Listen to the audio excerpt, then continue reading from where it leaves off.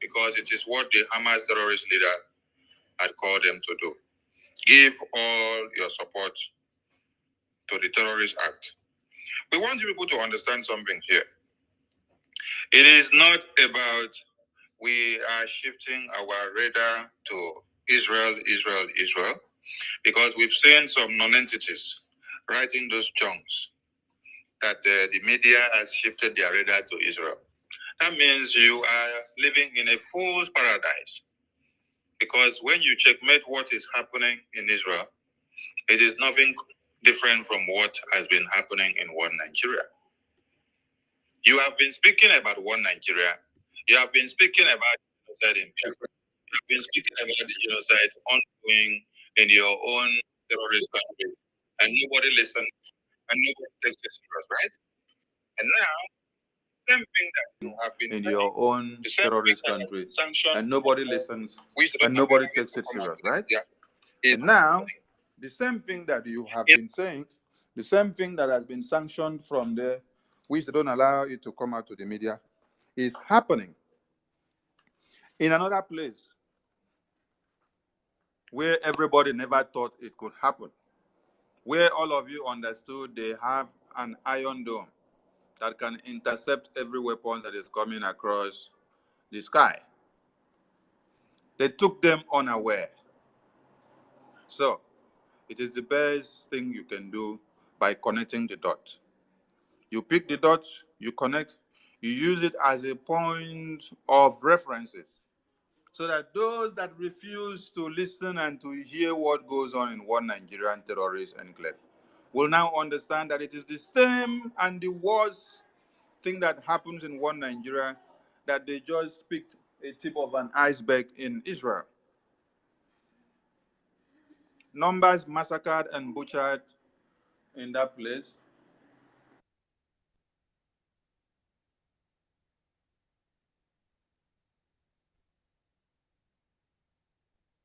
Numbers butchered and massacred in Nigeria has been far, far, far more than the numbers you hear in Israel.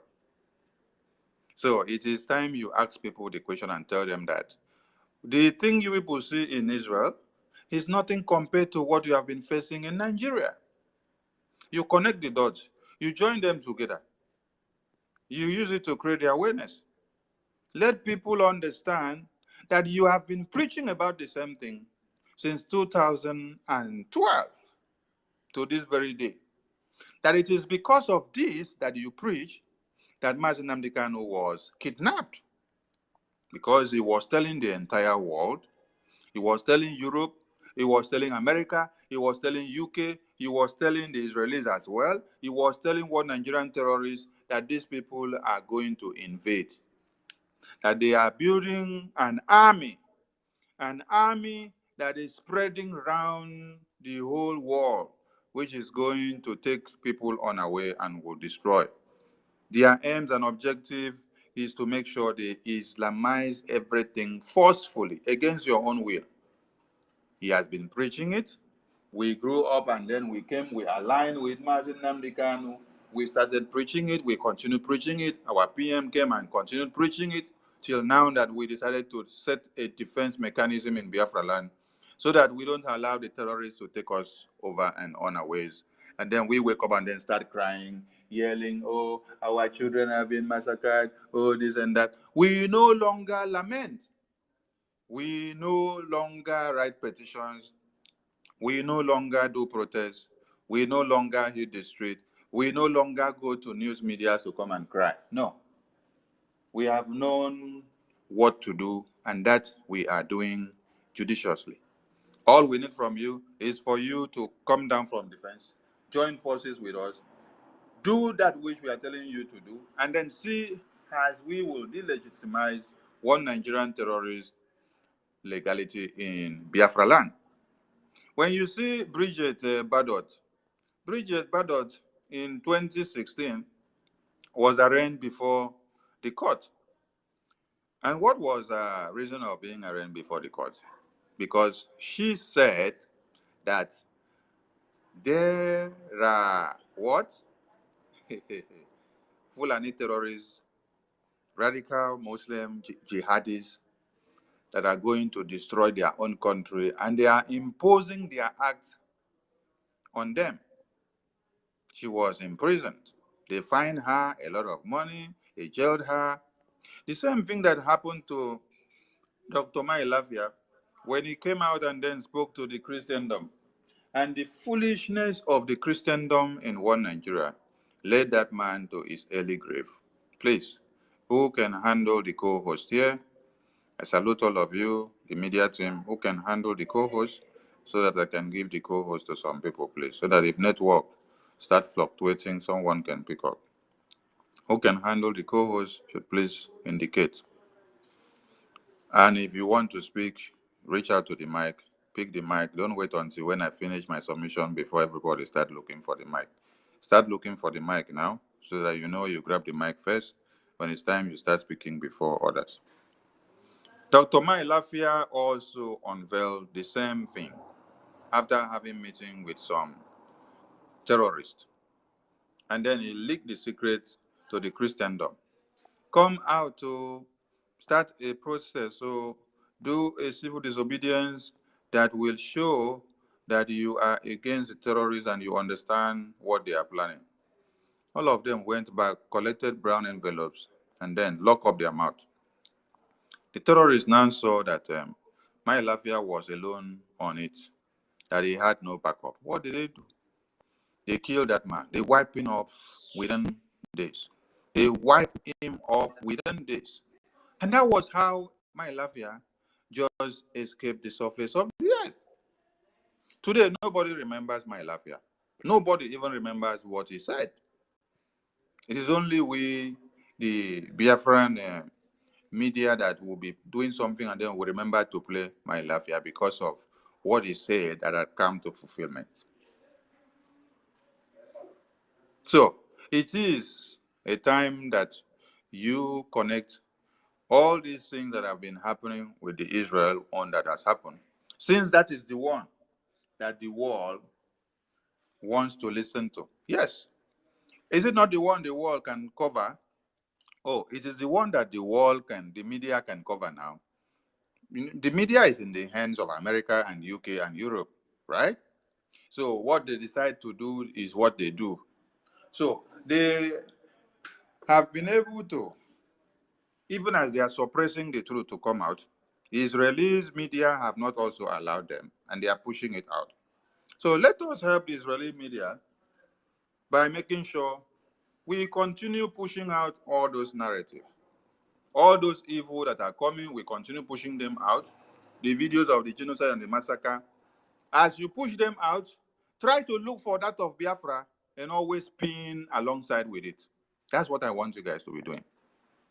Whenever you see the evil of the genocide that has been committed on the Israeli people by the Hamas terrorists, look for the genocide that has been committed on the Biafrans and every person in one Nigeria. Also pin it and tack it to the one that is coming out from Israel so that the dot will connect very well. Let people understand that what they have been running away from, that they do not want to see from the one Nigeria and from Biafra land, it is the same thing that is happening there, and we are bringing them together for you to see. We stand with Israel. Biafra stands with Israel. And I implore all the media team to please, in your write-ups and publications, remember to always use hashtag Biafra stands with Israel. And there are more to Biafra alignment with Israel that some of you may not know. That is why we implore you to continue to support everything that the Israeli government are doing to evict the terrorists away from their lands. We are in full tandem with Israel. Biafrans are not working alone. We have many allies. And I am telling you today that Israel is our own ally. Israel is our own brothers. Israel, we have many things in common with Israel. Remember very well, let me start from here. When Mazi Nnamdi Kanu was to be killed, in 2017 when they killed over 28 people in his house. The only safe haven that Mazi Nnamdi Kanu had was in Israel. That was where he prayed to God in Jerusalem and asked for God to give him one man, only one man that will stand in when it is time. And Chukwukike said, do not worry. When it is time, I will provide you with one man that is like steel, one man that is of valor, one man that can stand the test of time, one man that can't betray you, one man that will continue to go forward, never looking backward, one man that through him, every others that are ready to go for Biafra will be able to stand by him and to follow up. That was when Chukwukike promised Mazi Nnamdi Kanu in Jerusalem when he was praying after his uh, escape from one Nigeria to Israel. That was when God told him, I am going to give you that man. And he gave us that man, the Agune Chamber 1 of Biafra land. That is why we must throw all our support to him. That is why we must do everything we can to make sure he succeeds. It takes a team to make a successful leader to stand out a success. A leader who is successful will not come out successful if all of you that are working around him or working alongside with him or working in that team are trying to tear him apart or destroying every effort that is bringing to the table or planning evil against every step-by-step move that he is bringing to the table, or leaking out every information, or working with the enemies, that leader can never be successful. But when all of you comes up with your positive input, directly and indirectly, you will see that you will help that leader to be the most successful leader of all times. We have only one commander now, and that is Mazi Simon Ekpa, the Prime Minister of the Biafran Republic government in exile. When you see any other person that is trying to become another leader on this ship or to be another pilot, please let me know. I will be the first person to cut the wings of that person. I will start by cutting your wings. I'll cut your legs. I'll cut your fingers off. I'll cut your hands. Then I'll cut your belly into two. From there, I'll remove everything that is useful and give it to those that needs to make use of them. We need only one useful pilot in this very ship, and that is the Prime Minister of the Biafran Republic government in exile. He's tested and trusted. Let me share something with you people, for those of you that may not know. I've been in meetings where they accuse your Prime Minister of collecting $100 and something thousand from one Nigeria. And then we interrogated the people that came up with these allegations. The allegations were that, oh, he collected the money to come and destroy IPOB. Secondly, he has his hand in the kidnap of Mazi Nnamdi Kanu. Then we sat down and we said, please bring all the evidences. We are here for evidences. We are not here for blah, blah, blah talk. Do you understand that after 4 good hours and above, that we could not see one tangible evidence? We asked of the bank transfer payment or the bank evidences of the money that you said was dispatched to him. Could not produce it. They just went and faked one thing from one online movement like that and brought. We said, oh, which bank is this? Give us all the details because we are going to do ground check.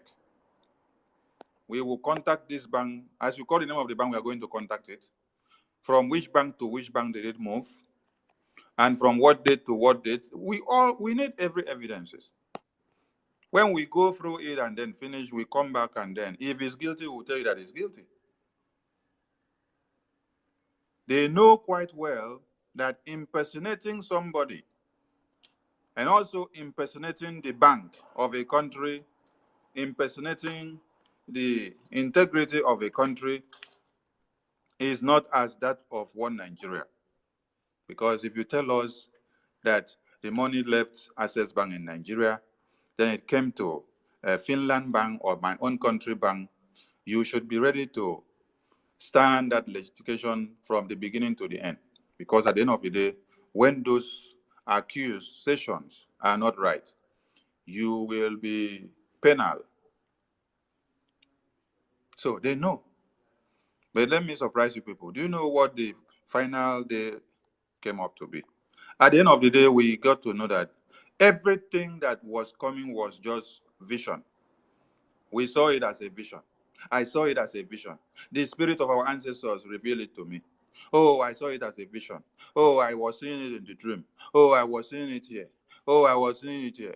It was revealed to me in the dream. It was a vision. It was the vision of our ancestors. Our ancestors opened our eye. Oh, they sent the message. Oh my God. And this has bastardized the name of a young man who has been doing something for Biafra. Now, can you rebuild that image that you have destroyed? What am I trying to say here? When you start going out to start doing your blackmail and propaganda, I will be the first person to tell you, say, go on, continue very well, do it very well, but go and get your backup evidences. Because in Biafra, there is nothing like our ancestors showed me. If your ancestors showed me, you should come with the evidence of your ancestors showing you. You should come with the audio message when you talk to your ancestors and when he opens his or her mouth and then tell you. That is why some of you are foolish. When your ancestors gives you message, you don't know how to handle the message. One thing is for you to have a message or information. Another way is for you to be able to process the information or the message.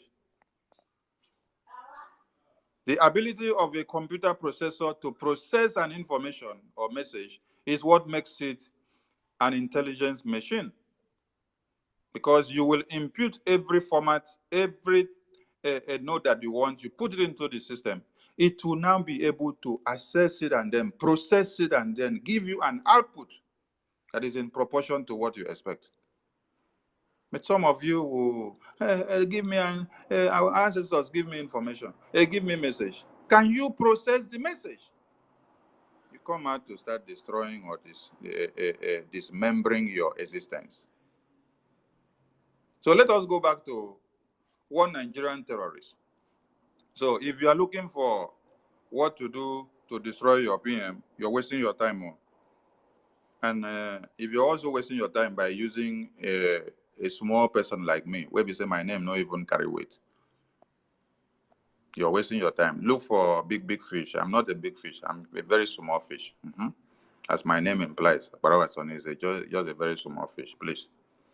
So do not think that you can bring PM down, or you can bring what the Biafran government in Israel are doing down.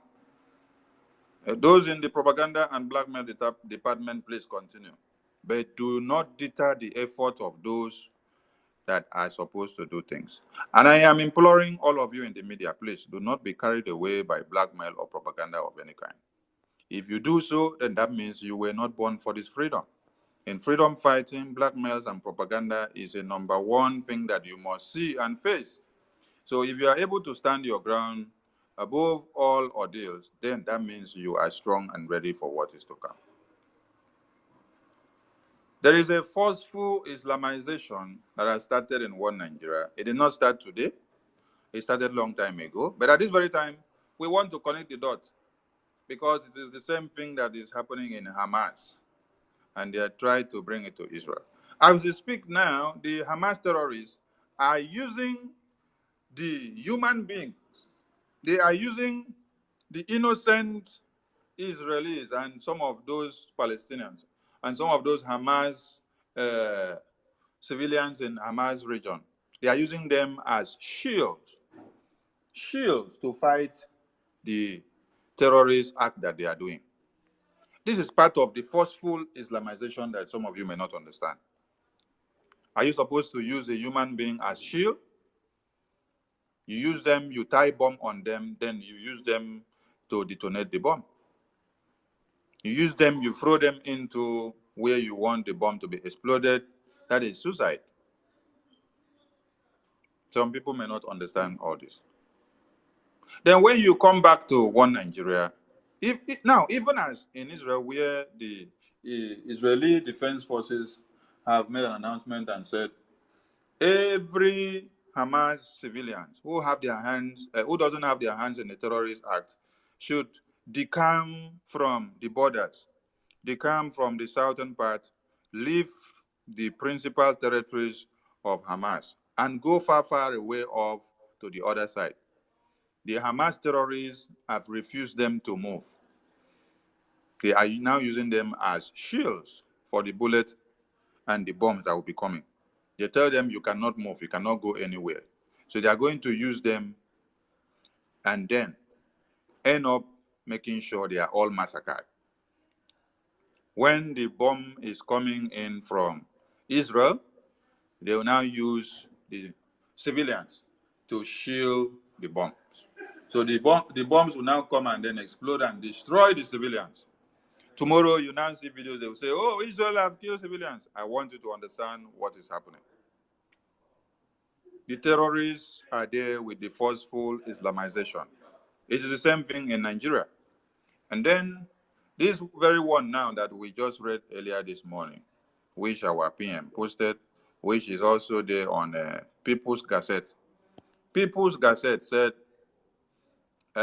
imprisoned Isese priest forced to renounce Yoruba tradition in custody, then accept Fulani dominance in Ilorin. What happened in Sokoto has come to happen again in your very eyes.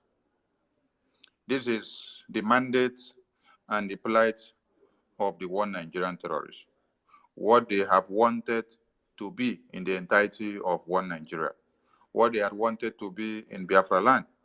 The memorandum of understanding that was signed by one Nigerian terrorist leaders and the enablers in Biafra land, starting from every governor in Biafra land to the ones in the far Oduduwa land. It was a memorandum of understanding signed in 2012. This depicted that the caliphates in Abuja, they will fund them and make sure they enter their political positions, whether the Speaker of the House or whether the Chief Judge of the state or whether the Speaker of the state or whether the Deputy Governor, whether the ministers, the senators or the Chief of Staff or and Chief of Navy or Air Force or every position they will make them to enter. As they enter, what they will now have to give back to the terrorist government in return is to make sure your lands are ceded off to them. They will allow those terrorists to invade your lands and communities, and then there will be this forceful Islamization against your will. While the families of these politicians have already been guaranteed America visa, houses in America, UK visa, houses in Europe, Europe visa, and their families all safe haven in the Western world. Do you understand the point? That is why you see that Hope Letus Odima is hell-bent on making sure he annihilates everyone in Biafra land. But we thank the Biafran Liberation Army who have stood their ground. We thank Mazi Simon Egba who have not allowed the terrorists to run over the Biafran people since when they kidnapped Mazi Nnamdi Kanu. We thank Mazi Nnamdi Kanu for setting up Eastern Security Network for us, because without that Eastern Security Network as the roadmap to our defense, all of us would have been massacred. We wouldn't have had mothers and children and anyone available anymore. We would have all been forgotten by now. So, the solution is Biafra. Biafra is the only way out. And that brings us to the Biafran Referendum Convention in Finland, where we are going to make you understand the step-by-step things that we are putting in, where we are going to make you understand where we are going, where we are going to make the whole world to understand that the Biafran people have been massacred in thousands and in millions, but it is high time we put an end to the existence of one Nigerian terrorist enclave. I salute all Biafrans.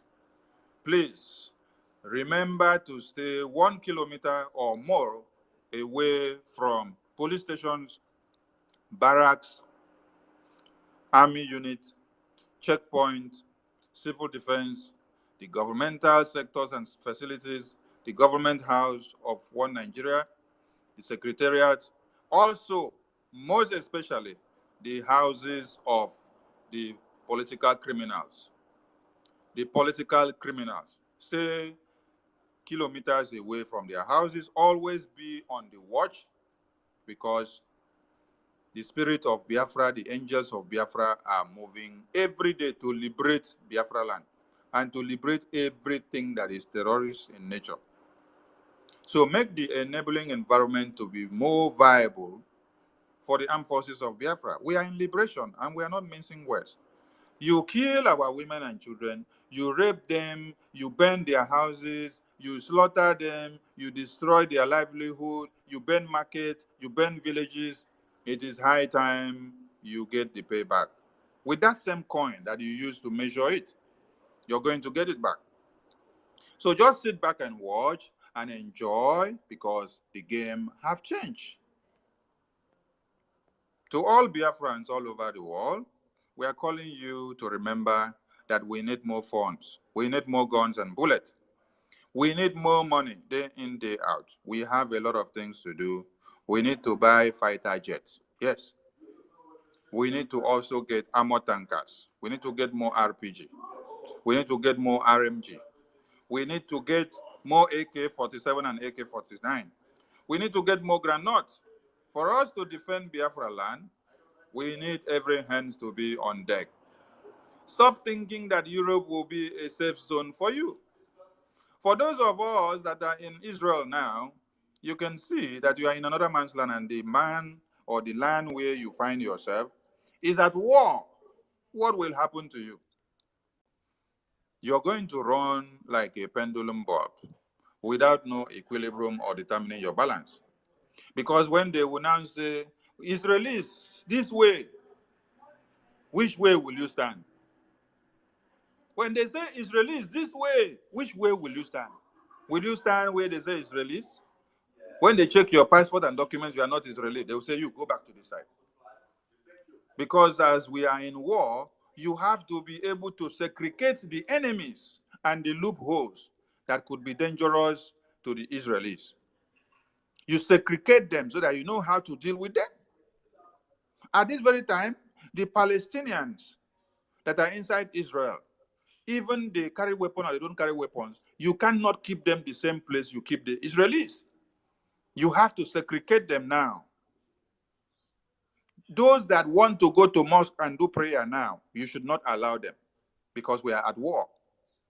In the time of war, it is not when you even allow people to gather so much, because any gathering is a planning of mutiny, and that mutiny can destroy the integrity of the defense force.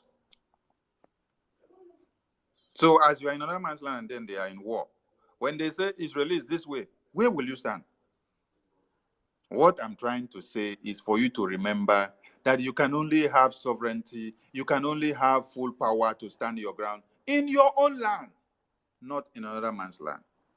Don't pray that war happens when you are in another man's land. In your own land, you will know where to run into.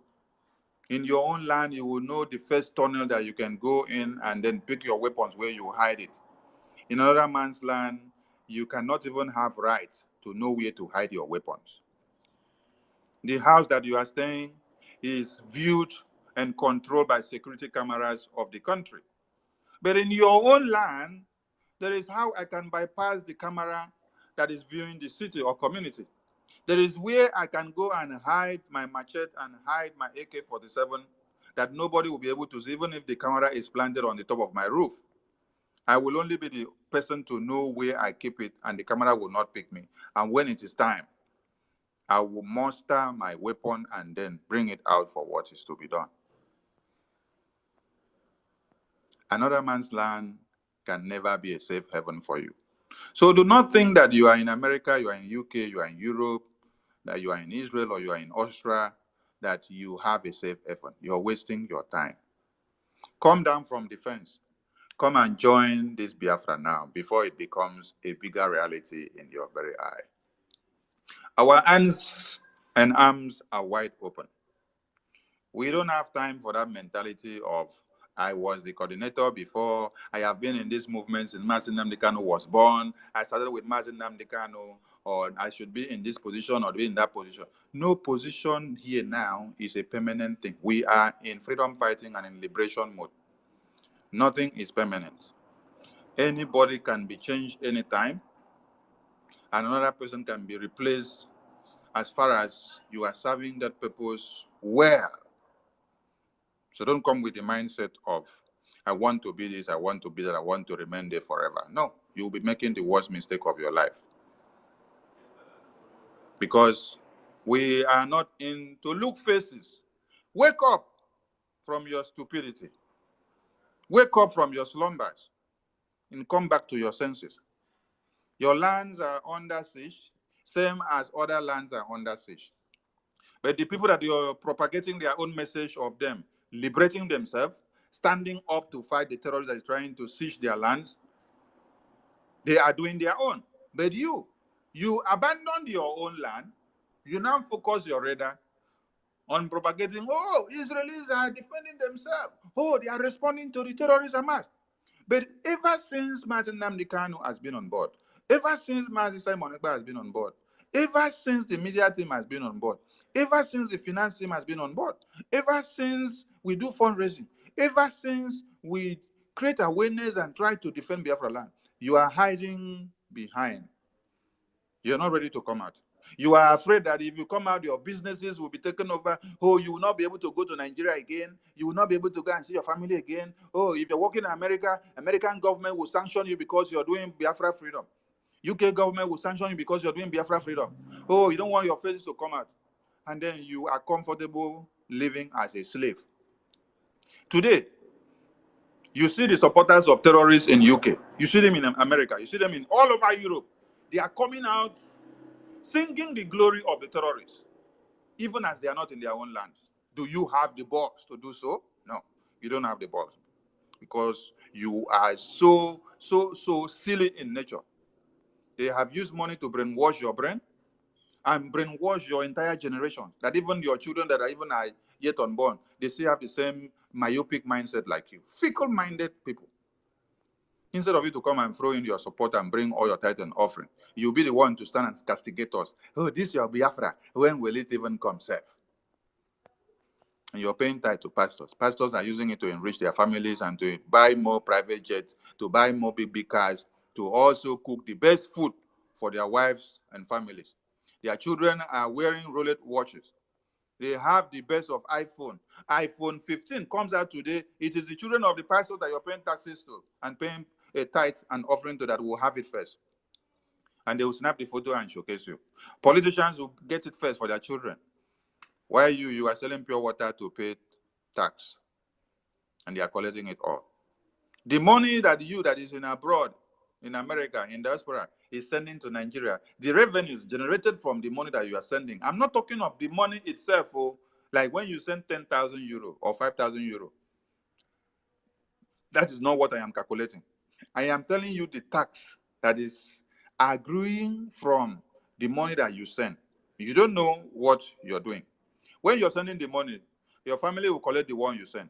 There is a tax that one Nigeria is collecting from that money that you're sending.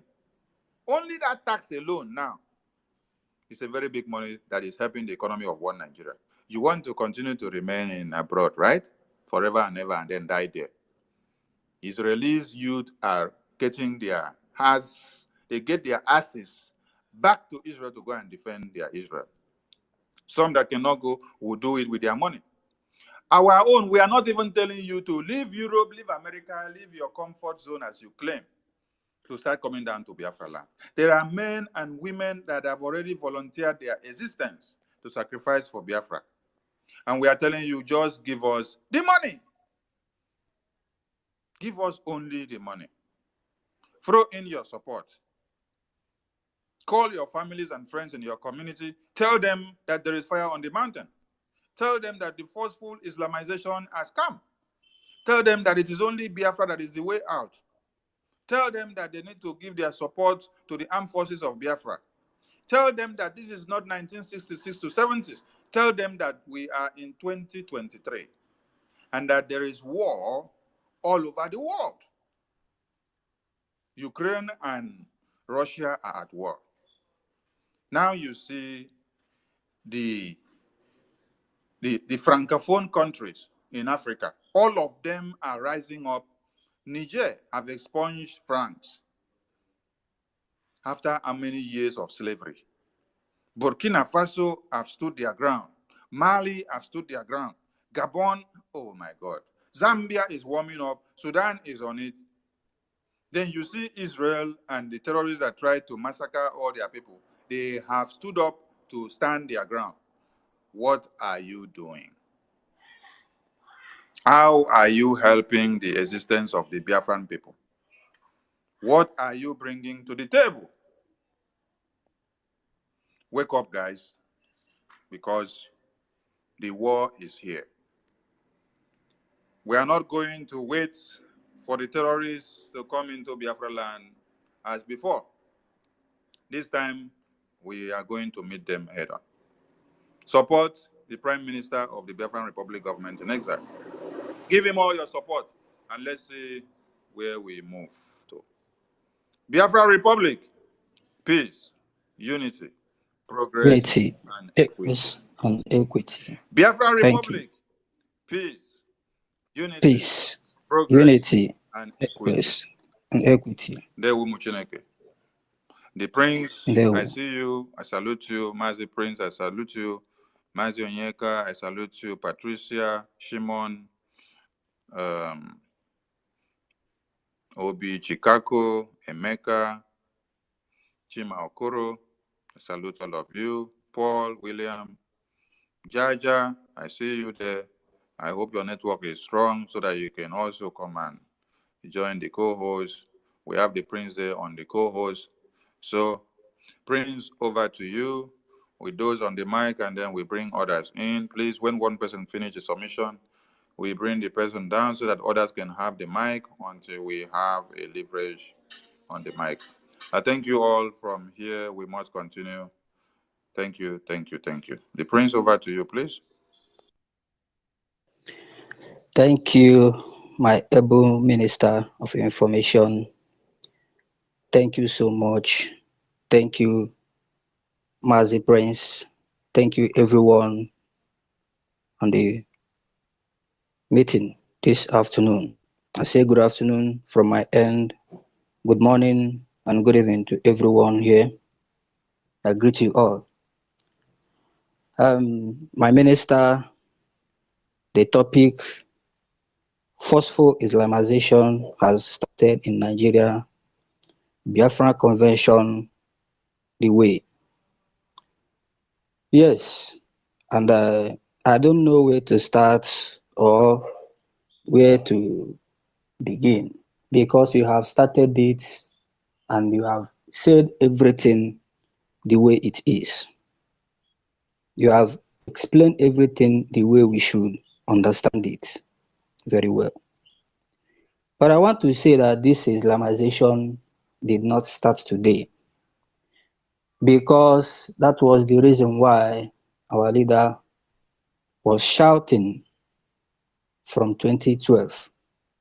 They kidnapped him in 2017, he was released. They arrested him in 2017, he was released. And again, in 2021, they kidnapped him. And it seems as if what he's doing was fallacy. He don't know what he's saying. One man which you mentioned, my life Albadea, was God sent to come and open people's eyes the more. But it was unfortunate that the people he was talking to, mostly Christian, did not value him. And he was taken away. May his soul rest in peace. As we are speaking in Yoruba land, it has happened. All of us have seen it on the news. The same rain that they have taken over for a long time. I tell you that this man that they have now, forcefully Islamized is a man that knows Yoruba culture and keep to Yoruba culture and do what Yoruba culture says. That was why they arrested him and imprisoned him. And this man, seeing that he's alone and no one to stand for him and no one is fighting for him, has no option than to accept to be Islamized because he's a Muslim lady. That was the reason why our leader said that it will be easier for a Yoruba man to accept Islamization of Nigeria. But an Igbo man, a Christian, it will be hard for him or her to accept. And looking at it, they see there's no way for them to Islamize our people.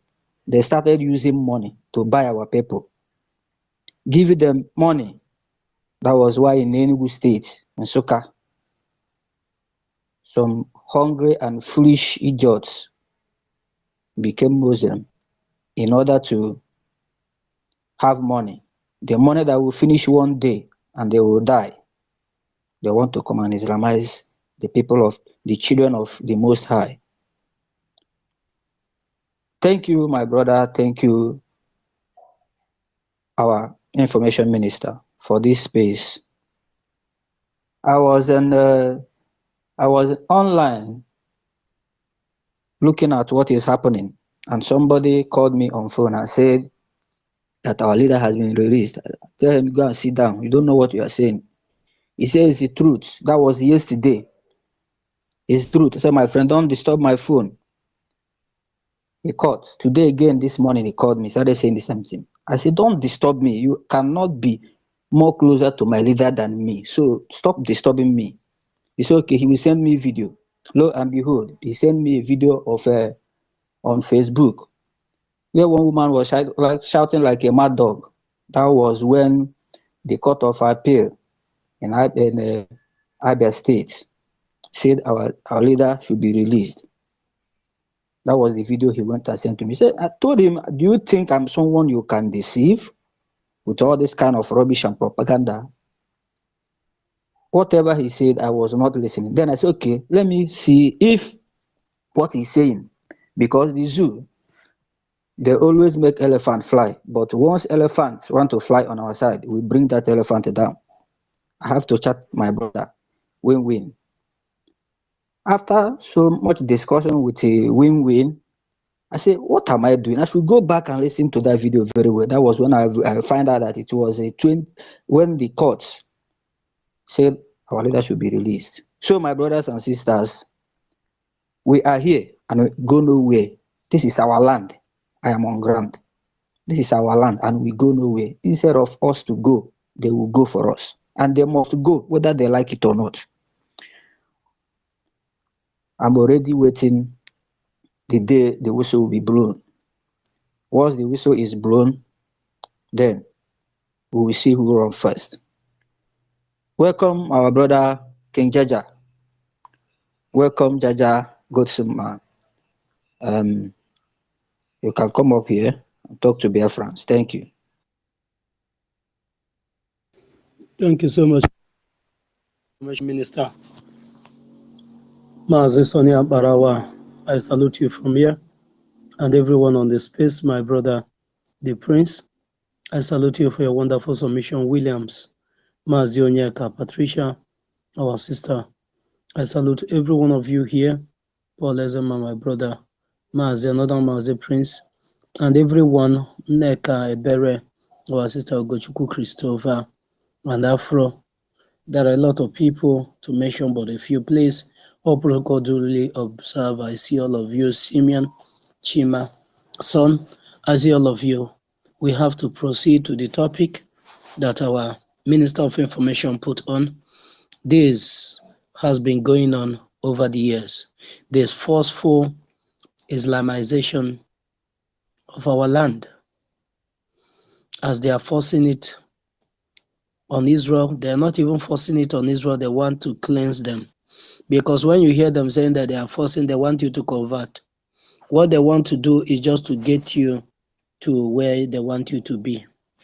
Once they get you to where they want you to be, to eliminate you will be very more easier to them.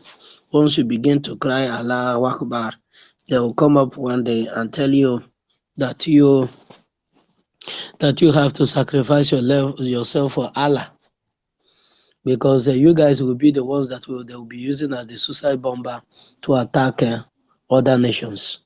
And by so doing, they will be eliminating all of you one after the other, that as you are sacrificing yourself for Allah, that 72 virgins are waiting for you in the kingdom.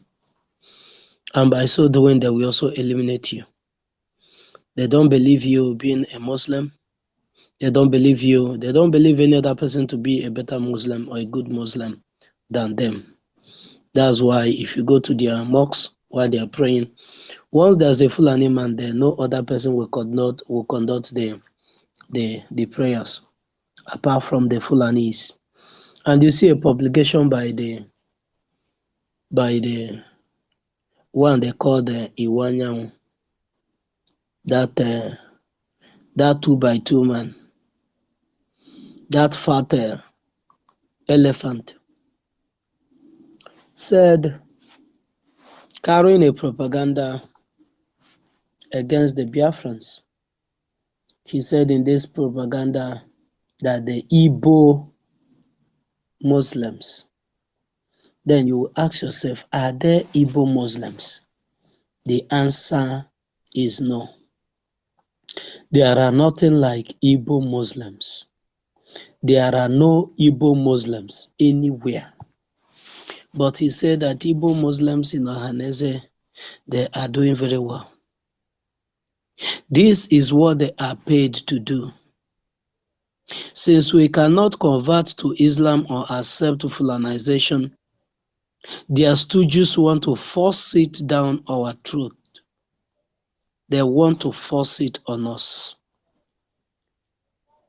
They want to compel us that we must have to accept this Islam as our religion.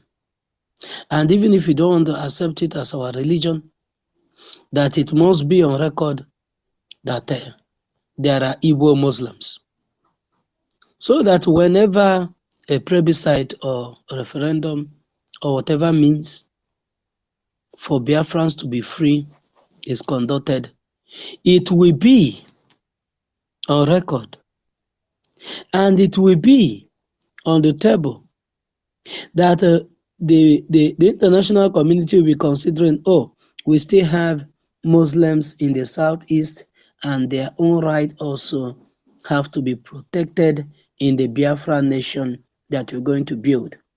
And after which we'll be battling what the Israelites are battling now, that they will stockpile arms and ammunition in their mosques. And after a while, they will cry Allahu Akbar, maybe on Christmas days, on Easter days, on any time that we are celebrating, or on 30th of May, a Heroes Remembrance Day. They will unleash mayhem on us to remind us of our wound of the 1967-1970. And the Biafrans are not ready to suffer that. That's why this forceful Islamization of Nigeria will never come to Biafra. It can happen in any other place. There's this question I've been asking myself since this video that is going viral of a Yoruba custodian that is being forced to convert to Islam. I've been asking myself, where are the Yoruba men and women? Where is the voice of our brother Sunday Igboho? Where is the voice of our brother Banji Akintoye? Where is the voice of our professor? Where is the voice of our Koiki Media? How could this happen? That a Yoruba man, because I know that Sunday Igboho also is a traditional man. How could they allow this to happen in Yoruba land? That an intruder captured one of their own and none of them stood to fight. That he must be released.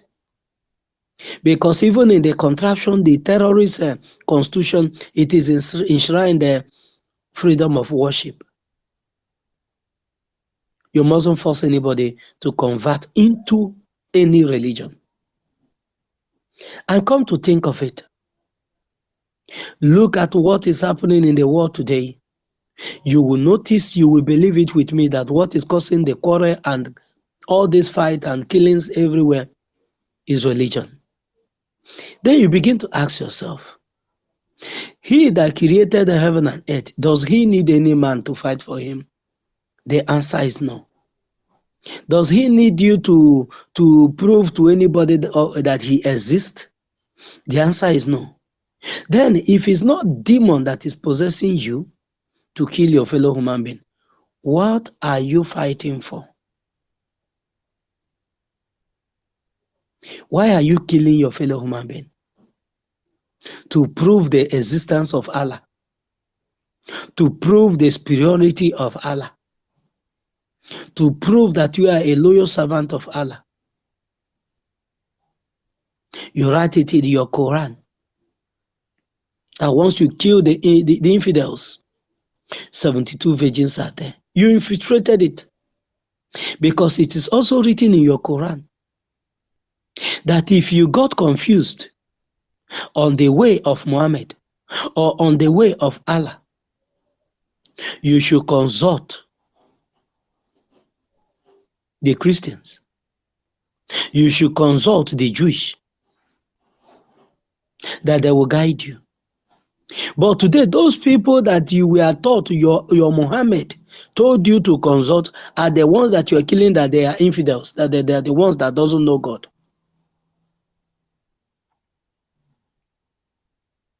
But that is not the case study. The case study is that no mortal man will come to our land and force us to believe in anything. Not Christianity, not Muslim, not Islam, not paganism. Whatever any man feels free to worship, you are free to do so. But if you must be a Muslim in our land, your temple will be in the north. Nobody will stop you from going. You leave Biafra land, you go to your mosques in Kaduna or in Kano, in Sokoto, in Maiduguri, or in any part of the northern state, or in any part of Yoruba land. You are free to do so. After you finish your worship, you can come back to Biafra land. That is what it's going to be. Because those that have sworn an oath that they will never allow us to leave will never come close 1 inch to us. Biafrans, remember the convention that is coming. All these conventions and all these measures that are put in place are geared at one thing: to liberate our land and distance these jihadists away from us, away from our life, away from our territory. If the needful is not done and they infiltrated us, if not that Israel is a very strong country, that God have helped them, that they equip themselves for days like this. On Saturday, a different story would have been something that will be out there. Israel would have been a forgotten country before now. When all the Arabs ganged themselves up against Israel, Israel would have been in history. And they will use what they did to Israel to threaten us. That if we refuse to obey and listen to what they have to do, that our fate will be like that of Israel. But for the fact that they were unable to extinguish the Israelites at the time that all the Arabs raised up against them, they are still nursing that dream that one day perhaps that they will be able to conquer Israel, and in extension conquer anybody that has anything to do with the Jewish.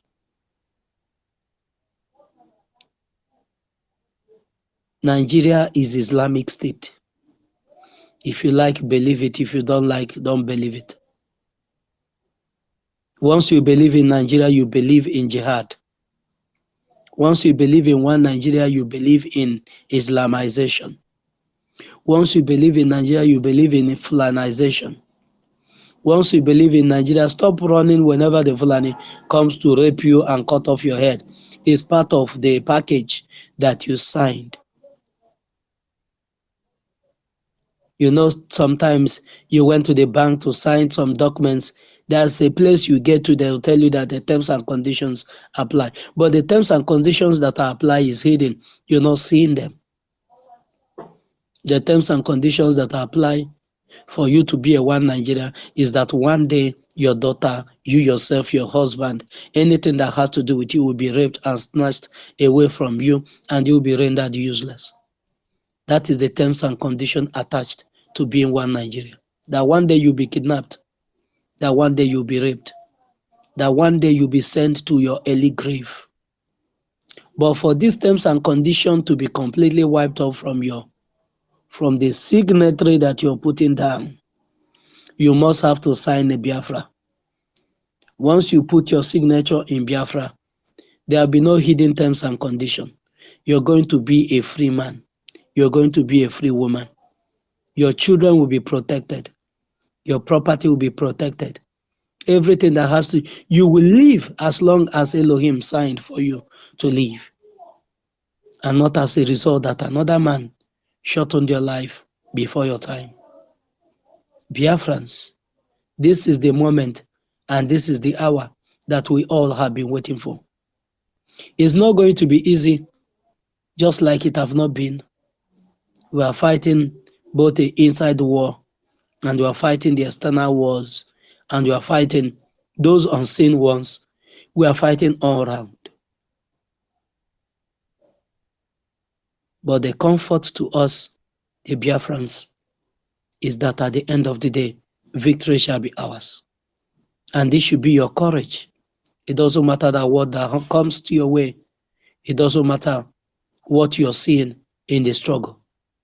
What should be your confidence and your driving force is that at the end of all these things, all this turmoil, all this tribulation, all this suffering, all this rejection of a lot of things, just to make sure that you're standing firm on Biafra, restricting yourself from the effigy and the enjoyment that you ought to be doing, restricting yourself and denying yourself coming to Nigeria to pick one or two security and bodyguard and driving on your Mercedes and to become the king of your state or your village. Denying yourself all these things. The only thing that should be on your mind is that at the end of this, you will come out victorious. And the reason why you make all this sacrifice will not be in vain. That those that you're fighting to liberate, that you will no longer be the only shining light in your village. But when they come to your village, there will be many shining lights, because everyone is going to have job, good roads, good life, medical facilities, people to speak for you whenever you are in difficult times, people to come to your rescue whenever you cry for help. This should be our aim. This should be at the back of our mind as you fight relentlessly. Once you do this, there's nothing that will come. There's nothing you will see today, even if Mazen Namdekanu should come out and say, please, this Biafra, I want to go and rest. You will not see it as anything. But God forbid, because Mazen Namdekanu, I know, was sent by Elohim to do the job. But what if it happened?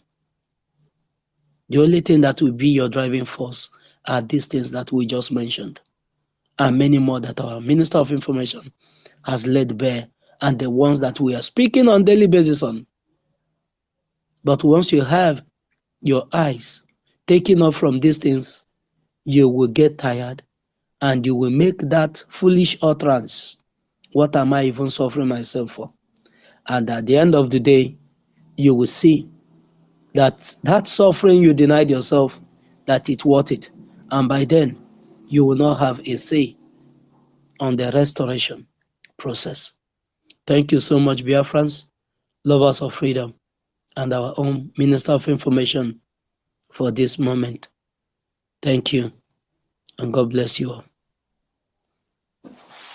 I will be calling on we have our sister here. She will go first, after which Williams Mazionyaka, if you are free to speak, you'll be raising your hands. So after Patricia, Williams will go, then Mazionyaka will come up. Thank you so much. Our own Patricia, if you're there, please, can you unmute yourself? Yeah, thank you so much. Jaja of Elohim. God bless you, our host, our Prime Minister, Minister of Information. God bless you all, co-host, Prince, Williams, and all the rest on board. I salute all.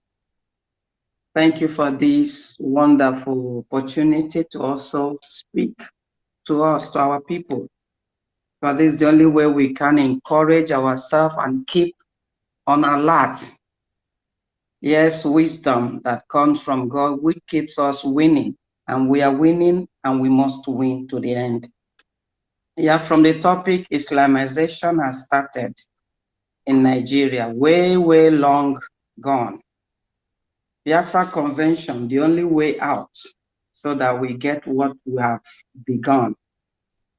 God did not send Mazi if he didn't know what his coming would bring. It's just like somebody saying Jesus coming to the world wasn't just something that happened like that. It's already ordained plan for God to send him ahead of time, when the enemy was jumping up and down, that he has taken control of everything. Humanity is under his beck and call. Little did he know what God was having in store. And he sent the Messiah to open the eyes of the blind and brought back the identity of man. And I can remember Jesus saying, what can it profit a man to gain the whole world and lose that which brought him down? For that purpose he came. What would a man give in exchange of his life? That is why freedom is very, very essential and is ordained. And anybody who wants to stand on the way of your freedom, anything you do to that person, God is siding you.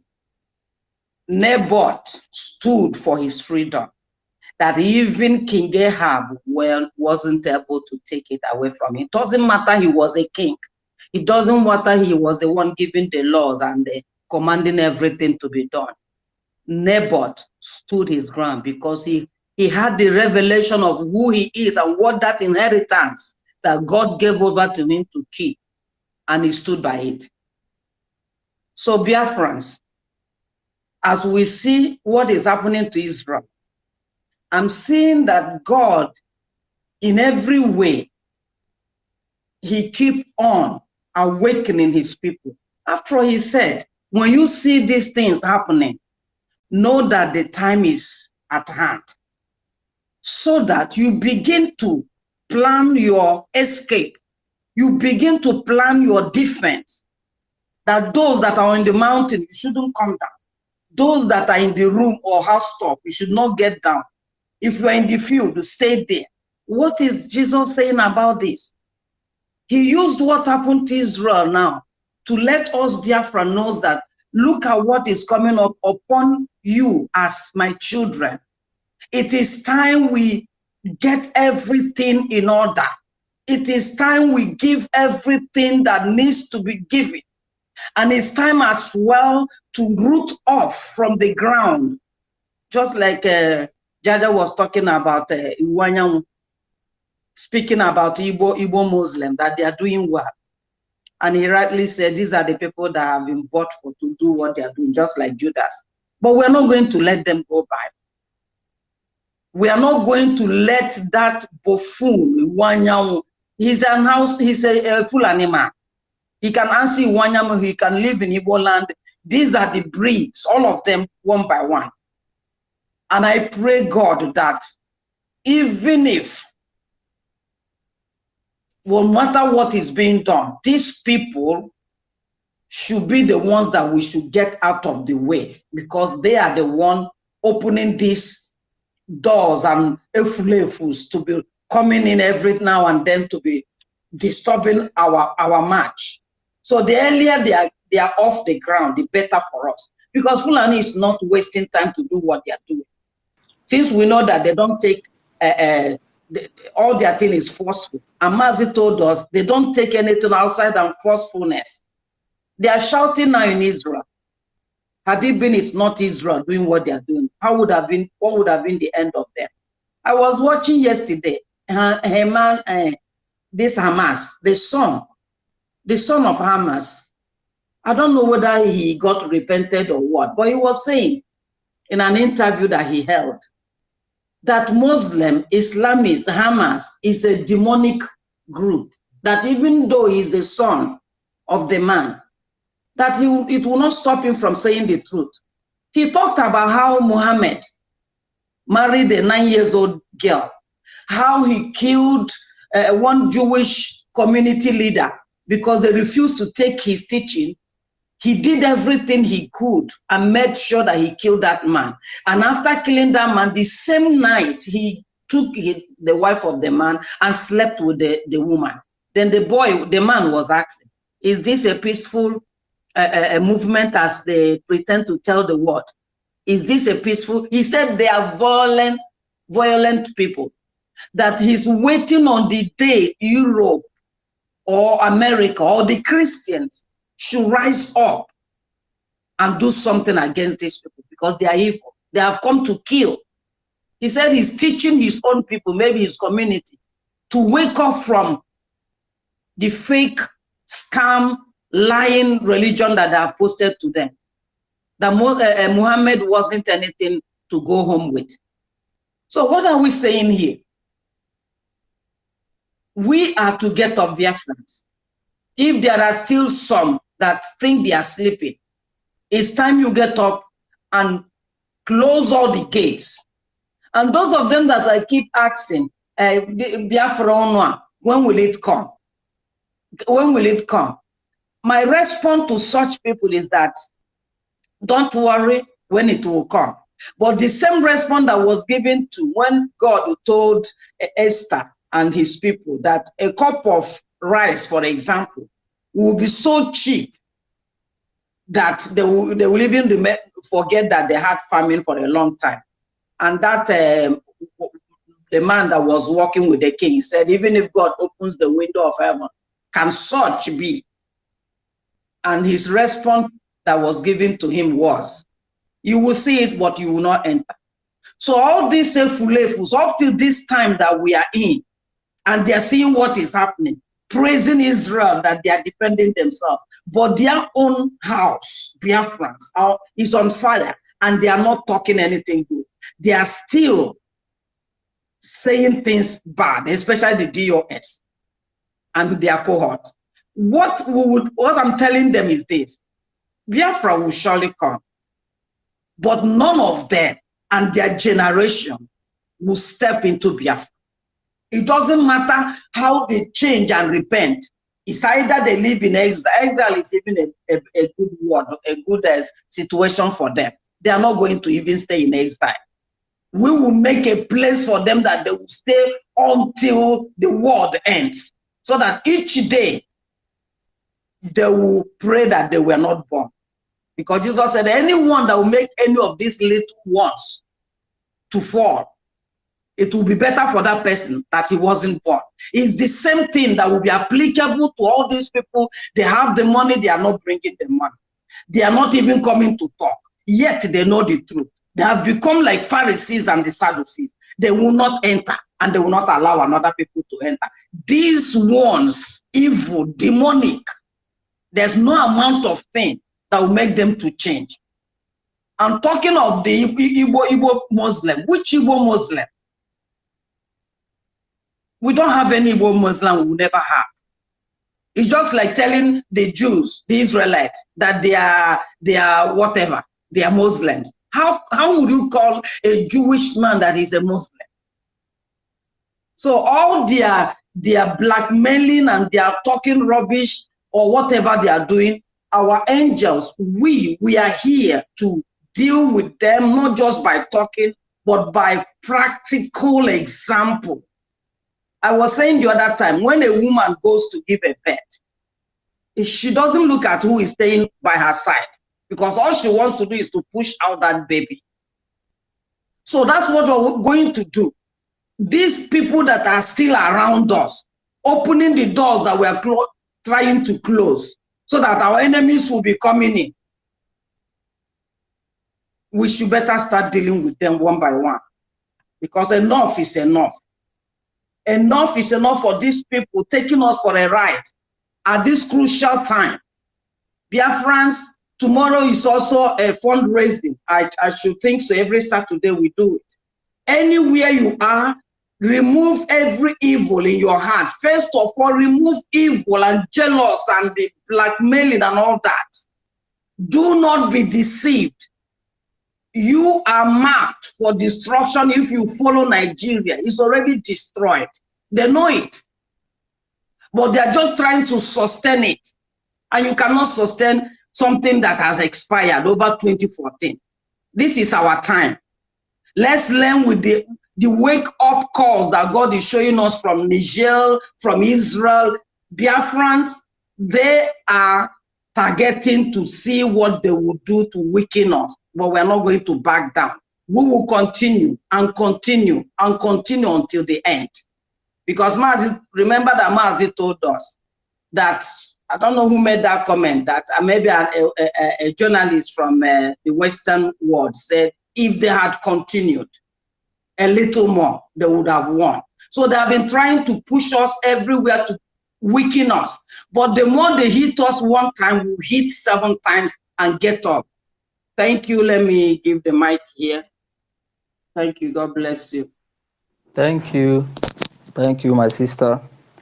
I want to throw in more light on what you said about tomorrow being Saturday of fundraising. Me, I call it the day of harvest, the day of offering, thanksgiving, sowing seed. That is what it is for us, the day of sowing seed. After sowing the seed, then we will harvest Biafra. Thank you. Mazi Prince, please, let's be allotting times to our speakers. So now determine what time you use, whether 2 or 3 minutes or 1 minute. So you decide, you and Jaja will decide, so that we can be able to coordinate well. Thank you.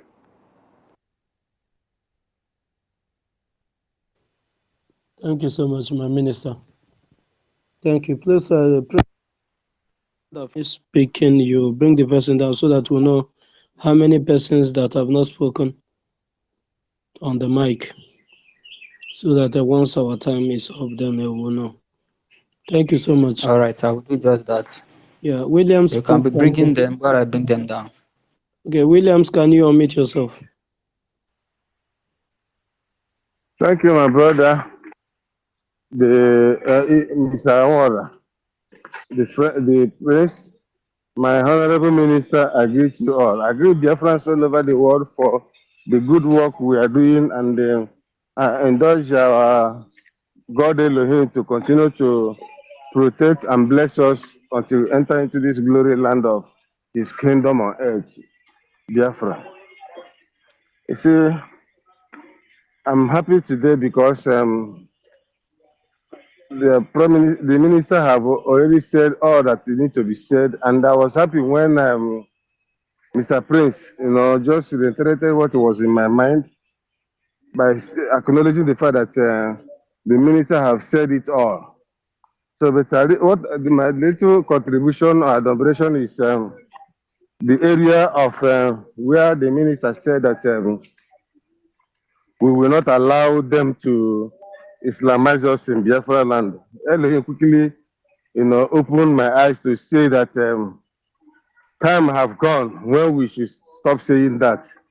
What is required us to say now is that it's time we take the battle to their doorsteps and then stop them from their house, from coming to our land to intimidate us or Islamize us, because most of us that are here in Abuja, I can assure you that we are ready to even march to Sokoto to bring the head of that pig down, that they call Satan of Sokoto, to bring his head down. And as I've said it, that is how it should be, and that is how it will always be. You see, Israel, they are our junior brothers or our junior cousins. I said it last time, but people do not understand. You see, remember when our prime minister said that the only three religions we have in Biafra land when it comes is Jewish tradition and Christianity. You see, but Israel, they allow Islam to be in their means of worship. And that Islam is the one that brought those people, those criminal jihadists outside to come and attack them. And that is what will never happen in Biafra land, because we have known it already, because we are their senior brothers, and we have known that already by the spirit of direction that our prime minister said that we should not have Islam in our Biafra. So it's time we start preparing ourselves to bring them down from their houses, not from within our territories. Most of us here in Abuja, we had the opportunity to escape since May, but we refuse to escape, because why are we escaping from our land that God has given to us? We will be here, and our leader is in Abuja here, so we cannot escape to anywhere. We are ready to perish here, especially in the zoo capital. So yesterday I was angry because there was kind of a burial ceremony in the space where people were trying to make some people to fidget and become afraid of what may come likely. It is not time to pray. You don't pray in the midst of battle. David did not pray to God before he fought Goliath. He went arrogantly and boldly to is it Pharaoh or Goliath, and told him that he will cut his head off with bare hand. And he did that. So he did not pray. All this pray, according to our leader, pray. It cannot help you, because God expects you to take the battle to your enemy, not pray. What are you praying for again? Pray is a work of a lazy man and those that are feeble-minded. You don't pray when God has prepared a table before you in the presence of your enemy. You just eat your food gallantly. You don't pray to eat food before your enemy, in the presence of your enemy. So this issue of religion is a deceit. Pray. Like my old man, I call him old man because he's an old man with young heart, Mr. Warren. He said that it is a time for tithe paying. Saturday is a time for tithe paying. Not, if you can call it offering, you can call it a seed sowing, but I call it as tithe, because we need, as most of us that are more than 100 years old, our brain keep on skipping up and down in a serenity form. The way I pay my tithe is not to, if I make 1 million today, I don't go and give church 100,000. I split it into pieces. I have cousins, I have aunties that are retired from works. I give them their own. And then the one that remains, I give to church. So that is how offering is and tithe. So this Saturday, those that have been opened door to pay should endeavor to pay their tithes, because this freedom we are talking about is not a freedom that America will give to us. It's a lie. Anybody believing that Israel or America or Britain will give you freedom may thunder fire that person, because it's not going to happen. It is the freedom we are all here that are called for this purpose will give and bring to our children. And we are not fighting it for ourselves, we are fighting it for our children and the unborn children. So anybody thinking that you go and gallivant and sleep and think that this freedom will come on a platter of gold, that person must be the biggest fool of the century. So we are here to propagate the gospel of the truth. BIAFRA is the kingdom of truth, and if you don't have truth, you cannot enter that kingdom. My brother, I yield my mic. Thank you very much, so that others can have the mic. Now that's my case.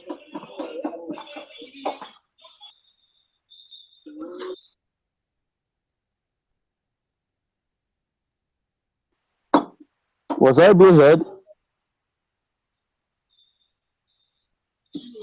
Yes, Yes, you are Yes. ahead. Okay. Thank you so much, my brother Williams, for that wonderful submission. Please, we have to be taking it 3 minutes, 3 minutes or 4 minutes, please, so that we will not go against the time limit that the Minister of Information have given. Where is Onyeka? Onyeka have fallen off. Please come back. Mazi Prince, unmute yourself. Yeah, thank you, beloved Jaja. Good afternoon, my beloved fellow bear friends all over the globe, all over the world. I hope I'm coming out clear, right? Yes, you are. Always having an issue of network. Okay, thank you. I greet my able, our media chief hosts, Sonia Parawa, the Prince, the great Jaja. I respect you, Ifanye. I greet all the media teams as well, all protocols observed. I remain as a prince. From here, I take it off of my heart as it is, as it is hot. Forceful Islamization has started in Nigeria. Biafra Convention all the way. Yeah, it's not something of today, unless if you are not grown up in Nigeria as well. Although for me, in when I was in my own state as well, during the time I was in school, then they taught us a little bit of history, the way they presented it to us concerning about Islam. I have never seen them.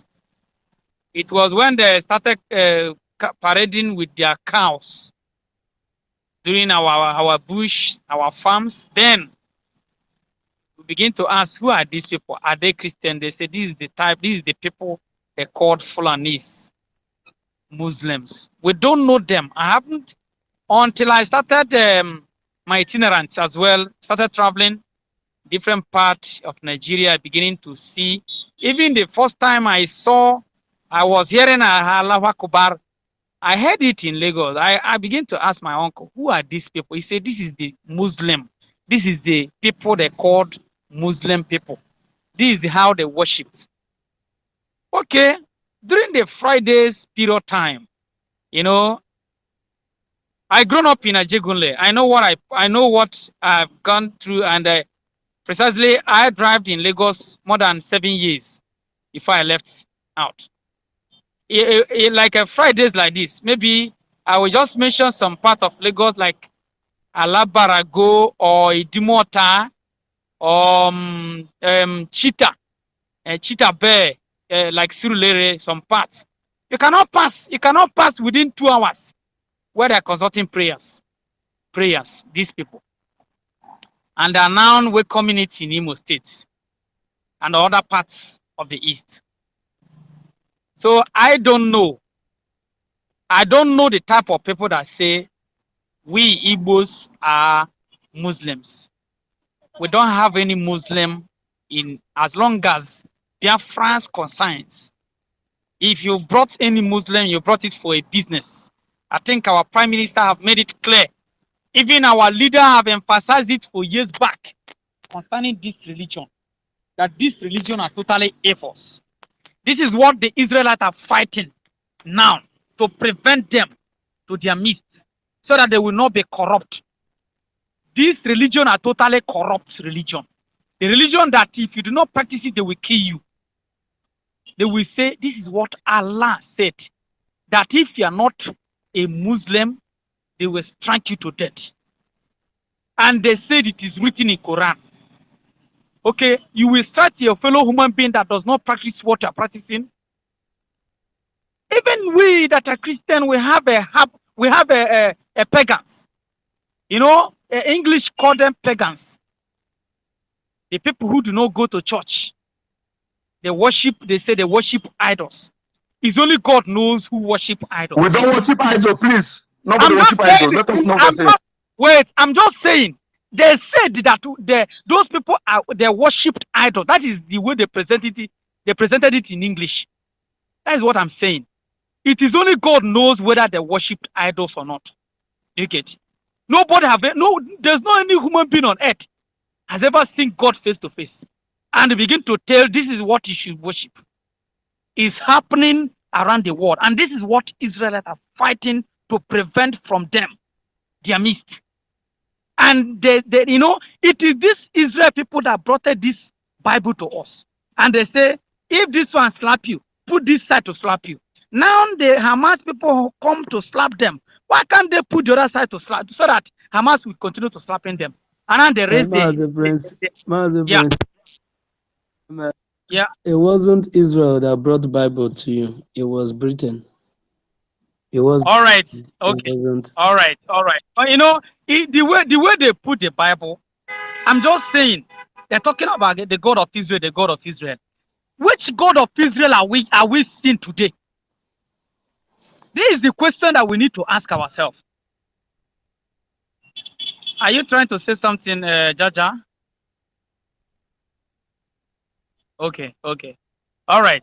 So they say that the God of Israel, the God of Israel, the God of Israel. Now, Israel have Muslim, and Israel have Christian. Israel have Judaism. This question need to come back to our senses. Sometimes some people may ask, which religion did Christ practice? Christ practiced Judaism, pure as well. And these people brought Bible to us. Britain brought Bible to us. Write confusion to us. This is confusion that we are facing today.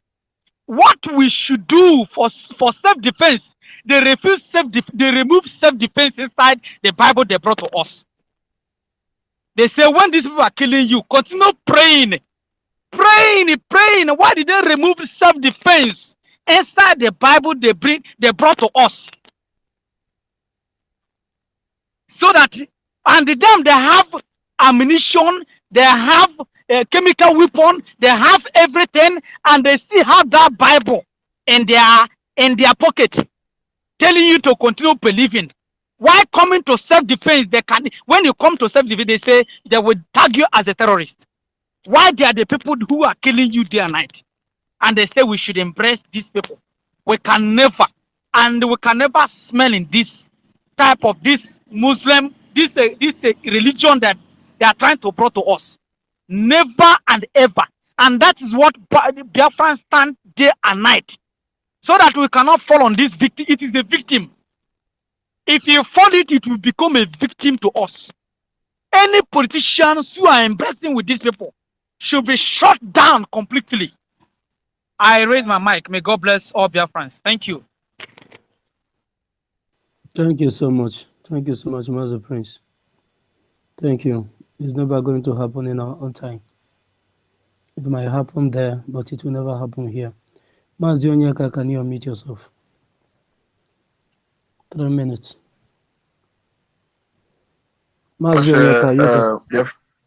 Yes, I'm here, sir. I'm here. I'm speaking. Thank you, sir. Greetings, everybody, my ladies and my comrades. Greetings to you all. More grace to your elbows. Before I go on, I want us to please, is a suggestion. Let us, the word I listened to.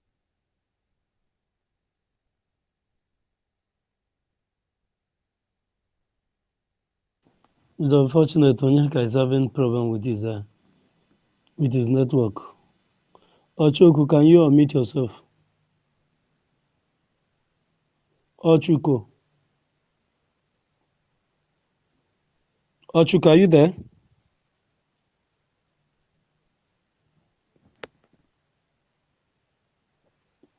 Can you hear me? Yes, go ahead. Okay, I said good afternoon to you and everybody, Mr. Parawa and Jaja, the Prince, and everybody on this platform. I've not been coming to speak this time lately, just because of where I work is so busy and it's always noisy every time. So before I get home, the space will go down. So I want to use this time to thank everyone here and for keeping up this, and also the very thing that is going on right now, because we don't practice any Islam. There's no Islam in our DNA right from time. I never say that. It's only these northern people that brought it to our side, and also supported by the British as well. And even in the British, in England here, there's a place where you cannot even enter. If you are, maybe you do something bad, you run into that place. Immediately you run into that place, nobody else can come. Even police cannot go there. They're all Muslim in that area. So anybody that goes in there that is a stranger, you will never come back from that place. So they've taken one part of the UK. So for that reason, we don't need that in our land. And I heard that there are some places in Biafra land where they stand in the middle of the road and be praying. You know, what we need to do to these people, all these trailers that are failing brake, they're supposed to just go to that area and crush all of them on the road as they are praying. Because those people, we don't need them in our land, because they are corrupting a lot of people in that area, making people to join Islam because of poverty. And now at the same time, there's another one as well. These people that are sabotaging this struggle, it's like they don't really know what they are doing, or they are not a real Biafran.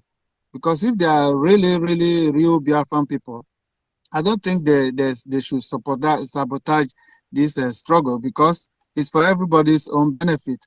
And as you know, the Mazi Simon Ekpa, our PM, is a reserve soldier. If we don't cling to him now, the Finnish people, they might have a problem one time. Maybe they will say, okay, since you are a reserve soldier, you will have to join us and fight because you are a citizen. So it's this is the early time to grab him and just follow him, do everything he asks us to do. So everybody will be in the good part, so that we will not say I die no, because that is always the last time. The last one is I want to say, if you don't know how to shoot, you just go in your area. There's shooting club. Everybody, both men and women, we are all soldiers in our land. So if you don't know how to shoot, just go and Google it in the area. There's a shooting club in every country. So that will help as well for you not to be a novice, because the time will come, and what will answer, like Israel people, the way they have called them. Some of them are in different places in the country. All of them, they have gone down. They've gone back home to go and represent their country, and they're still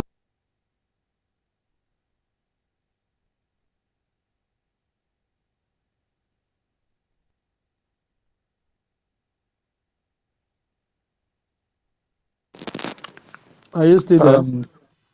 He's having network issues. Okay. Jaja, there is someone in our midst here. I accepted his mic. I want him to speak to us. Can I complete my words, please, because my network Hold is on, getting please. problems. Okay, oh yeah, go ahead. Go ahead. Go ahead. Finish up.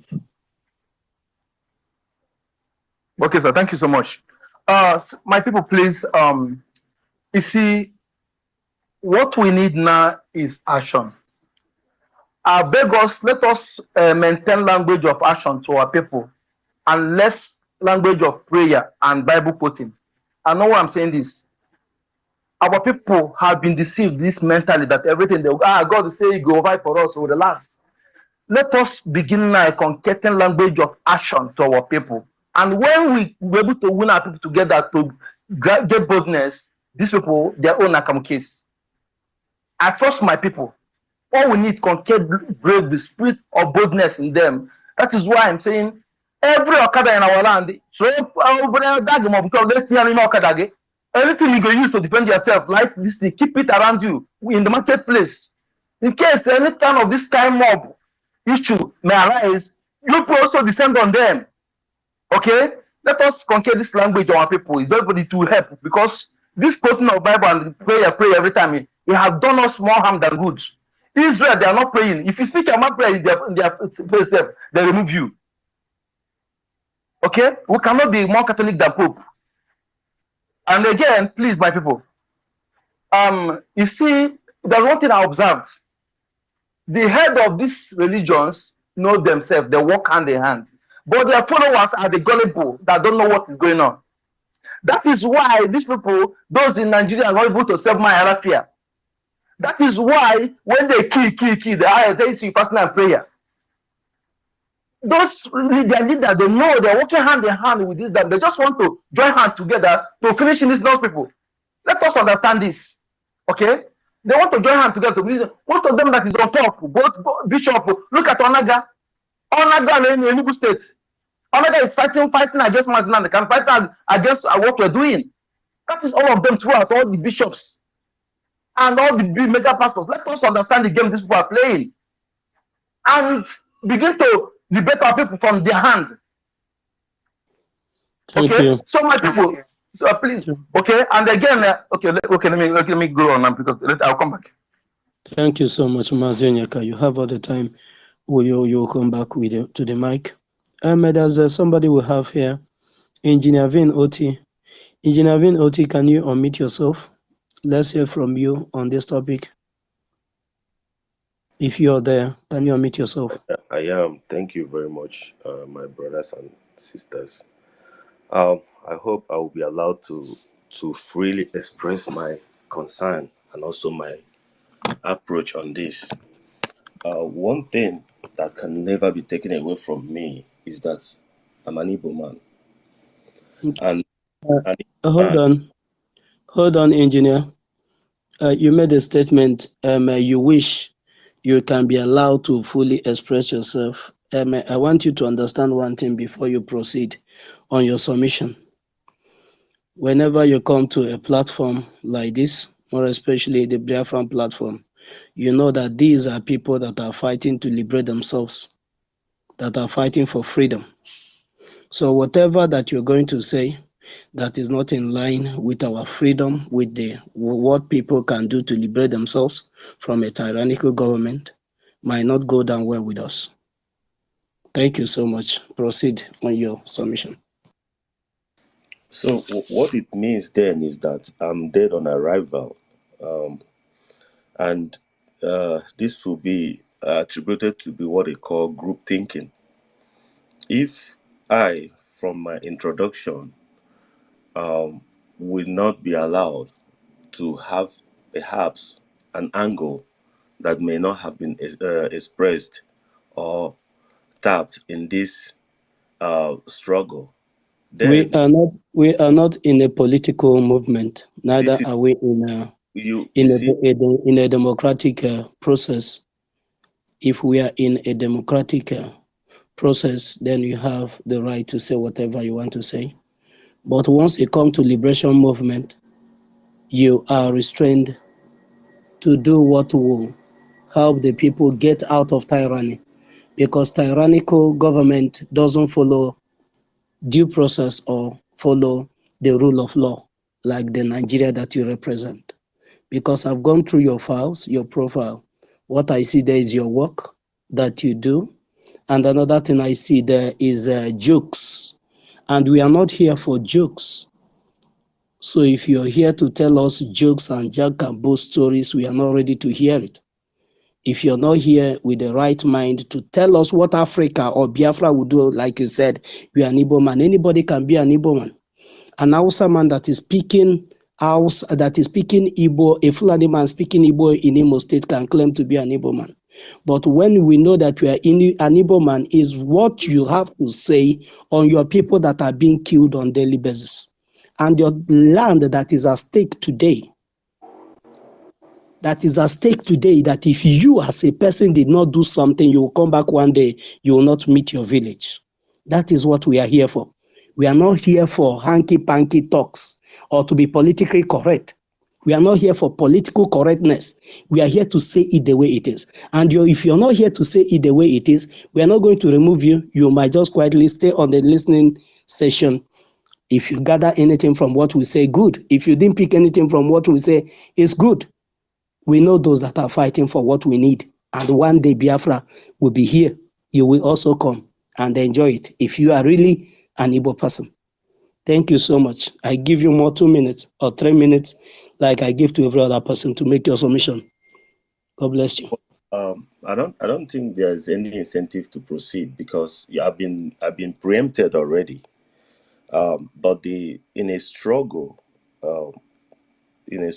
for anything in life, there's always a different dimensions. And if you refuse to listen to other people's view or contribution, I think we all are making contribution in different ways. Then what is it that I will say here? The only time you make contributions, Vin, is when you are in the struggle. You don't make contribution to struggles that you're not in. It's just like the Israelites are fighting now. Can you hear me? It's just like the Israelites. It's just like the Israelites. Can you hear me? Can you listen and stop interrupting him, please? I just want to give you an example. I'm not trying to talk you down. Are you getting me? But I wish you get my point. We are not here to harass anybody, but we are not here also at the same time to receive stupid ideas. I tuned in. I know what the space is all about. And if you know what it's all about. You made a statement that clearly tell me that you understand what you're about doing. But because by you saying, if only you will be allowed to express yourself, shows that you already know that whatever you're bringing on the table will not be accepted. Because we are not here to discuss one Nigerian talk.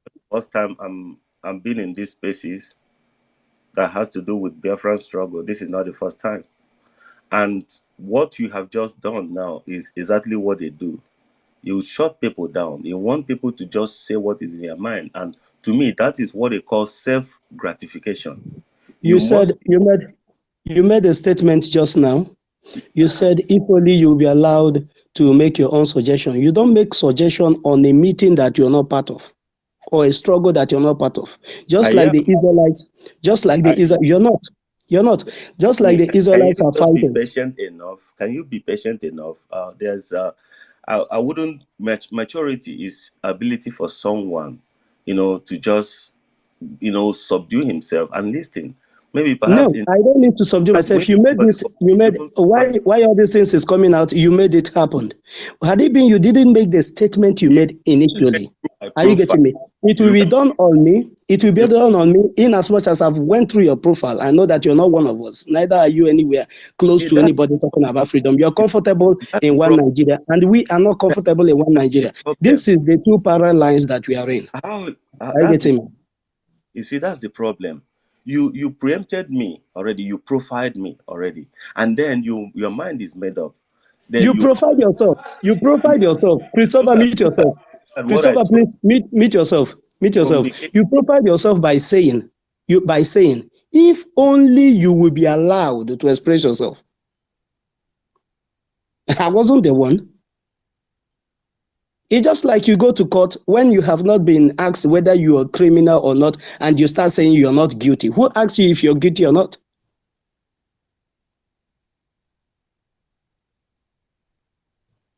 You have more 2 minutes, my brother. Make your submission.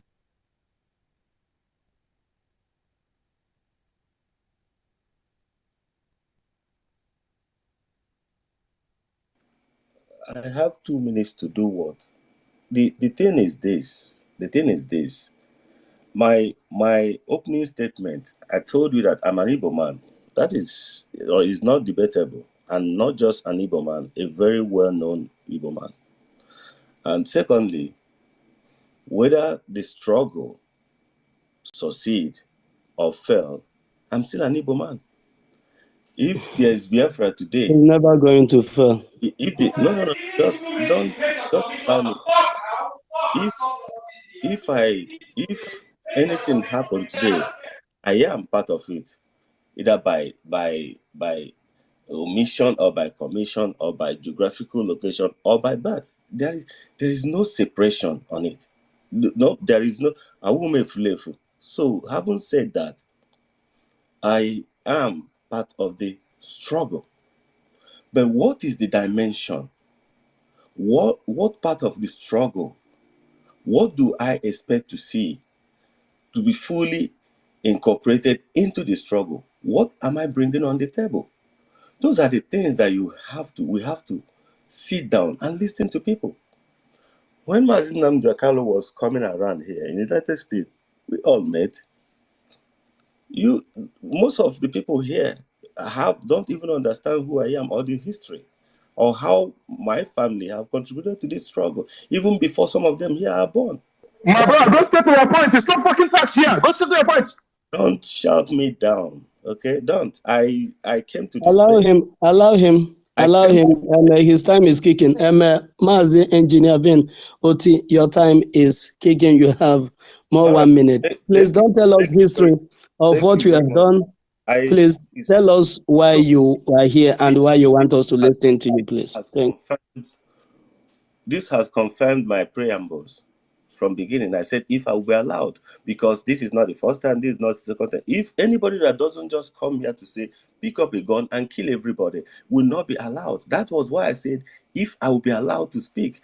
And for the fact that there's a struggle going on and people are not allowed to fully be integrated into that struggle by their own conscience, by what they believe, then how do you think that you can woo people into something, whether you like it or not?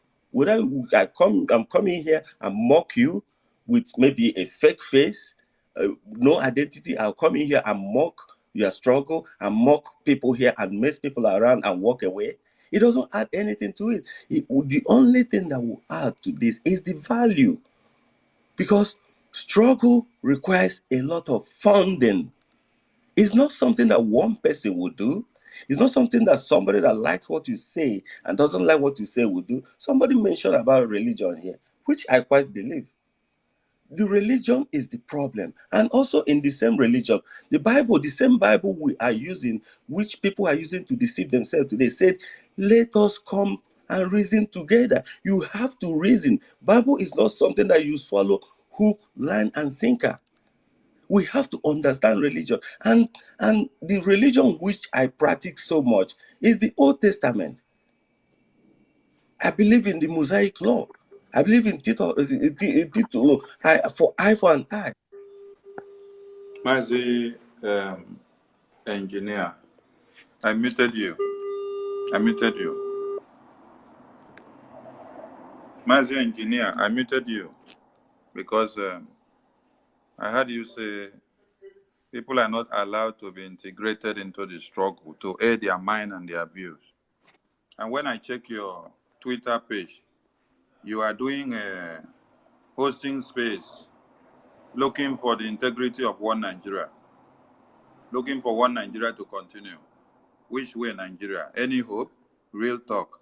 Ndibo, now who do us? Let's go, let's get real. Niger matter, who they feel and pass, home or abroad? Hashtag rumor. A nation at brink called to save Nigeria, swim or sink? Then human behavior, those are the things you're posting. Abia on my mind, solar manufacturing grand opening, clean energy. Then you posted, I am ready to lead team of investors to harness the untapped opportunities in solar energy. All I'm asking for is the security and enabling environment. Hashtag Alex Otifo, keep up the good job. All for one Nigeria. Then Tinubu post. I have not seen you post anything about Biafra. The next one I see now is a comedy. Nothing about Biafra. Nothing about even your Mazinam Dikano. Abia State is where? I'm glad you read all those things. Abia State is where? Why can't you be realistic? Why can't you be real? Why can't you come out and then speak for your Biafra? Why can't I come out to speak what? Why Everything can't I'm you talking come out about and speak is for is your the is Biafra? Why can't you come out and speak for your Biafra the way you're supposed to? Why are you using the image of one Nigeria in everything that you're doing? Why can't you come out with your real image as a real Biafran? You're saying Abia State is what? Me, that is speaking, am I Abia? Am I Akwa Ibom? Am I Cross River? Am I Enugu? Am I Imo? I am a Biafran. And you're saying Abia State is what? Nobody is Abia here. Nobody is Enugu. Nobody is Imo. We are all Biafrans. If you're coming out to speak for Biafra, you speak Biafra. Just look at your Twitter your Twitter page. Is there anything that relates to Biafra on your Twitter page? Is it not what the way you dress that you will be addressed in public? Is it not the picture that you carry to yourself that people will see you and understand that you portray something that has to do with freedom of Biafra? Which uniform do you wear to showcase Biafra? Which uniform do you wear to carry the message of freedom of Mazinam Dikano? Where in your post depict the Biafra that we're talking about here? You're coming to teach us this, we don't allow you to do this. When you yourself is already identifying yourself as a Nigerian, even in the midst of jeopardy, when your women and children are being raped and massacred, we cannot see you post anything that has to do with the freedom. If you see another one that is happening in another country, you post. You're posting about oil and energy development in Vegas and this and that. Where will you have all those developments when there is no peaceful zone? Where your lands are already annihilated and desolated and people do not have a place to live and to stay. The land is not secure. How can there be development? How can you be talking about development when people are being massacred? There's no security in the land. Can investors come into your land when they are not secured? You're talking about solar development, right? You're talking about energy. Yesterday, I was watching another report that came in from BIAFRA from Okija, where they imported some Akwa Ibom boys that studied metallurgical engineering. They brought them to come and start excavating the lands in Iyala, in Okija, to find where oil and gas is in the land. After you finish finding it, who will enjoy from it? One Nigeria. Which company brought in? They say NCPC. Then when they were asked, how much are they paying you for this job that you're coming? For how many years that you have answered one Nigeria that you're doing this exploitation? Because it is not exploration. When they say, what are you doing? They say, we are here for oil exploration. Because they could not even understand the situation that they are in. You are not doing exploration. What you're doing is exploitation. You're exploiting yourself to benefit the caliphate. For how many years that they have been exploiting in Akwa Ibom? For how many years they have been exploiting in all parts of Biafra where there is oil and gas? Which of them has benefited you? Your lands have been destroyed with the oil spills. The fishes in the streams and in the lakes and in the river, which you used to go in and then fish and then take them out to sell and make ends meet, you cannot get them anymore because all of them are all dried. The oil spill destroys everything. Your farmlands are not cultivatable anymore. And you say your exploration, you're exploring Boki there. Mercy, please don't come and infuriate Biafrans here because you carry no image or freedom for them. You're projecting one Nigeria in your Twitter page. Everything you're doing there is one Nigerian comedy, one Nigerian. Look at Mark Angel comedy. There's nothing that has to do, even if to retweet our PM's broadcast or even one post or anything about Biafran government in Israel. Nothing. See Peter Obi post. See lion carry tiger carry monkey. You now put, you say Nigerians. Then you put it very well at that Nigerians are being carried like monkeys in the mouth of a tiger. then you're not giving them a solution. You're just making them to see the destructive figure of the one Nigeria. But where is the solution? What IPOB is doing is to give you the solution to the problems. So, Mazi, please, don't come here to infuriate the freedom fighters. Don't come and start talking about religion here, okay? Please, go down from the speaker, because if the more you continue to speak, everybody will descend on you here. That is why I pick up the mic, so that you will not get offended, because the way we will handle you, you will not understand it. This is not time to joke. This is not time to play. This is time for liberation. We don't look face now. It is Woto Promax now. Women and children have been butchered, and you're here coming to preach development of oil and gas. Development of oil and gas will bring back the pregnant woman that was butchered into pieces and baby removed from their wombs. Did not hear that it happened in Yamufu in your very eye, or that time you were busy doing oil exploration and energy and gas. Finish the energy and gas. Then tell me where you bring your children and your wives to come back and then stay in Biafra land. You see, when the terrorists have taken over everywhere, without the assistance of Mazi Nnamdi Kanu and Mazi Simon Egba and the armed forces that have volunteered their lives to make sure you still have that Abia that you call name now, will they be that Abia that you're calling them? You would have been hearing terrorists then. But men and women are sacrificing their lives for you to have a land. And you're talking of oil exploration and energy. Energy, right?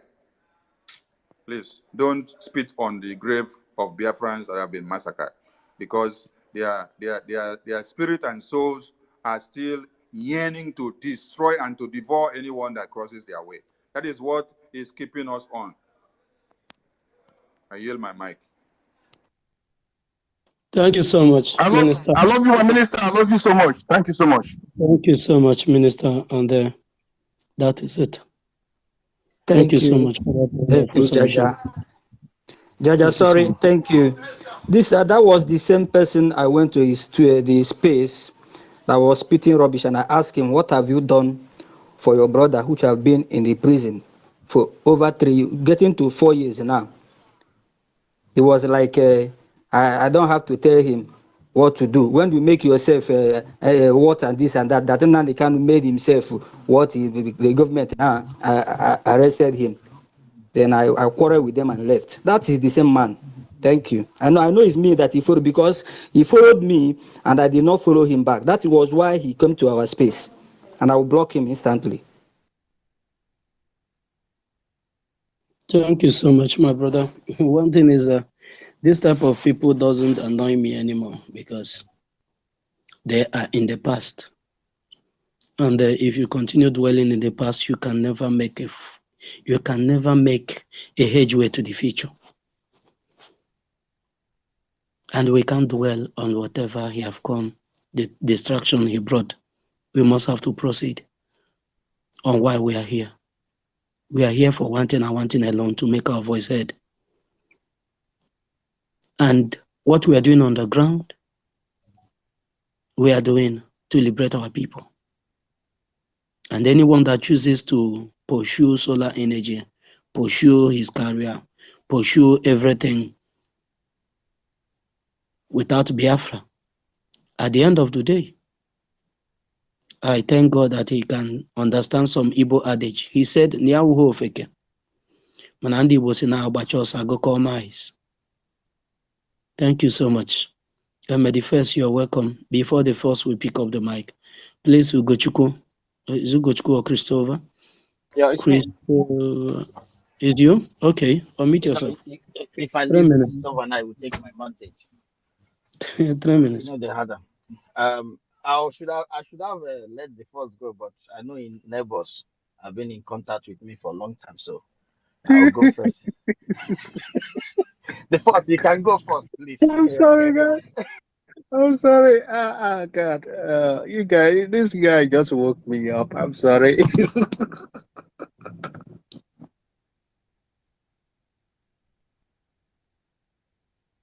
Go ahead, Ugochukwu. Sorry. Okay, thank you, my brother. I salute you, my minister. I remove my cap for you. The way you put your voice down to speak, even when anger full in the mind of everyone, Even I don't know if there's a you manage your own to speak in a language that even the most angry person will understand. I salute you, my minister. I salute your government. I salute our beautiful government in exile, our prime minister. I salute you, Liberation Army, the gallant men, man. So much love, brothers and sisters, and the black man, each and every one of you. I don't have no time, but you guys know how much we love you guys. You know, when they talk about forceful Islamization has started in Nigeria, you know, this our brother Fine, you made the comment that they will bring, you know, I could remember you said they will bring you into their means, bring you into their means as an Islam, even if you concur, you will never ever be like them, and definitely one day you or your son or your husband or your family member will do something. They will call it what they call it. Either you have wronged their Allah, they will stone you to death because you can never be like them. And I will not forget to thank our brothers who have made it possible for us, at least 98% to get out of this mess that I see one of Oduduwa brother that get themselves into. Everything they are doing, they are trying to use our people. They are doing everything humanly possible. They cannot confront us face to face anymore. That is why the soldier said, if they cannot do it, those they package during the COVID in a truck, if you can't do it, get out of the way. Get out of the way is finally end up in the prison to bring out 600 of them of ex-Boko Haram, equip them, give them army uniform, give them license, army license, and put them into their home. That brings me to somebody who said that why the Bible tell him that you come together. So we could all wait till this time for you to, you know, to do oil exploitation or energy in Abia State. Then before now, they may have cleared the whole villages. They may have finished the whole villages by now. They may be approaching to local champions and leaders wanna be. That would be their last place. They could have by now. That village could have been a history. Then they would have come to you so-called elders and the representatives and the celebrities. Let me just call it the way people understand, because that is their target.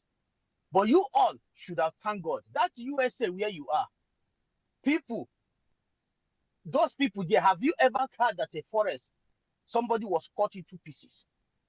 But you sit there to tell us that we should allow you by now to come and join hands together. A new dimension, because he heard about new dimension from our leader to our prime minister. The new dimension, we should wait for you to bring a new dimension for us. A new dimension to come and tell us how to exercise patience into one Nigeria. The one you want to come and tell us that Igbo, what they call it, a new appointed Ohaneze Ndochi to come and tell us how beautiful it is to have an Igbo Muslim. But there's something I would like our people to know. Even as much we call ourselves Christian, have you noticed in the village, when you come home village, when somebody in your village, a real traditionalist, pray finish, you must surely say, he said, that tells you that you cannot remove that particular person. Who are you? Who the person you are? We are not religious people. We are spiritual people. So taking us into religion, and that is why when you come to this Islam, you should we are highly spiritual people. That is why when you keep yourself clean and be honest to the mother's land, which is Biafra, you will see that everything will be working for you accordingly. But once you believe in this one Nigeria, that is why you come to a Twitter space like this with a good, well-educated people, well-refined people that highly sophisticated in brain, and you will be chased away. And your name is Tag Engineer. That is the height of a shame. And this, I was in a Twitter space yesterday. A person who used to be Obi supporter said to Captain, said to the Twitter guy that is in charge of the Twitter. There's something he said to that guy that is very, very important. He said, all these people that is shouting Nigeria, this and that I bet you I will pay you to set up a program of all the mineral resources in the whole zoological republic, including Biafra. That's them, that Biafrans, and put Biafra on the tag. And let us see those people that call themselves educated ones, that you will see that Biafrans will flood here and give you every crack and corner of the resources and what is their use. And they will even tell you what they can manufacture with it.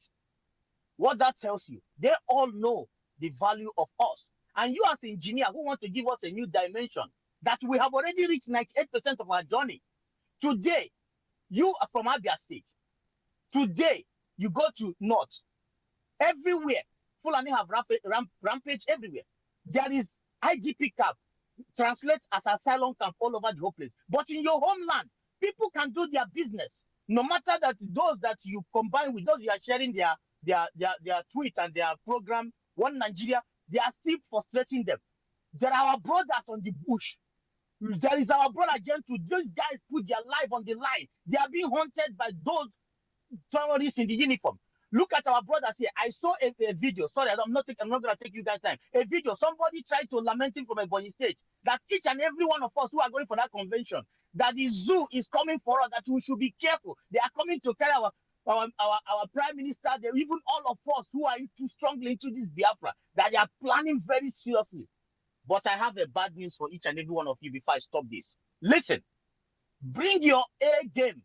This is not those surrender Mazin Nnamdi Kanu who ready to sell out their unborn baby for chicken change. And secondly, if you're telling us that you are well known, my dear brother, nobody knows you. Because all of us that is here, you don't even know who we are. If we unveil ourselves, you will know that you are a chicken change.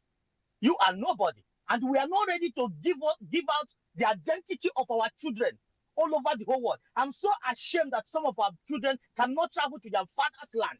And you come here to tell us who you are. We don't give a damn who you are. And I will tell you the bad news I have for those of them. That video of yesterday, they said that they have a meeting in a Ebonyi State or wherever. They are doing everything humanly possible to kidnap us or to the... Listen, I remember that they said they are great Biafrans. But it's unfortunate that we have come to a elastic limit. All these great Biafrans surface. You cannot do more than a dead rat. There are strong Marines all over the whole world, which we have never seen, who build themselves from grass to the toughest. So you cannot do these Nigerian bullies and their Fulani bullies that cannot confront men face to face. They only go after women and children. They only go to the soft ones. But to be honest, brothers and sisters, build the heart of a lion. Do not let anyone intimidate you, and we are not going to accommodate anybody if you are not a Biafran. Biafran first. Thank you so much. Thank you so much, my brother. Thank you so much for that wonderful submission. God bless you. On this note, Christopher, please, can you unmute yourself? Greetings, Mazi Fine. Can you hear me? Yes, go ahead. 3 minutes. Yeah, I'll try to be quicker than that. Firstly, I want to acknowledge Mazi Nnamdi Kanu. God bless you. Acknowledge His Excellency, the Prime Minister. God bless you. Mazi Sonia Akpara, Minister, thank you for hosting this space. We acknowledge you, the Prince, Mazi Fine, everybody. Thank you so much. I will first touch on the topic. You know, for those who still want to be ignorant, stupid, and do not want to face reality, we've seen the video where someone came and said first the zoo's Muslim ticket was jihad for them. We also saw the video where in the zoo Aso Rock, somebody came and was dancing with the so-called vice president. I was singing jihad, jihad, jihad. So if you cannot put 1 + 1 together, that is your problem. Mazi Nnamdi Kanu said something. He said, we might look normal to you, but we are very, very angry. We are very, very angry. Why are we angry? We're angry because we know our people in Biafra we know what their life ought to be. We know that they deserve way, way better than the nonsense that they are experiencing today. So that is why when someone like this Mumu Alex engineer, whatever you call yourself, solar energy Mumu man, when you come here and try to play on our intelligence, even though the hosts respected you enough, gave you your minutes, you're still talking nonsense. And I haven't said that, Mazi, fine, you know, we are very civil here. I want to apologize for the way I jumped on, but my body, they pinch me. I could not hold it anymore. In that same America where you dey, engineer, in Alaska, right? As at last year, almost every Alaskan received about $3,000 each from their oil revenue. In that same America, Alex, whatever engineer you call yourself, where you are hiding, you have tribal autonomy. Whereas, for example, people like the First Nations, or what you call Indians, for example, they govern themselves without interference of the government. In that same America where you are, engineer, you cannot see people praying on the road and blocking traffic. You cannot see people rearing cows and disturbing other people. You cannot see people being beheaded with impunity. You cannot see their citizens being kidnapped and nobody is talking about it. But what do you want? You want them to give you security. So you go and milk Biafrans the more, so that they will give you and your people a mobile police, you carry siren, you follow governor, you chop your own, you come out. If that is your intention, thunder fire you. You hear me? If that is your intention. Having said that, I want to thank every Biafran. Keep up the good work. Do not get distracted. Those, what do you call 1,000 plus Israelis that are there today, you have civil engineers there. You have IT people there. You have solar energy people there. You have people with bright future there, but because they slept on this, they killed them. They died. The people who don't, they die for Benue, uncle. You think you don't have people with solar experience there? You think you don't have medical doctors who have been beheaded and been killed in Kaduna and Benue? Some of us wait there here, you think we don't have ideas we can take to go and milk the people? But what do we want? The benefits we are getting here, the sanity we are getting here, we want that to be replicated in our land. Okay? We want the greatest amount of good for the greatest number of people. Because everybody deserves to be treated with dignity and respect. No matter where you are in the world, if your land no get good reputation, it go follow you wherever you are. I will end with this. Please, those of us coming to the convention next week, especially those of us coming from warmer climates, please check the weather forecast before you go to Helsinki, because you might need a winter jacket or jacket. The weather might be, Just check the weather forecast before you come for the convention. I yield the mic here. God bless us all. Thank you so much. Thank you, Christopher. Thank you for that wonderful submission. The first, you have the mic. After you, Igodomigo, that will go. Thank you. Thank you, watching again. Thank you, everyone. Good morning, good afternoon, Biafran. I hate waking up, and then as soon as I wake up to join my people, I will see some Okoko in our space just spewing nonsense. They can host their space and talk about their economy. Not on our space. If you want to come to our spaces, you will listen. If this is your first time, listen first, because there's so much you don't know. And I was on his space, and I know how he ended. And these are people that are cowards. They're those that their parents survived the genocide, and then they gave birth to this particular engineer, and he grew up to become coward, running away from reality, giving themselves false hope. Imagine coming here, because I heard him talking about He bought the engineer. liberation. He bought the engineer. He bought the engineer. Liberation. He did not study. Yeah, I mean, did he really? Do you think that somebody like that could actually be engineer of what? Engineer of what? Because he does a solar energy. Solar panel engineer. It's funny that he was talking about money that we need money for this liberation, and that we can't be chasing people away. If he's listening, engineer, because I will address you the way your name is. We don't need your money. If it's from the money that comes from engineer, particularly you, we don't need your money. You can take your money, bend over, and shove it where the sun doesn't shine. We don't need your money. But you know what's going to happen? Because whether you like it or not, this freedom will come. And when this freedom comes, not if, when it comes, because we're gonna do everything to make sure that he comes. Make sure that you take that money and you buy a house in the U.S. because that's gonna be your permanent home. You think we're gonna sit here and beg you? You come here and threaten us that, oh, we need money so that we can allow you to come and spew your nonsense. You can come here and even threaten us that if we don't, without your money, we can't get freedom. Who the fuck you think you are? Take that your money. Make sure that you buy a nice, comfortable home in the U.S. because that's gonna be your permanent home. We are in liberation. If you don't already know, call your people at home and ask them who is in charge of Biafra land, and they will tell you the Biafra government is in charge of Biafra land. You can't run away from it. You can try to hide your head in the sand, pretend like you don't already know. We control Biafra, our territory. We control it. We say what goes and what happens. Your politicians will also tell you. And it's only a matter of time. The day we will declare this liberation, you will be one of those that will be on permanent exile. If you repent, if you have found out that Obi was a scam, and you want to come, now that you have gotten some sense to listen, the reason why you must fight for your freedom, then you come and you listen. When you talk, we will listen to you. But if you come here to come and educate us when you have literally mortgaged our future, you sold our future for what? For Obi. Today, look where that got us.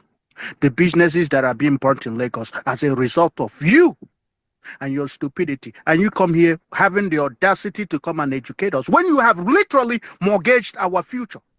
The reason why they can insult us, the reason why they can talk to us anyhow, the reason why they can literally, we exist in Nigeria but not part of Nigeria, is because of you and your stupidity. So next time you come, if you think that you're going to come and you have money to spend and you think that we are going to beg you for your money, no, keep that money. Make sure you buy a comfortable home in Europe, in Asia, in whatever the fuck you live in, and then stay there permanently. Because as soon as we declare this Biafra, you no longer have a home. This is not the time where we beg people to come and support the struggle, to fight for your freedom. That's why you don't convince people to fight for freedom. Nigeria has to happen to them enough for them to actually realize that their only hope is Biafra. Those in Alaba today, they are now receiving it. They are not understanding it.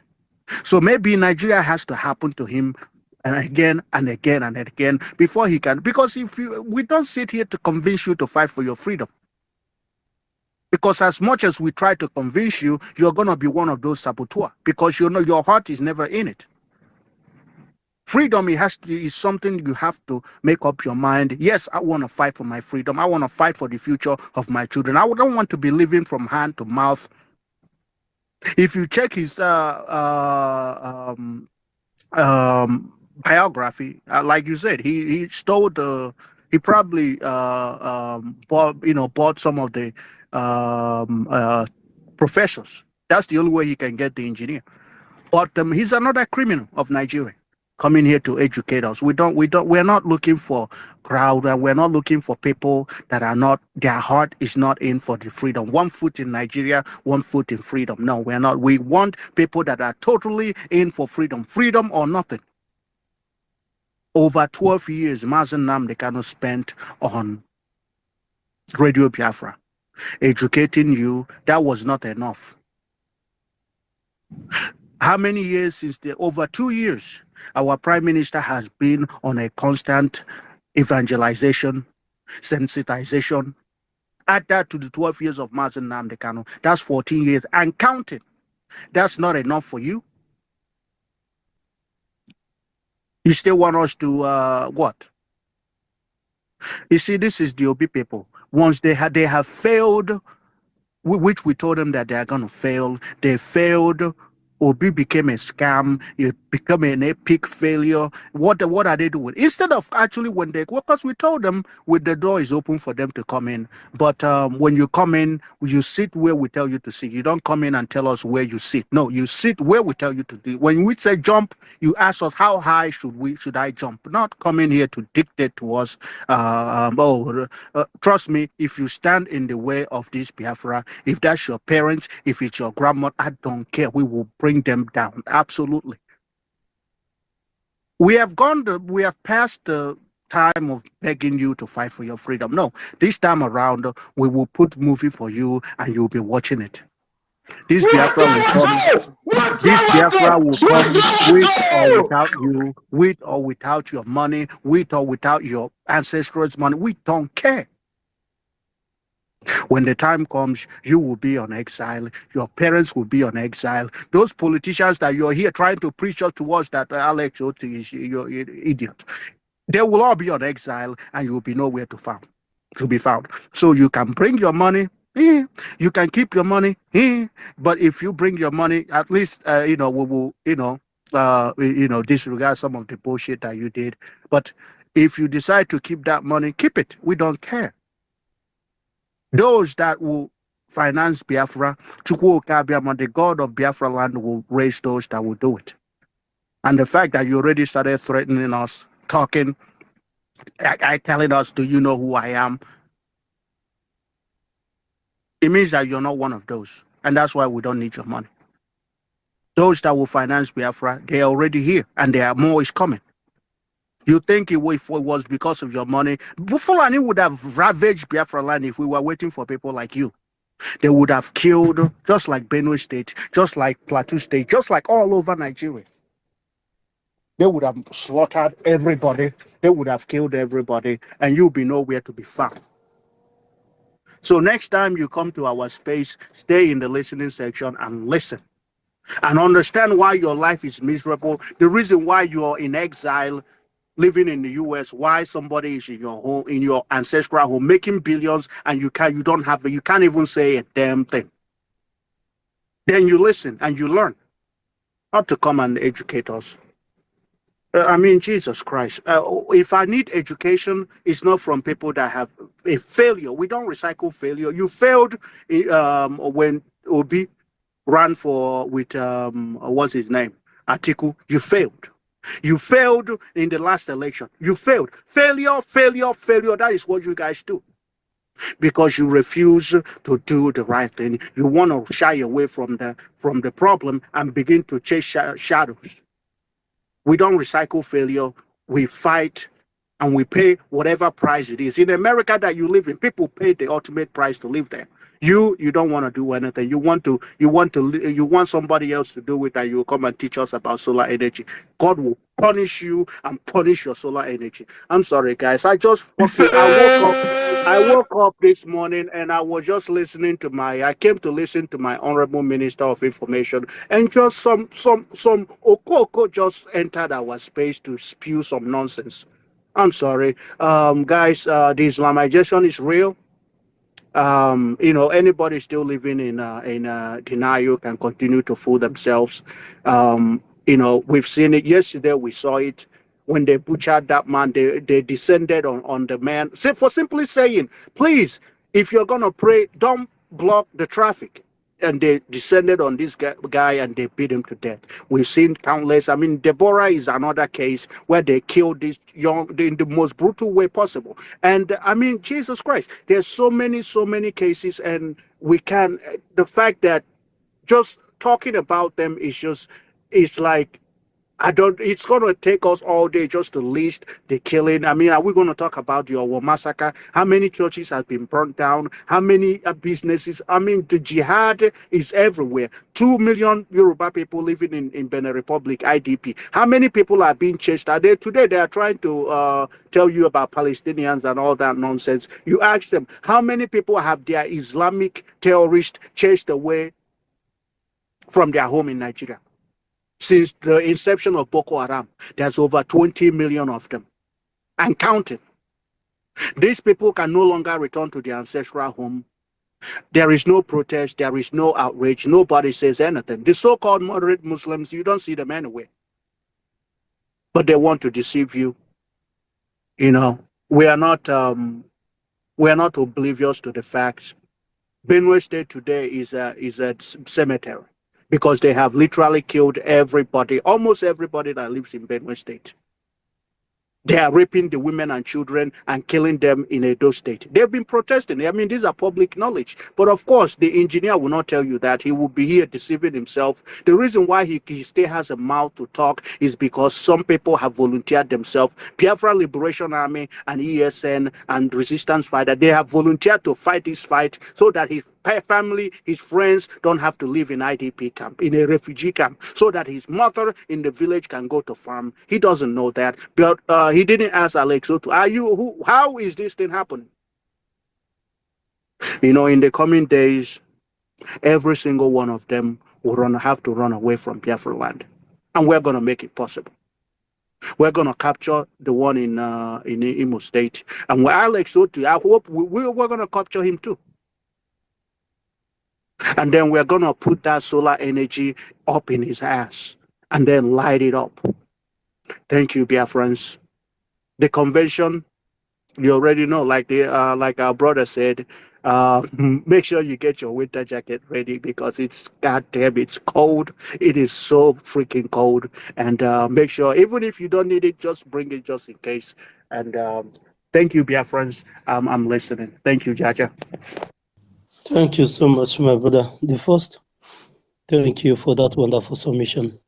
One thing is that we are going home, and there's nothing any mortal man or even spiritual we can do about it.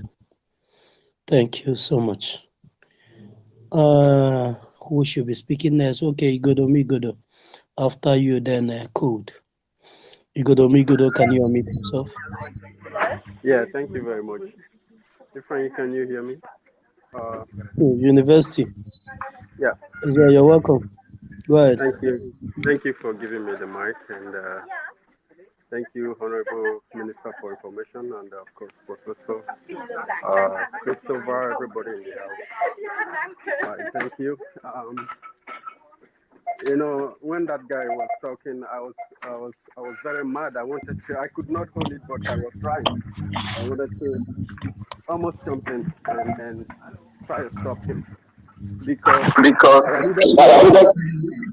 This set of people, when they come to our meetings, they should, you know, sit at the corner and listen. These are people who almost killed our Prime Minister, Simon Ekpa.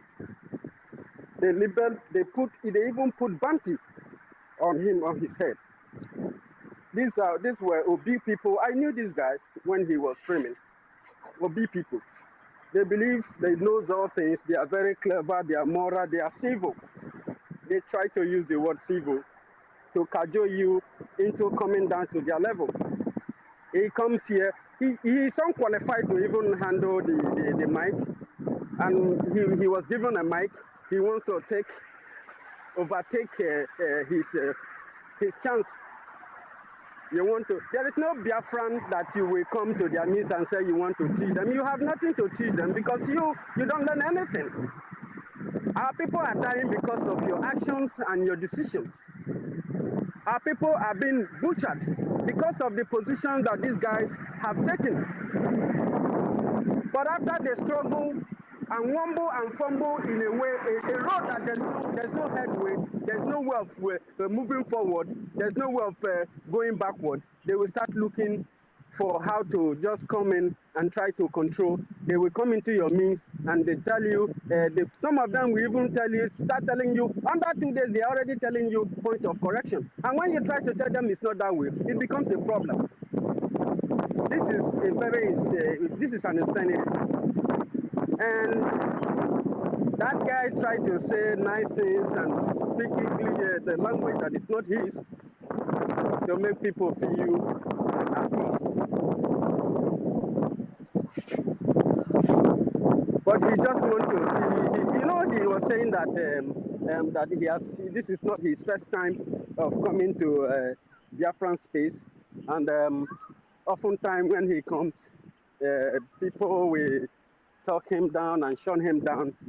Because this is a guy, if you go to this guy's space, even if they give you mic, they will never ever let you speak. They will not even say, you call your name and for you to come and speak. No, you will be there, only you will stay there and you will live by yourself. New people will be coming in, they will be giving the mic, they will be calling them, but you, since they just go through your profile, they have seen that they see Biafra activities, they will skip you and skip you until you live by yourself. That is more painful, that is more horrible than it's just like killing somebody gradually, but you don't do it at once.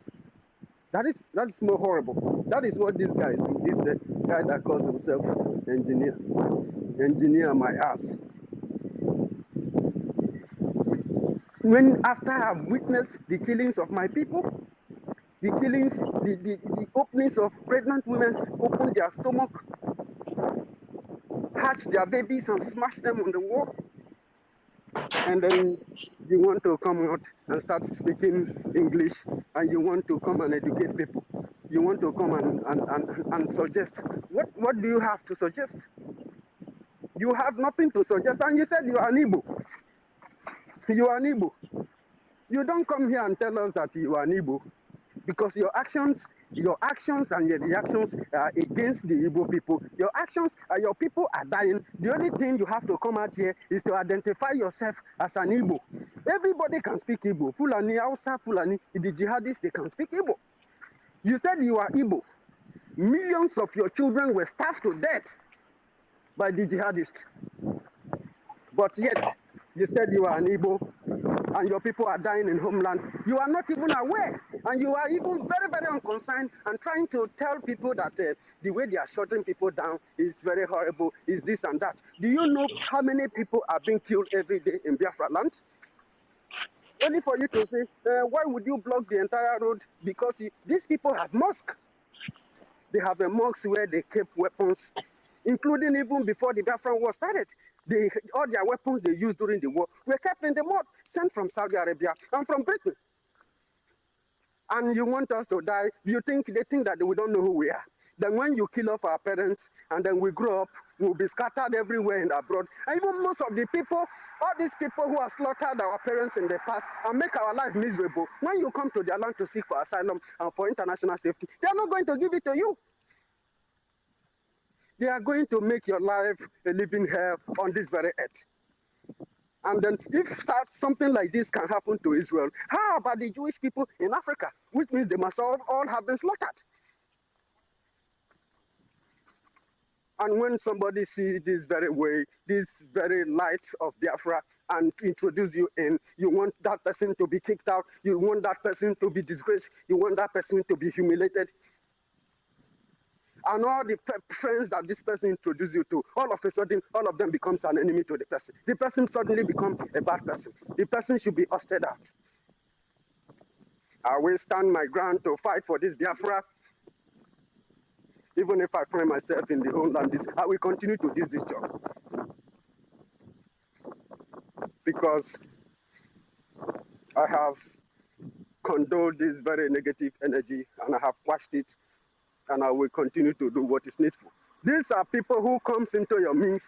They will show you their galantness. They try to show you how proactive they are, how learned they are, how sensible they are.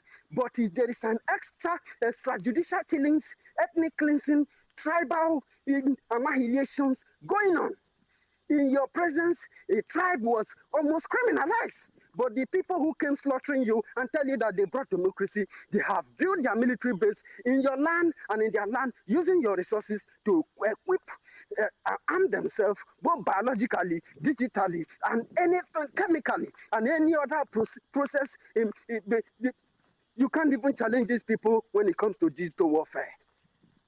And you want to fold your hand, you want to, all your intelligence in your English and the name that you bear. That is where your motives are. And you said that you are an Igbo. Do you know what Igbo means? For you to even open your mouth and say that you are a nation person, what have you contributed? You do not qualify. Because this very name Igbo you are mentioning in your mouth is highly spiritual, and people have died just to take that name away from them. They take you out of this very existence. You said that you are Igbo. How are you contributing to the progress and development and for the security of this Igbo? How are you working very hard to make sure that this Igbo survive? When you know that if Biafra survives, Igbo will survive.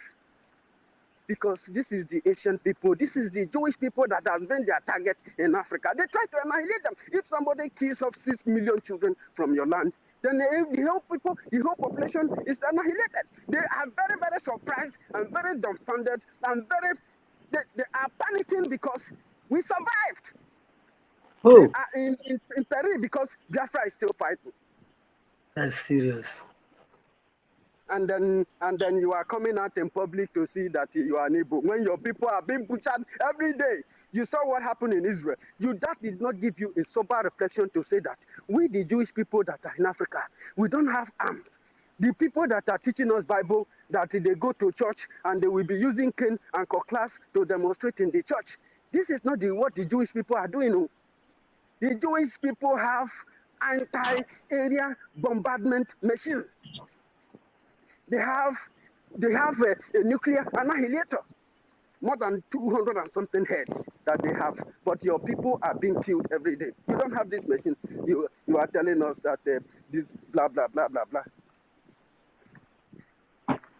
The only thing I can take from you is that only that Igbo alone is bigger than both the thing you are calling Christianity, any other religion you are. It is your being. That is where the originator of your chi, your spirit being. That is where it came from. When they tried to destroy this spirit, the Caucasians who came killing people in our land, they started calling them Ndiocha. Ndiocha. Do you know what is Ocha means? Ocha means purity. Because where they look, they started calling them this name, which means every other thing about you and your ancestors are impure. But we have a land, we have people who are so very pure and very powerful in Igbo land, who their name were named after their own land, where they inhabited. You want us to die, and that is why you want to sway yourself. This is not a place where you can manoeuvre, where you can play those kind of hanky-panky kind of game. You just come inside them, play cool, do that, then and then sway in. I mean, if I were, you are you are highly equipped.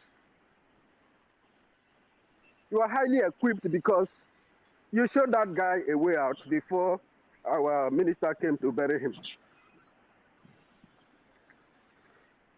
Thank you very much, dear friends, for your resilience and your continuous activities and gallantries, and everybody who is doing a great job on the ground. Tomorrow.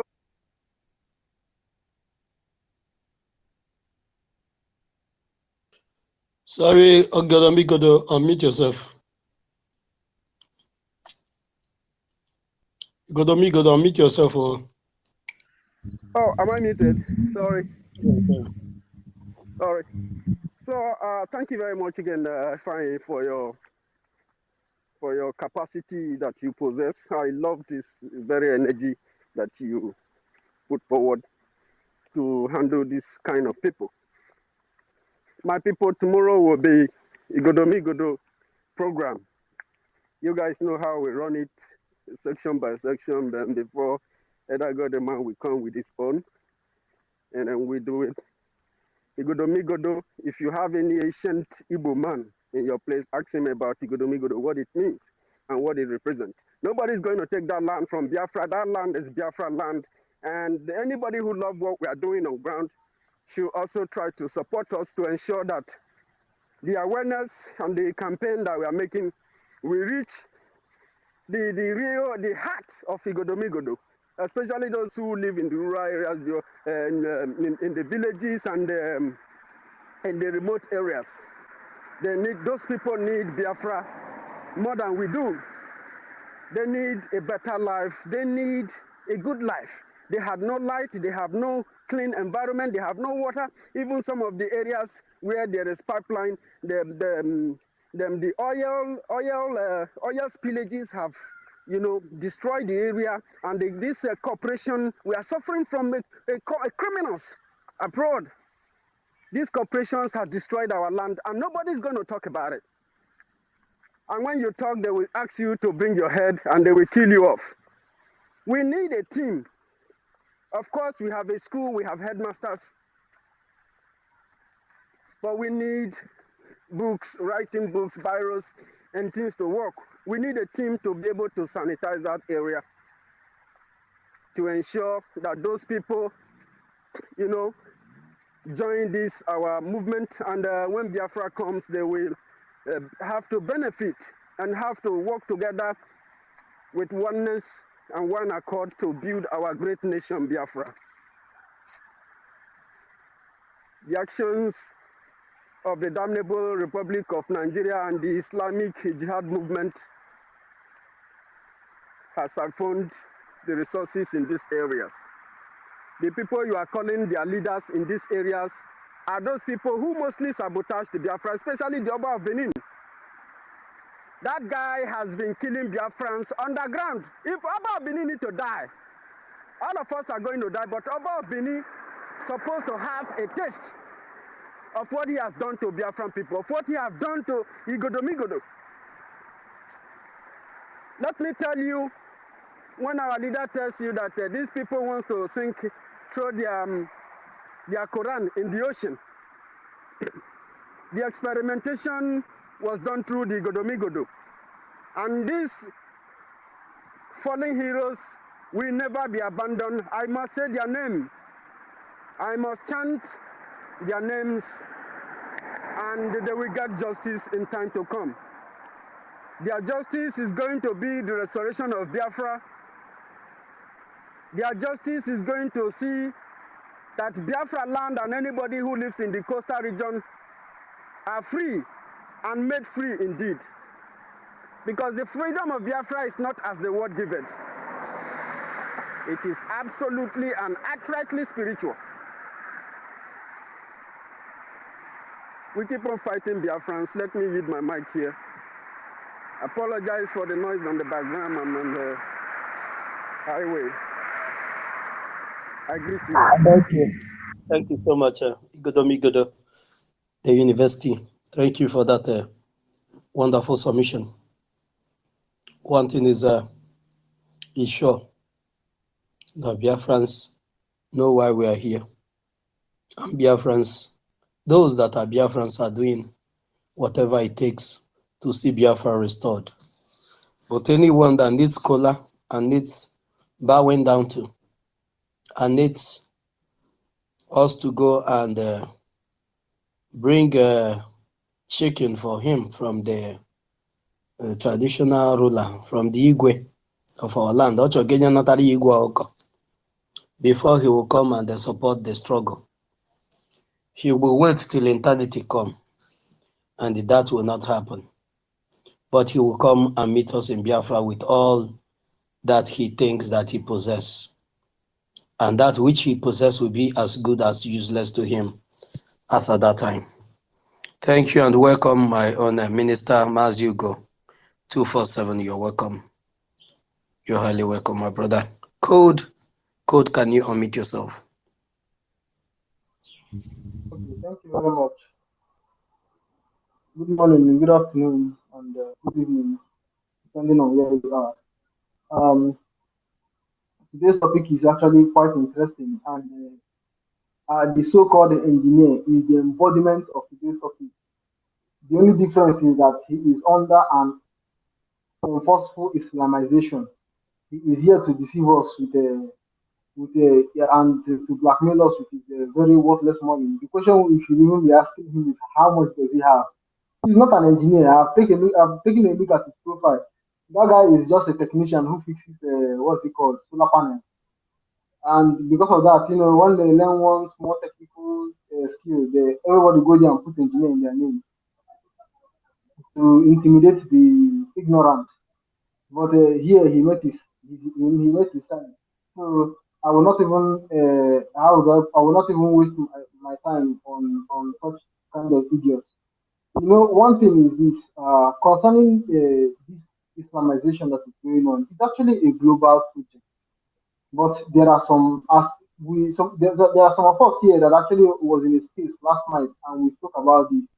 Uh, One of the things we all know is this: it is a global project, but there are some particular training grounds for it. Africa is one of it, and obviously, Biafra land is a good target for it. With all the you have huge amount of human and natural resources in it, so it's a good target for such kind of a conquest project. The other end is in Israel. It's actually another training ground for all those kind of nonsense. But the reality is this: at least the Israelis themselves understood this for a very long time. So what they have been doing is to fight fire with fire, and that is the only way to go. The idiot was talking about, raising funds and then trying to say that is it a must that if he comes here and says, and then he said that if someone comes here and cannot say he should bring gun and shoot, you will not allow the person to talk. Yes, if you are here, if you are here and you're not telling anybody, and anybody that is here is not saying shoot, you kill the person. Everybody here should love that idiot. Have they not been shooting IPOB protesters for a very long while since 2002, since when they were protesting? God knows when. But the first time I seen where they were shooting IPOB protesters was when I was still studying in Anambra. I will go when I pass through Onitsha. I do see IPOB guys protesting, and they will be shooting them. People who are protesting peacefully, they will be shooting them. So anybody who is there talking rubbish about it, they are not saying shoot, and they will not allow you to be here. Kick them out. All of us should block them. You shouldn't have any kind of rubbish to do with those kind of idiots because they are all the problem. You're here telling us of investment when people are being butchered to pieces. And what that fool doesn't know is this: if you, I always say this to people, if you are not a free man, you have no right to prosper. If you are not a free man, you have no right to prosper.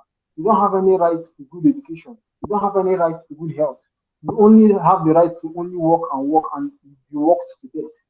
You have no right to prosper in any way whatsoever. So if we can all keep this in mind, then we should know that what we are doing is worthwhile. Not just worthwhile, but it is worth it, no matter the price we pay. Because at the end of the day, it will be worth it for those who are left behind.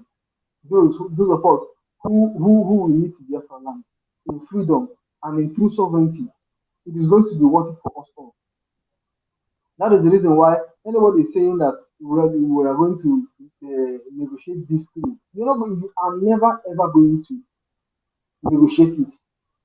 When your destruction is the quest of your enemy, like for example the Chinese, it cannot be negotiated amicably around the conference table.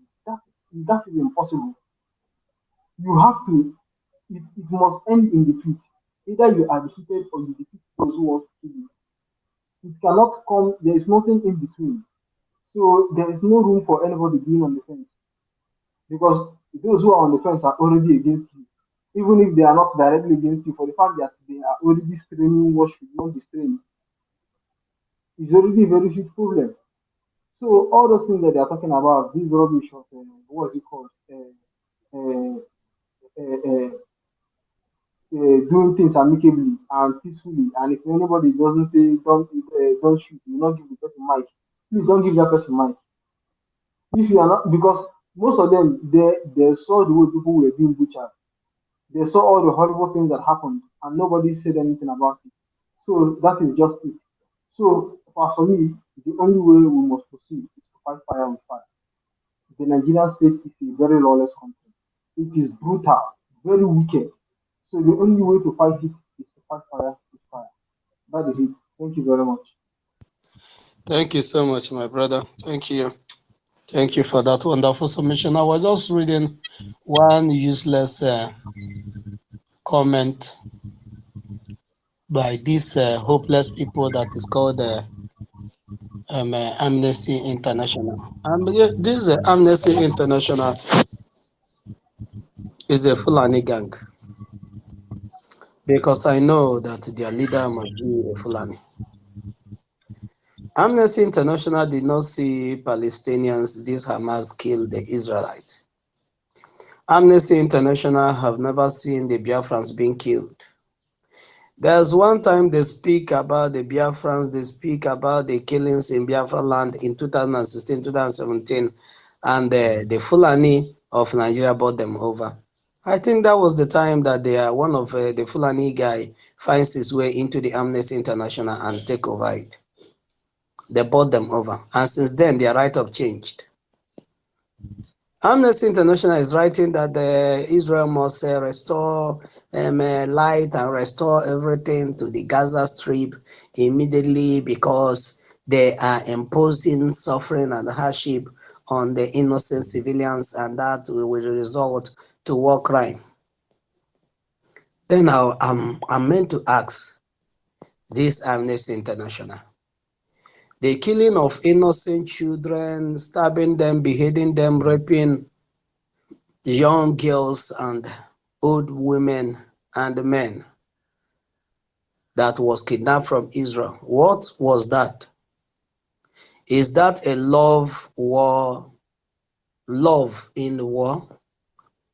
Or is it a war crime? What category are you going to clarify that? What category does that fall in? That terrorism and invasion and barbarism. This Amnesty International, I just pray God help me. If Biafra is restored, you come anywhere close to the boundary of Biafra, Chineke akpọ unu ọkụ. Kpọọ no hanchan unu ncha niile. None of that particular useless organization. And watching innocent people being killed in the world. There are many useless organizations that will never have its way in our land. Thank you so much, my brother, for that wonderful submission. One of them is this useless ECOWAS. This useless ECOWAS. That one is a no-go area now. That one, it doesn't exist to us. There's nothing like ECOWAS or European Union. They doesn't exist. They don't exist. Mazi Ugochukwu, have you spoken? Yes, he has. He has. And Mazi... Has William spoken? Williams has spoken. Almost all of them have spoken, except... No, all of them have spoken. All of them that are on mic have spoken. Okay. We can give those that are raising hand mic for them to speak. Patricia, can you unmute yourself? Thank you once again, please, for this another time, because I couldn't just hold it when that Efule for Irredeemable came up to this holy platform to come and open his gutter mouth to talk rubbish. These are the ones, the people that Mazi went to America. If he's in America, I don't even know where he is, to tell them that the responsibility of getting Biafra and equipping our ESN lies upon their shoulders. And Mazi didn't tell them to pay millions, just $1. But the demon in them could not even allow them to pay heed to what the Savior God sent to them was saying. They were mocking him in their hearts, while in their faces they were saying, oh yes, Onyendu. These are the demonic people. I wanted to tell him that if he thinks that he can call himself Igbo man, no argument. No, we will argue it out. Is that not like when Mazi told us that the dead Buhari then is not him that was on the seat?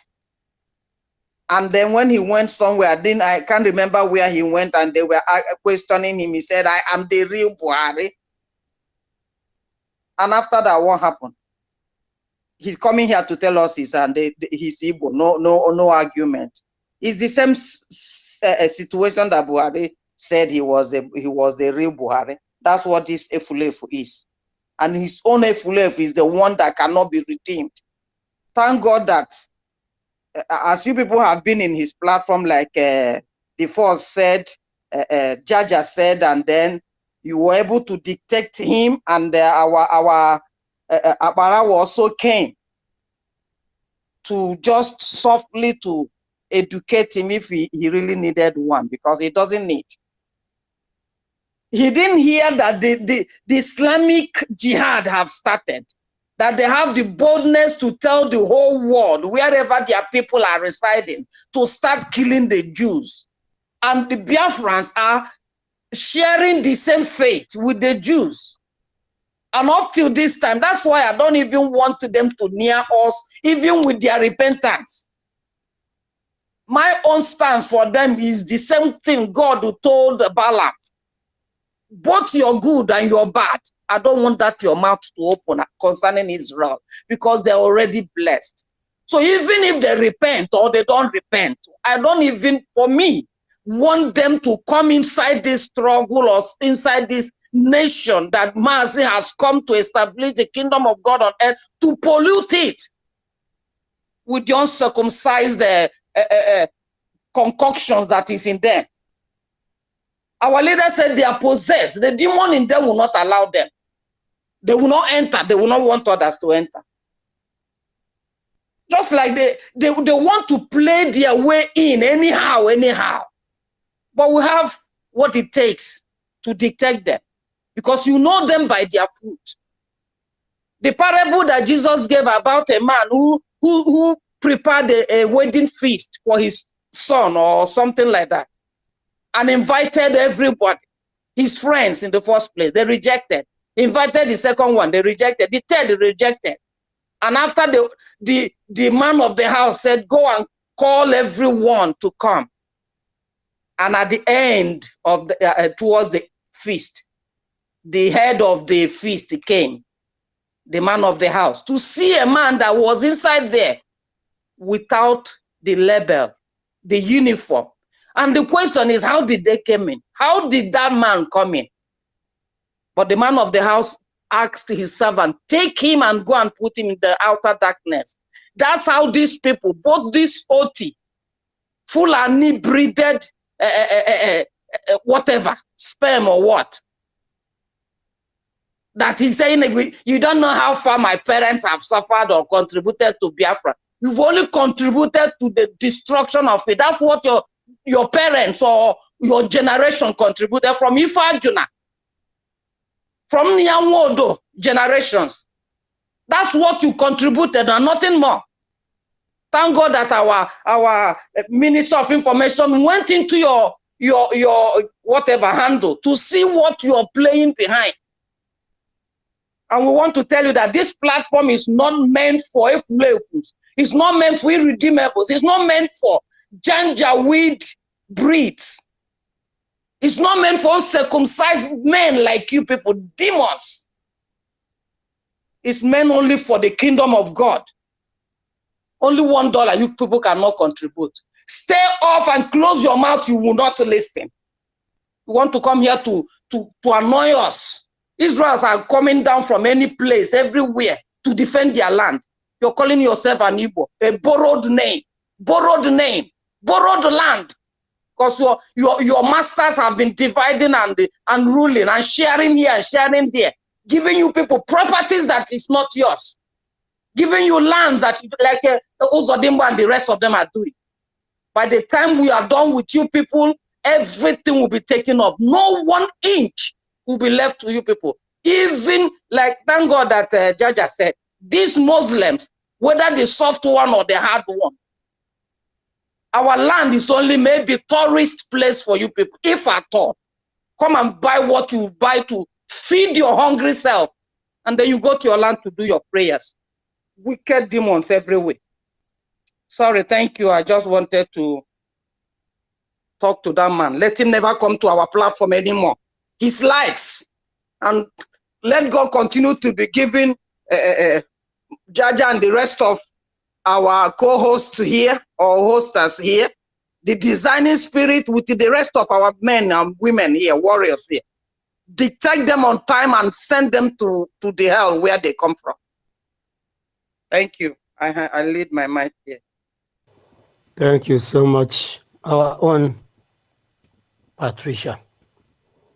I love it whenever you're speaking. Thank you so much for that wonderful submission. Mazi Thank you. Thank you so much. Thank you so much. Okay, sorry. Mazi Ugochukwu, I've not spoken before. Not the other Ugochukwu, not you, Mazi Onyeka. There's another Mazi Ugochukwu here. Mazi Ugochukwu, raising your hand. Unmute yourself. Thank you. Thank you so much, the King Jaja. Greetings, greetings, my able minister. I greet you people especially. It's really unfortunate I did not catch that young man who came into this platform to spew trash from his mouth. I would have dealt with him physically and spiritually. Then he will know that the time for Ndi Ngurego to start talking has passed. We don't deal with Ndi Ngurego, we deal with people who have common sense and who understand what the struggle is all about. My able brothers and sisters, comrade in this struggle, may Elohim continue to bless us all. You see, when Onyendu went to the US to tell this same set of people that he needed money to protect the land, there was nothing he did not hear from them. There was nothing. He did not even ask them of $10. He said he just needed money to protect, to buy arms to protect the land, which was before the creation of ESN. You see, that is one spiritual thing about Onyendu. Onyendu sees things before we see those things. And Onyendu prepare for those things before he tells us. And that is why he can confidently tell us that at every step the enemy is through, we are 10 steps ahead of them. And that is why I will continue to respect Onyendu. Manamado manamo, I owe him every respect. I have never seen such a man in my entire life. And that is why Elohim will make him a topic of the world in this our generation. Oga, you have money. You could not rescue your Obi from the whole rubbish they were doing. And you looked finished. You looked finished. I don't even know how you got into the platform. I don't even know the demon that touched your tail. You now came into our platform. You were not even scared of who even created the space. You came in here to tell us about solar. Who's talking about solar? Who is talking about solar? When little children are using the mere crude oil that is being littered all over the ground to create one or two things that generates power, you are here talking of solar. You are lucky I did not catch you. If I had caught you, I know by now somebody like the first would have been preparing sauces we used to dine with your head. Nonsense. Be that as it may, that information you talked about the Amnesty International, I read that information.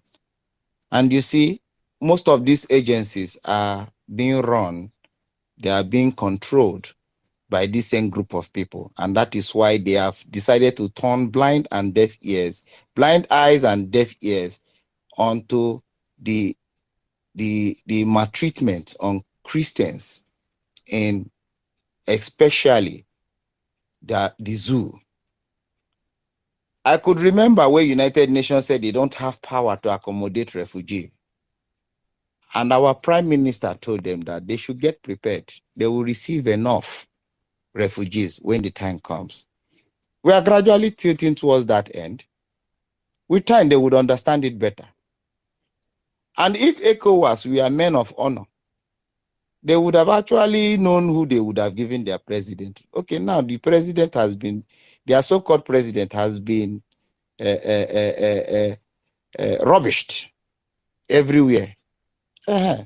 So when the head is bad, the entire body is definitely bad.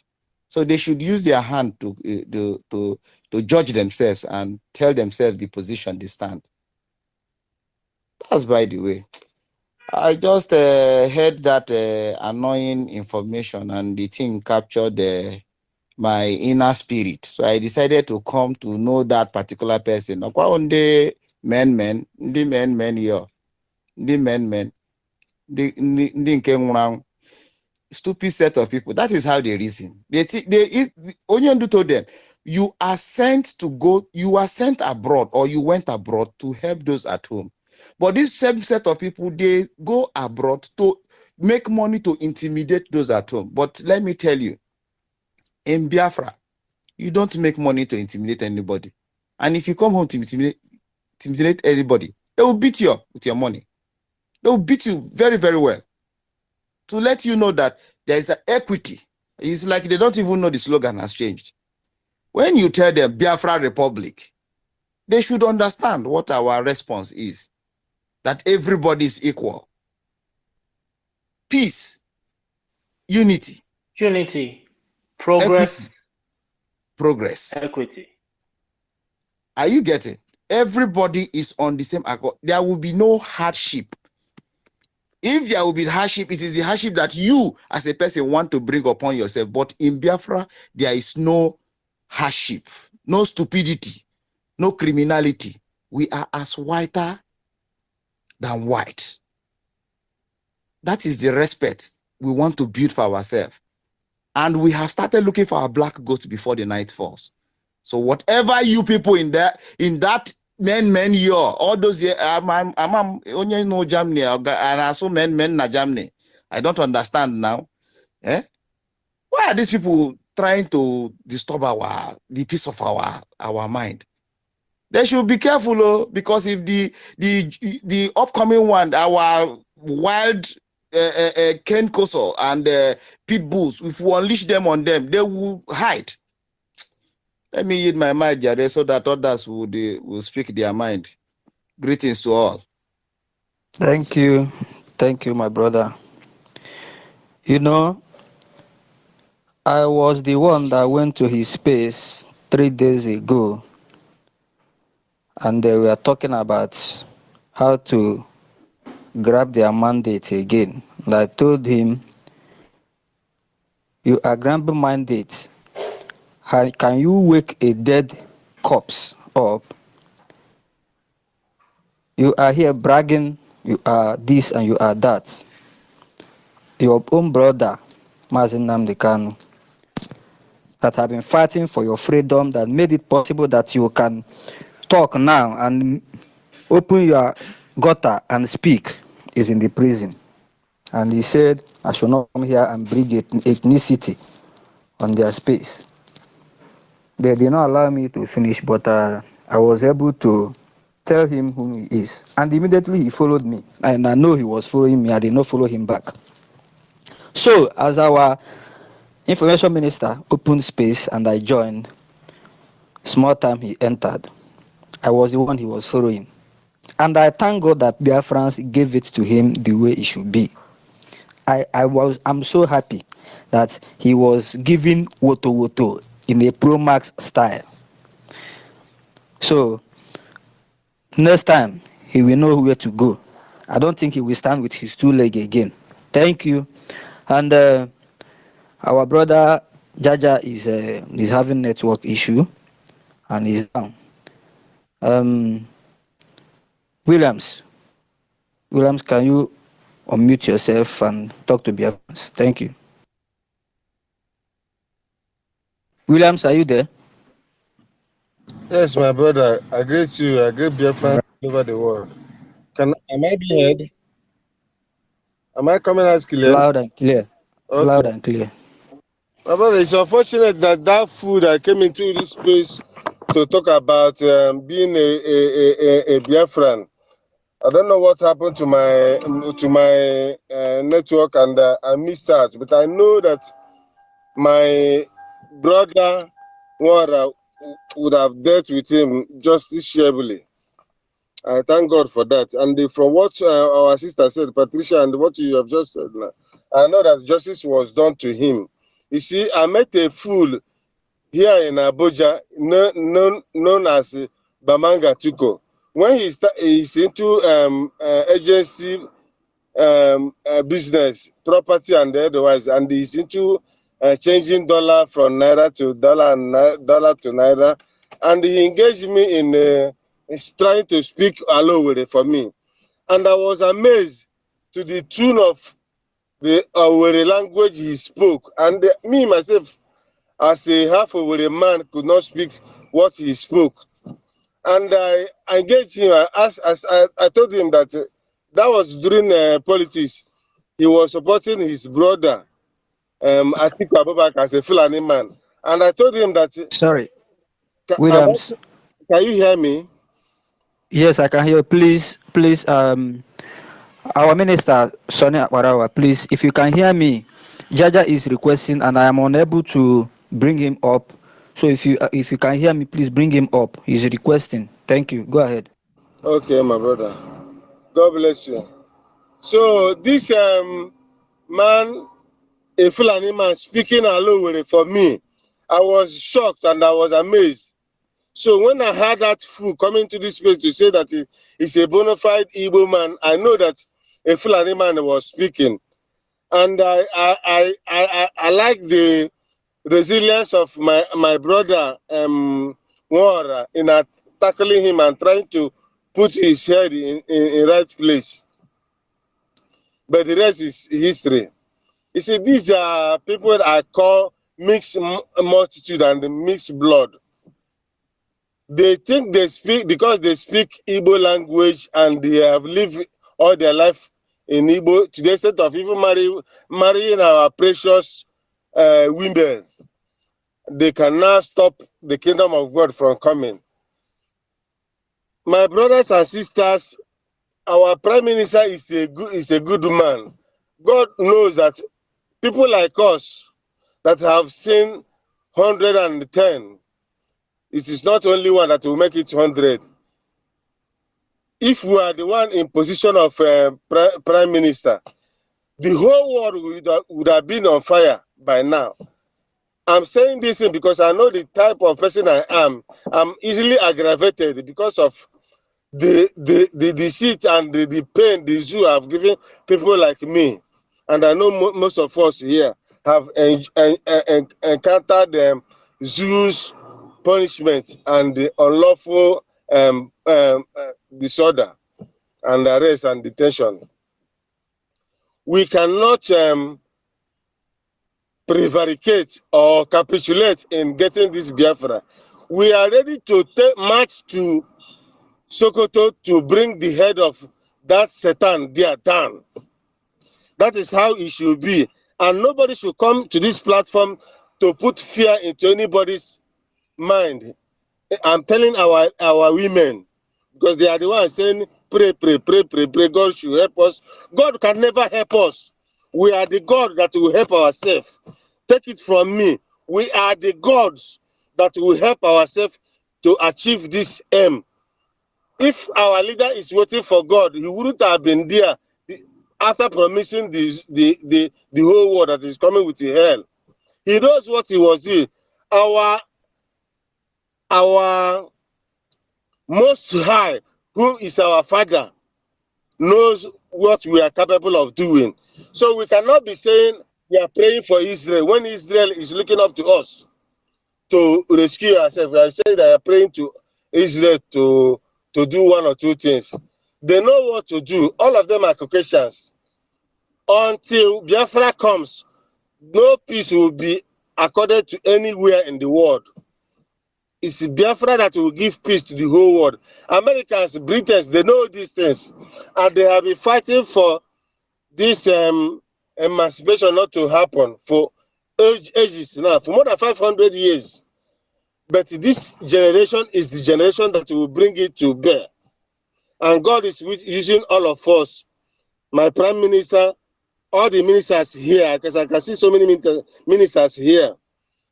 our Prime Minister, Mazen Nandikalo, they are the rich choosing children of God. So we should not be listening to all those Efulefus coming to this platform to tell us that they are Igbos. There is nothing like Igbos. We are all Biafrans. Igbos means the olden people, Ndibo. So anybody coming here to deceive himself that we should listen to him, that he has money. Which money does he have? Somebody that can Obi, that is a born criminal, he couldn't make him to be a president, and he's coming to this hallowed chamber to tell us that he has money. I didn't hear that. I would have been boiling with anger and fire in me. But because of what I had now, I know what that is what he said. So we should ignore those criminals. They are all charlatans. We should not be entertaining them here, please. I'm saying this with the fake and anger in my heart. We are not supposed to be listening to my brother Wara. Once anybody comes here and make a word, Pim, just send him to hell, to dustbin where he rightfully belongs, no matter what he think he is. And this Edo Akanan have not started. Our leader, our Prime Minister have said it. He's a good man, because I'm waiting to see a record of Iwanya going down, Ojo Zakali going down, Atiku they were going down, even Nnawodo going down. I will be the happiest man on earth. And I'm here in Abuja waiting for the time to strike. My target is the head of the Sultan, because you cannot kidnap my leader and put him in a dungeon, and then you expect peace to be in the whole world. No, it is not done. It is anomaly. It is evil behavior to even accept that up till now. But because we are the children of God, we value life in matter. That is why we call matter beauty of life. That is why we have not taken this law into our hands to break it into pieces. The zoo have never kept any law. Right from Aburi, they kept, after having a consensus that everybody should go his separate ways, and they came back and then renegade onto that agreement. The law is a lawless, the zoo is a lawless contraption. It's a lawless company.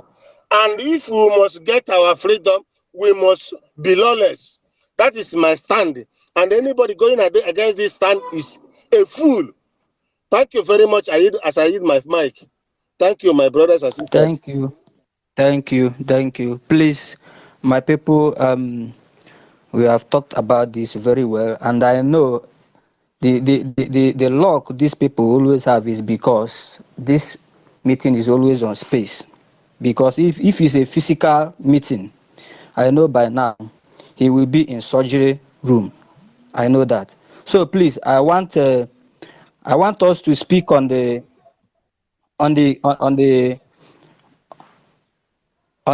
what we are doing here. I want us to speak on the Islamization as it was already put on the up there that we are talking about. Please let us forget about him. He has already gone and gone for good. So let us speak on the convention that is coming and the Biafran things as it's supposed to be. Please, if you pick Mike, please forget about him. He has gone. We have overflogged it. Yeah? I know everybody is angry. If it's a physical ground, I know by now he will be in a surgery room. Thank you. My brother Ifan Walla, take it up. Thank you so much. Thank you so much for that, and Williams that just spoke. Thank you for that wonderful submission. I salute everyone of us that are here and those that just joined us. I salute each and every one of you. Biafra Queen, Neka, Eunice, Stella, and Obi, Chicago. I salute all of you. As you join Paul Ezema Snow, Mr. Snow, Tina, I salute all of you. Mazi Onyeka, you can meet yourself now. Thank you.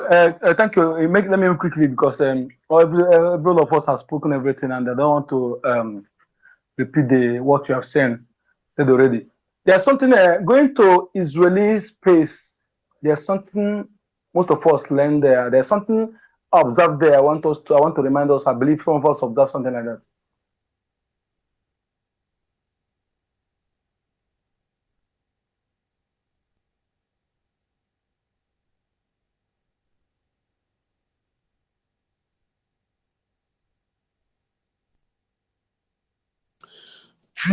And anyone still here?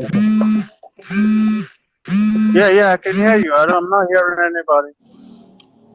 Onyeka, we can no longer hear you. Maybe you go out and come in again. Thank you so much. Why we are here is to tell the world that the forceful. Yes. Can you hear me? Yes, I can hear you. Oh, go ahead. Okay, thank you.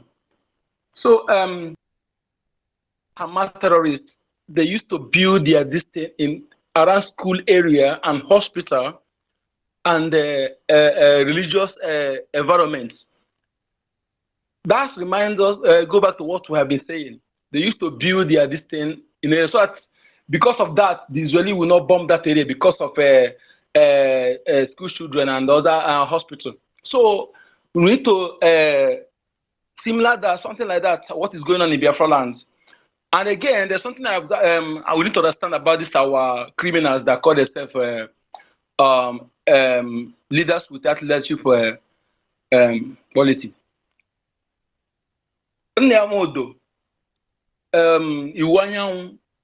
All these men, they are all corrupt. Fulani have all their records of corruption. The same thing, that guy that called himself chief priest, you remember when he was arrested for money laundering? And after they come out and said, okay, that was when he made an agreement to be working with these people. So we should understand how all of them are being caged. Some of them who are not Fulani blood, they are being caged through their corruption, through their criminalities. So and I want us to reason about all this, and also our government will not do everything alone. Not everything we expect our prime minister to tell us to do. He cannot tell us to do everything. Some of the things we know what he's supposed to do it. Some of the ones he will tell us the government, we know those ones. So these people, when they come, these celebrities, when they come, they begin to speak nonsense so that they will give them job, they will give them an appointment, like what Edochie said. We don't need to be sparing these people because they are drawing us back. What we have suffered in our land, we have suffered so much. In fact, what I have suffered, let me speak my own. What I have suffered, I don't think that anybody will suffer it and begin to speak one Nigeria, unless that person is not a true. Just like this idiot. I'm not talking about it, but I just want to throw something there. Nobody who will come where he Biafra and God that produces is an Igbo man. Yeah, by your words, your action will know who you are. You don't need to tell us. So that is the example. So my people, please, we must turn our heart to be stone. My own, I'm hot-tempered. Thank God this guy is not close to us. Had he been in the fiscal something, I'm a grown man since. So when I want to talk like this, hard me. I use action to convey my message. So my people, please, we need to make our heart to be stone. That is the only way we can survive this. We don't need to entertain any rubbish, any holier than thou, any advice of political correctness. We don't need, because those who are cleaners, those who are migrants, they do everything by force, and we need to use force to bring ourselves out.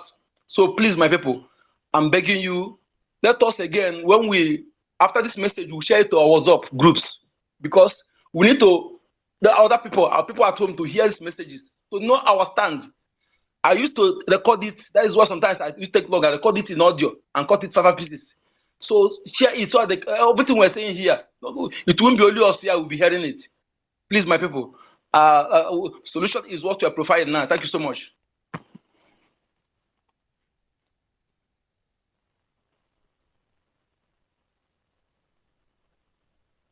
Thank you so much, my brother. Thank you for that wonderful submission of yours. Thank you. And Onyeka, they have been kicking you out. Can you unmute yourself before they kick you out again? Mechi, please unmute yourself before they kick you out again. I've been struggling with network since the space started. Good afternoon from here, fellow BIAFRANS. Let me just go straight to the topic before they kick me out again. I'm sure I'm being heard. Loud and clear. Go ahead. It's all right. Islamization, as the topic sounds, Islamization has started in Nigeria. It didn't start today. It started since in the 18th centuries. It's just that they have met with their Islamization of Nigeria has met with a brick wall that will definitely break it into pieces. They have been doing it. That is how they succeeded in buying all these illegitimate leaders that we have in the East. Imagine Iwanyan coming to tell us that Igbo Muslims are doing well. You look at what Hope Uzodinma did during their last Hajj. But I'm sure those people that were yapping those rubbish in Saudi Arabia were not, those people are not Igbos. These are those Fulanis that probably were born in Igbo land and they grew up there, or who have spent over 30 years in that place, so they can speak, they have learned the language and they can speak it very well. I do not think that any right-thinking person of Igbo extraction will duty himself to go and join Islam. Anyway, it is still possible because after they have succeeded in impoverishing us, they now use money to buy our people. I listened to International Aboki where he said that they are only afraid of us, not really that they hate us. And he said that they have used money to buy us because they know very well that there's no tribe in Nigeria that can fight us, and we even the whole Nigeria put together. The guy said it, his mother is an Igbo woman, that they know that they cannot fight us. And that was why they decided to use us to fight ourselves. And that's exactly what they are still doing. Just like Satan, the Fulani don't give up. Our leader told us that their war chest is over $32 billion, long time ago. And you can imagine how much they will have now. Over the past 1 year, NNPC have not given Nigeria the account on what the money they have made. And every day, crude oil is going out of Nigeria to Europe. They sell, nobody knows what they do with the money. I'm sure Fulanis are stockpiling this money to use it against Biafrans. But now notwithstanding, God who has given us this mandate will definitely, give us the power to overcome our enemies. The battle is not for the swift, as the Bible said, neither the race for the strong. The battle is not for the strong, nor the race for the swift. But time and chance happen to them all, and it is the grace of God that will give us, the grace that God has given us, that will make us to succeed as we try to, emancipate ourselves from this Hamas in Nigeria. Those who are sympathizing with Hamas, sympathizing with Palestinians, they forget that some time ago, Hamas went to a particular village in Gaza and cleansed that community, a community of over 5,000 people, killed some of them, maimed many of them. But Amnesty International did not talk about it. These people that are sympathizing with Hamas today, they are all one and the same people. Hamas and ISIS are one and the same people. And because their assignment is to, force everybody into Islam.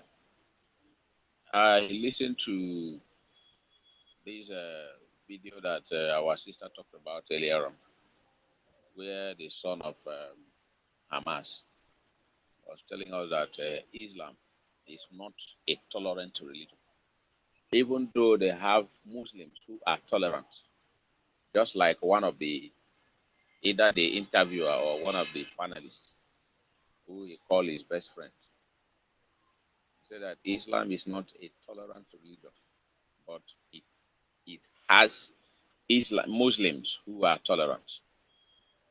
And from beginning, Islam has been a violent religion. And we should not forget what the angel told Abraham. He said that the hand of Ishmael will be upon his brethren, and the hand of his brethren will be upon them. That is to say, the sons of Ishmael and the sons of Isaac can never cohabit.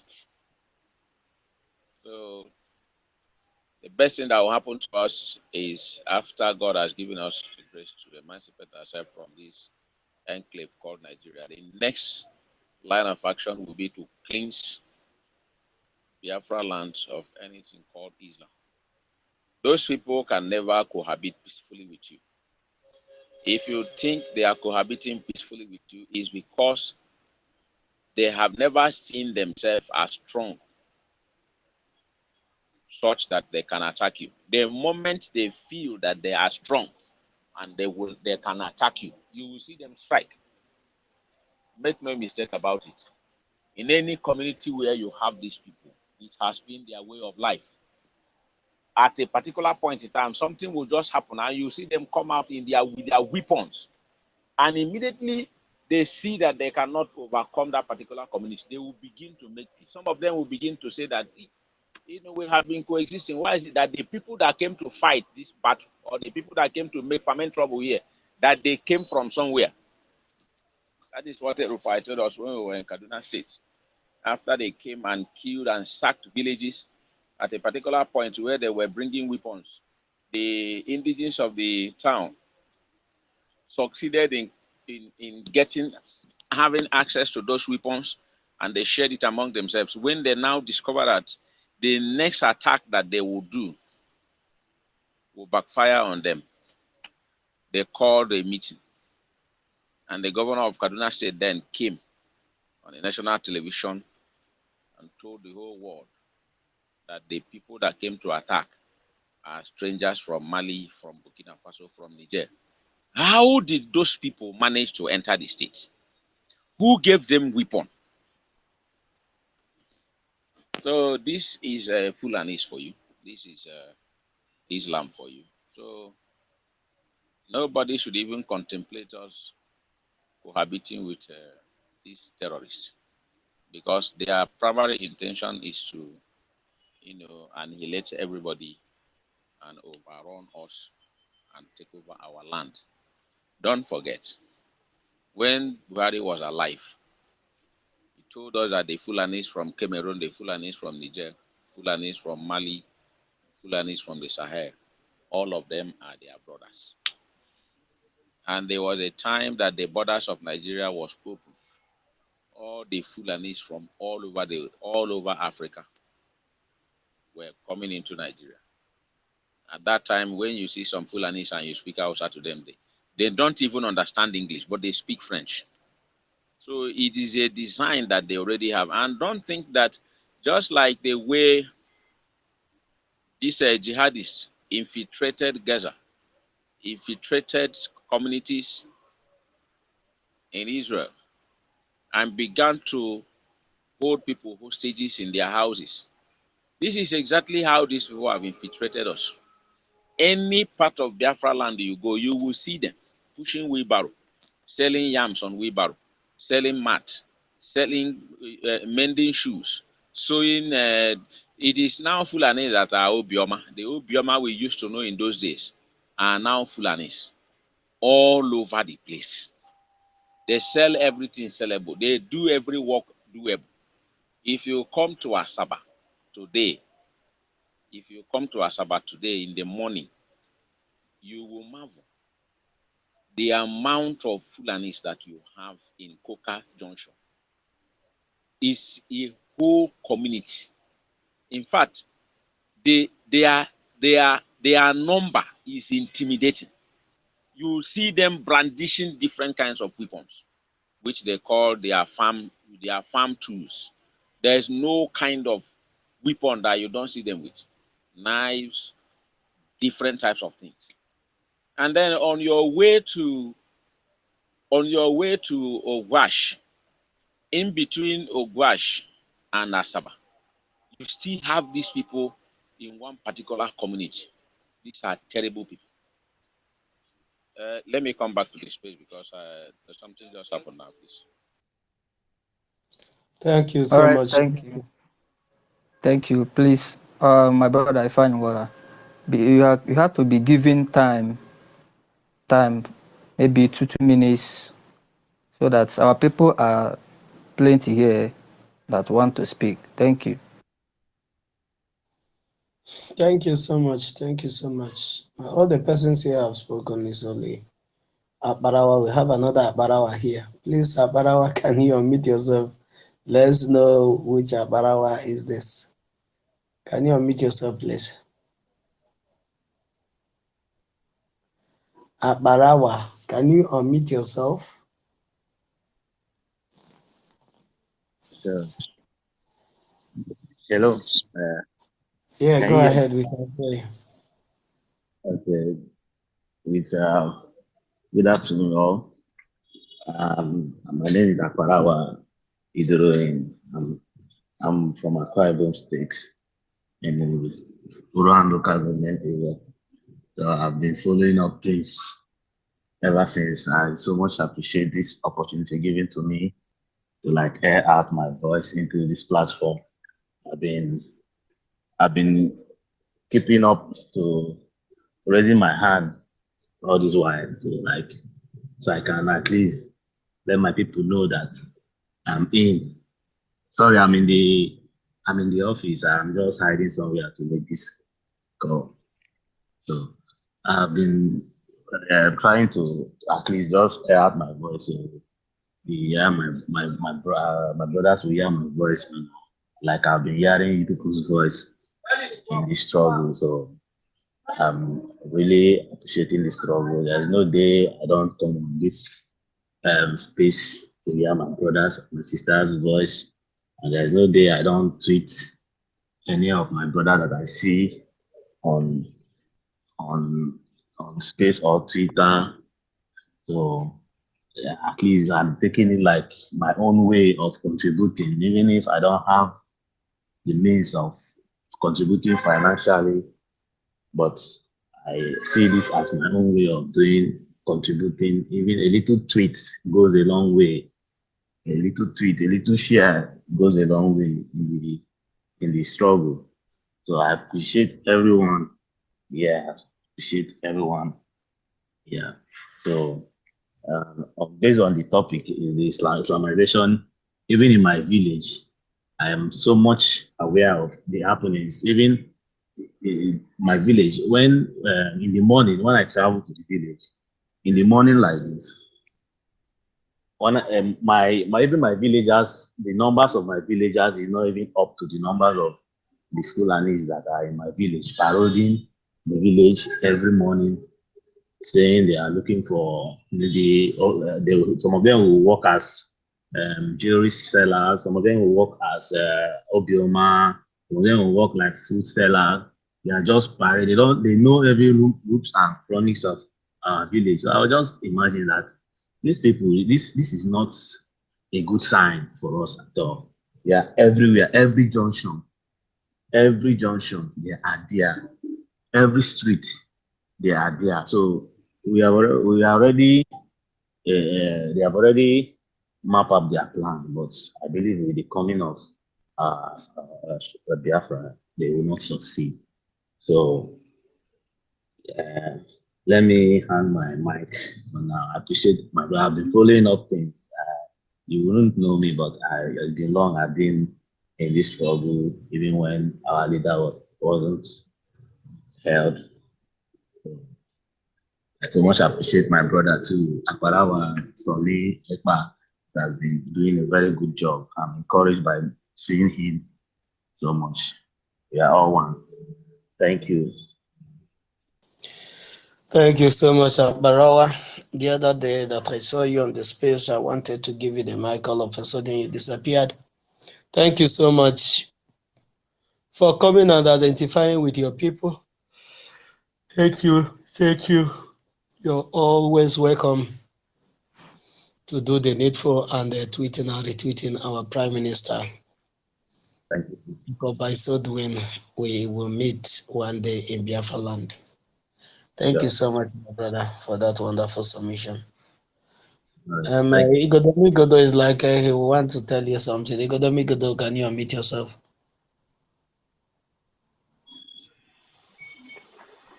Thank you very much, King Jaja. Thank you, everybody, for your presence, your continuous presence, and everything you're doing. Thank you very much, Brother Farawa. You said you have not gotten the access to contribute financially. I think we have access. If you are not in the homeland, I think you should be able to have access to be able to contribute. You can ask your namesake, our Minister for Information, on how to go about it. I believe he will explain for you.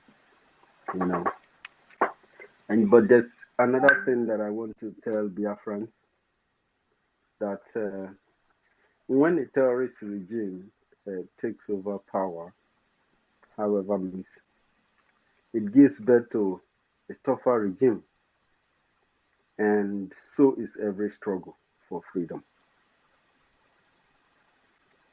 When the enemy take one of the most important part of us, one of the most sensitive part of us, they thought that they have won it all. They went underground and started killing Biafrans who are fighting. They killed, they assassinated. It was a different heavy means, sometimes with kidnapping, sometimes with setup. They started it up from Edo State and they went down to the east.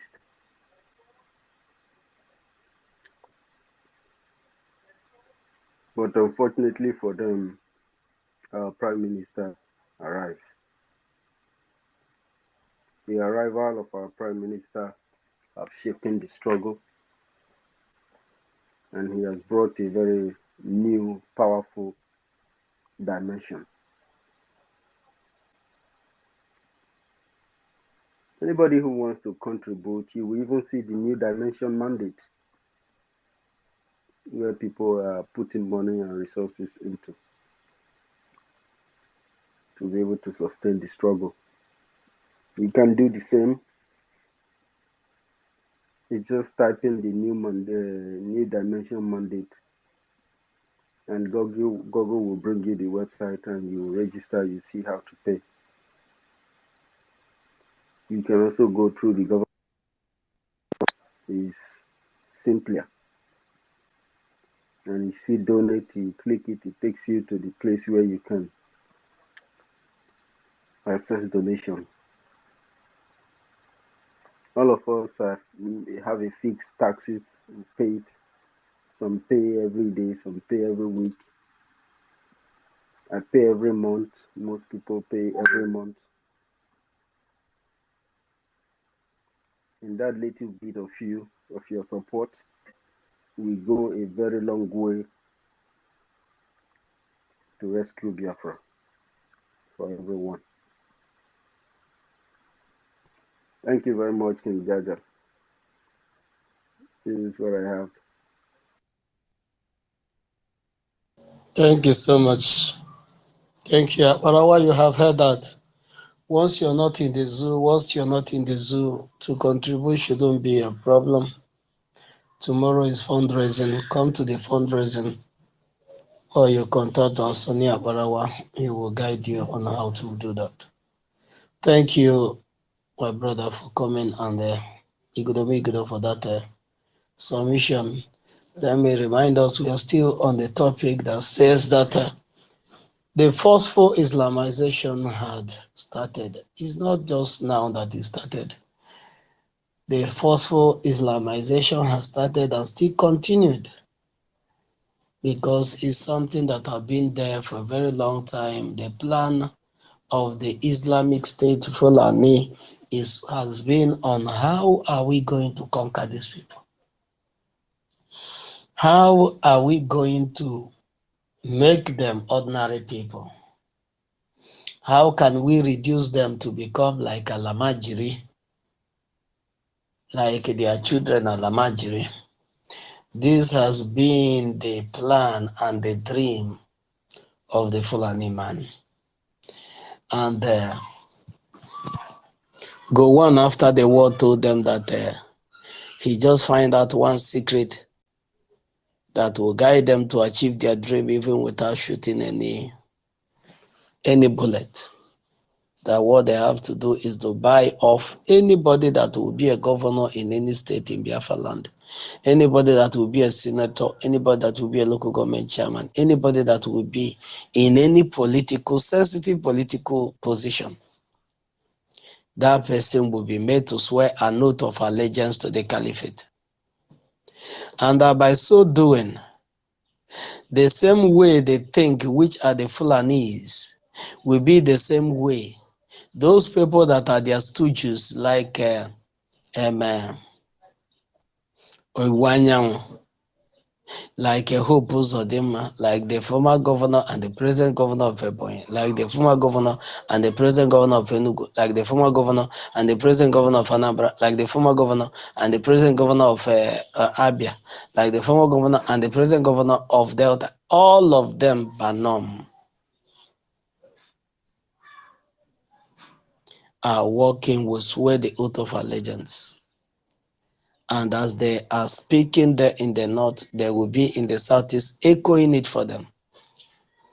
And by so doing, to hand over the land of Biafra to the Fulani wouldn't be an issue, because they will always refer the Igbos, anybody that wants to kick against it, hey, go and hold your governors responsible. You're talking that they are Islamized, that you're being forced to be Islamized. Go and hold your senators accountable. Go and hold your local government chairman accountable. Hold your ministers accountable. Because already they know that those people that are telling you go and hold accountable is already in their pot. They have put them in their bottle and caged them there. That they cannot and will never speak for the interests of their own people. That's why they always refer as Nnamdi Kanu. Oh, we heard that you always want to blame Abuja for everything. That you don't want to confront your senators, you don't like confronting your governors, you don't like confronting your local government chairman. You always want to blame Abuja and Fulani for everything. And our leader told them that is because the way I would like to solve my problem wouldn't be the same way that the Fulani will want to solve his own problem.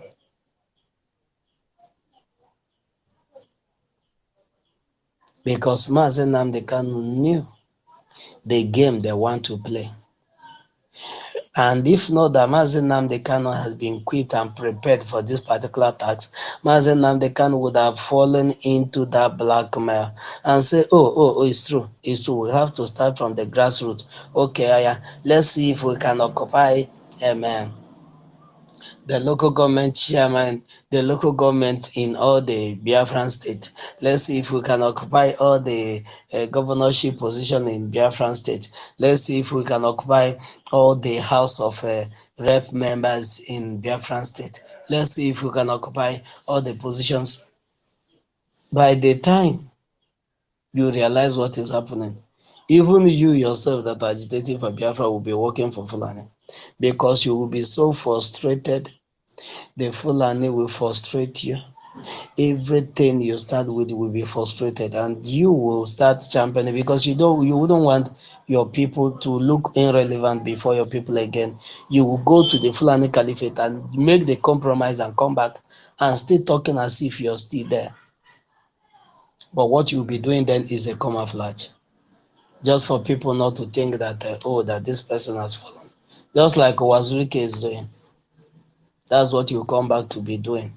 You'll come back to start not condemning, allow what the Fulani is doing. They are doing it on their own. We are here. We are here. Let's look for who will be the president. Let's support Obi. Obi is not good enough. Let's support this Fulani man that is coming from Sokoto. When he come, after he have left, he will make an Igbo man a president. And we would have been done for as a people. But Mazin Nnamdi Kanu was so wise, equipped by heaven, and he jettisoned all those things and called Fulani by their name. That one thing that Fulani has come to do is not even to Islamize. If they have come to Islamize, maybe you'll be like Saudi Arabia. Maybe you'll be like EAAU, which is Dubai, UAE. You'll be like Dubai, or you'll be like South Korea, or you'll be like any of this Islamic world. But they are coming to Fulanize you. And when you allow yourself to be Fulanized, you become Alamajiri. They have been forcing it down your throat by giving you 20 pounds.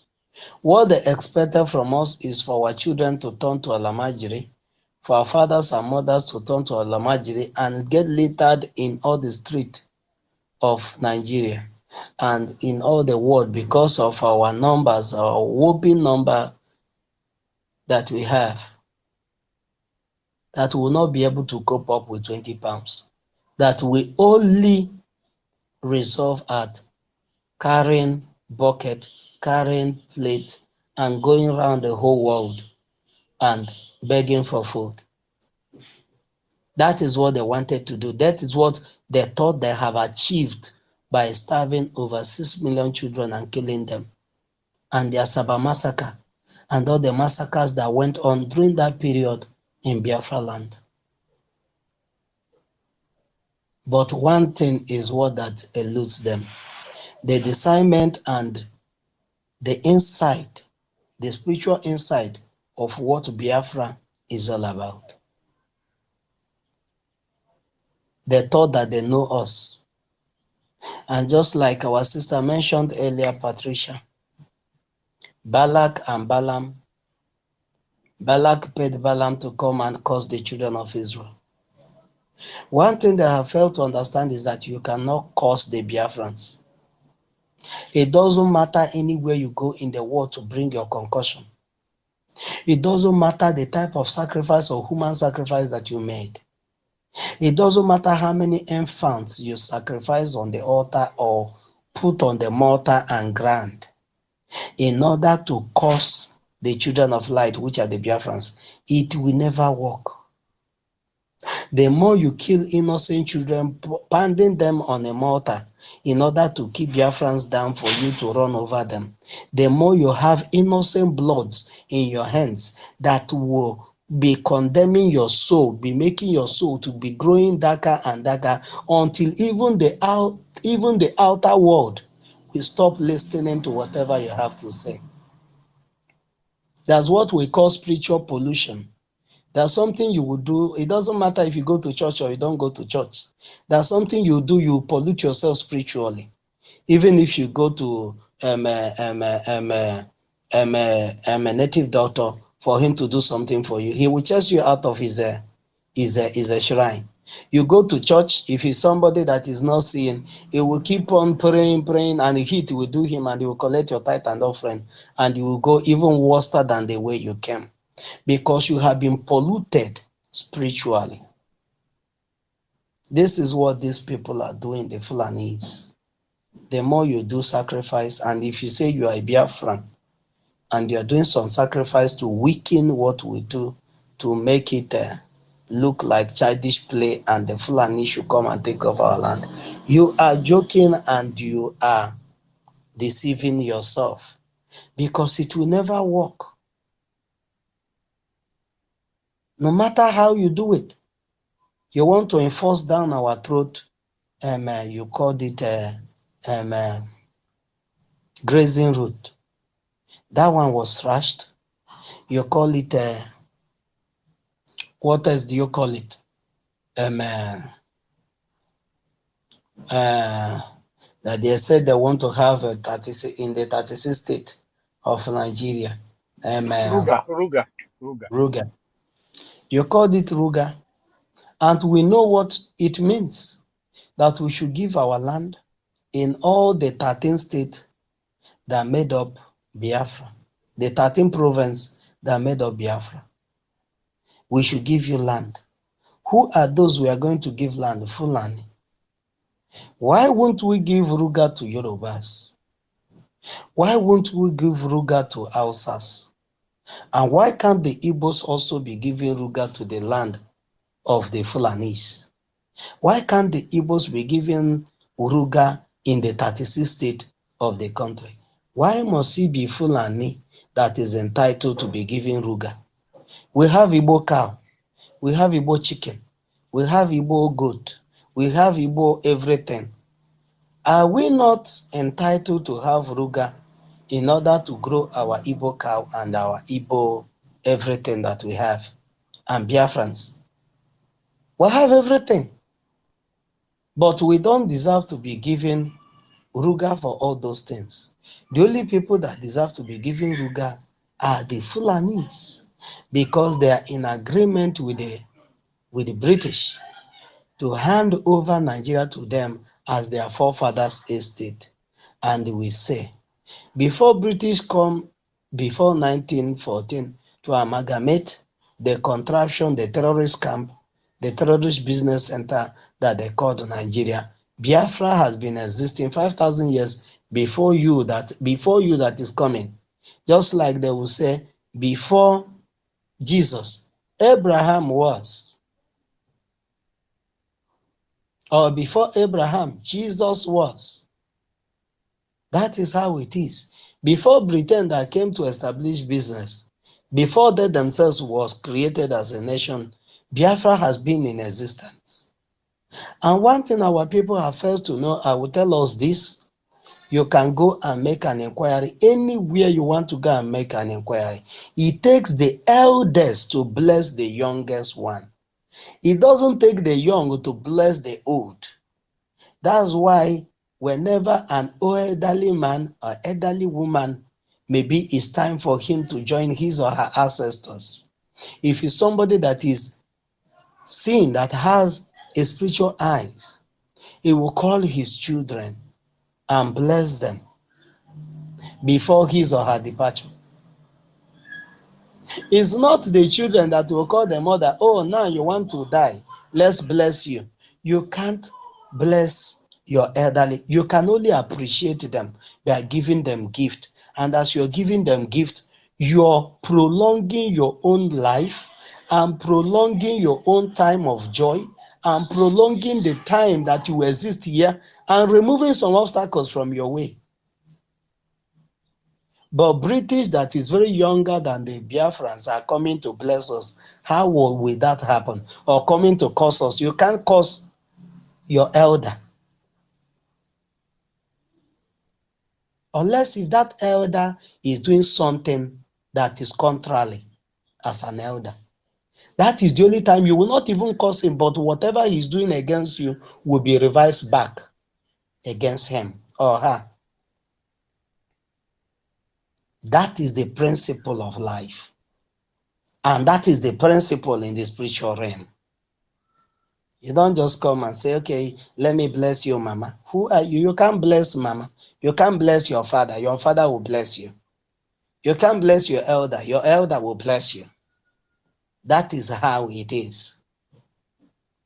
So thank you so much, Biafrans. There's a lot to say. There's a lot to say. Maziowa, you have spoken before, right?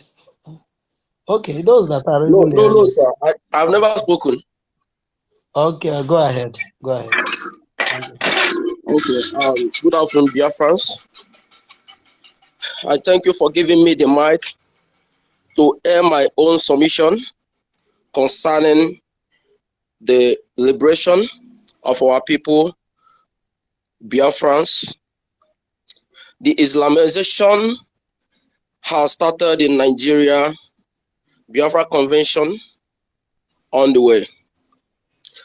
Actually, we have seen it, and our leader, Mazen Nnamdi Kanu, had woken us up for us to understand exactly what is about to happen and what has started happening.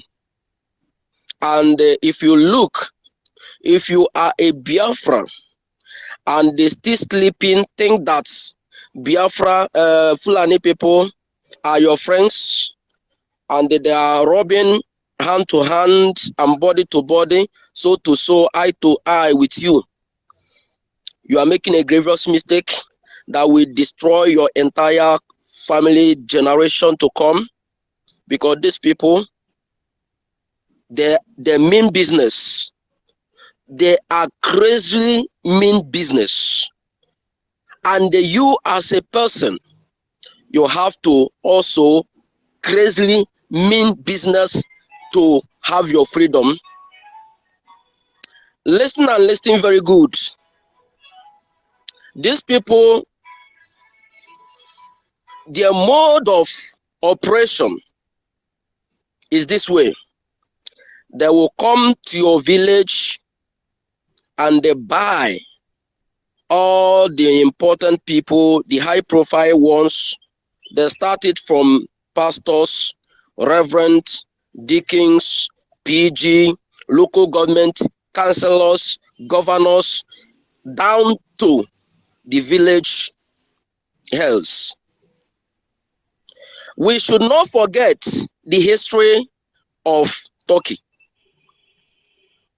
100% Christians before, in so many decades ago.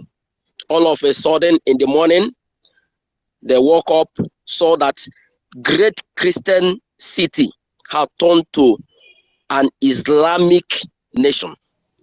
What a funny. If you are still thinking, I don't know what is happening to our people.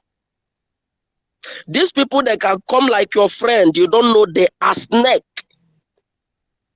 When snake enters your house, it will start moving slowly, but any given chance, you'll be beaten. And they inject the venom into your body that will cause you a sudden death. That's why we need to wake up now. We need to support, we need to contribute, we need to be a shield to our Prime Minister and the Biafra Republic government in exile.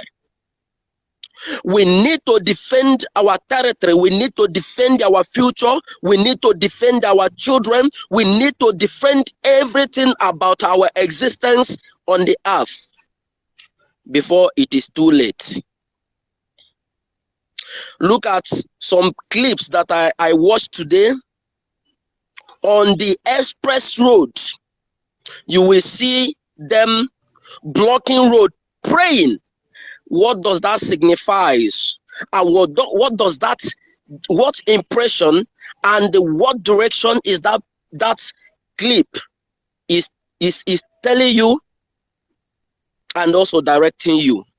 For you to understand, can you as a Christian come in the middle of the road to block road? You will see police in action. You will see military men in action. You will see even those people, those Islams in action. They will be beating you. Try it in the Lagos. You will see them Allah Kobar all over the places. When you ask them within, they will tell you, within themselves, they will tell you that the land belongs to them.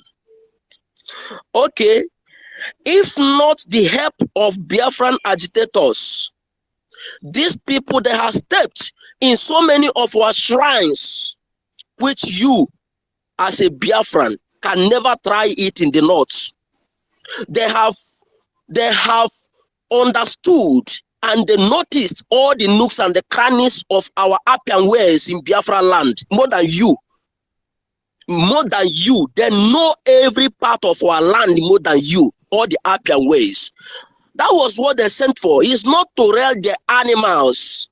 It's not to rear their cows, to feed their cows. They sent them to come and they investigate. They send them to come and they make a research. They send them to come and they know our roles. They send them to come to know our capacity. They send them to come to know our power. They send them to come to know our determination. They send them to come to know how we are being prepared. That is what they send them for. And thank God they got the response the way they're supposed to get it from our Biafran agitators, from our army, Biafran armies, from our Biafran ESN security men, and also our great Prime Minister. I thank all of you. So any Biafran that is still thinking that he's still dreaming or thinking or considering whether this Islamization agenda is real or not, you are still, in fact, I don't know what I can use to qualify you, but what I'm just trying to say, we need to wake up now.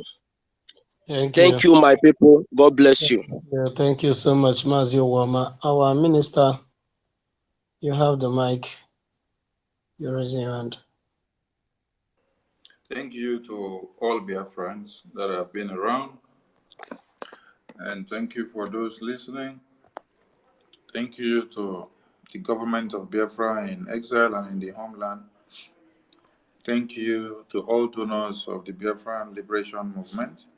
Tomorrow is our mega general fundraising for everybody. It's not only for specific persons, it's for the entirety of Biafrans and for all lovers of freedom. Please encourage everyone, bring your tithe and offering, come and do your dedication, come and do your sacrifice to the liberation of Biafran people. We need to stockpile more weapons. Our armory needs to be well equipped so that just like Israelis woke up and saw their women and children massacred and littered all around the street, all they needed to have done was to walk to their war chest, to their armory, and then they picked every weapon that they needed. They didn't need to start calling on America or UK or Russia to supply them weapons. No, they had stockpiled everything. Their Iron Dome was later activated, and their armory was activated for overhauling and readiness for execution. And every man and woman have gone in to pick up their weapons. They have mustered at the parade ground to be able to do the needful. The point here is that all Biafrans and lovers of freedom of the Biafran extract must wake up. Please and please wake up.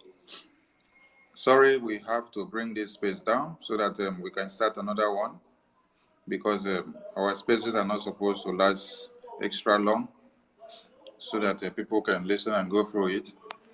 In as much as it is well diced and spiced, we thank you all, we appreciate you.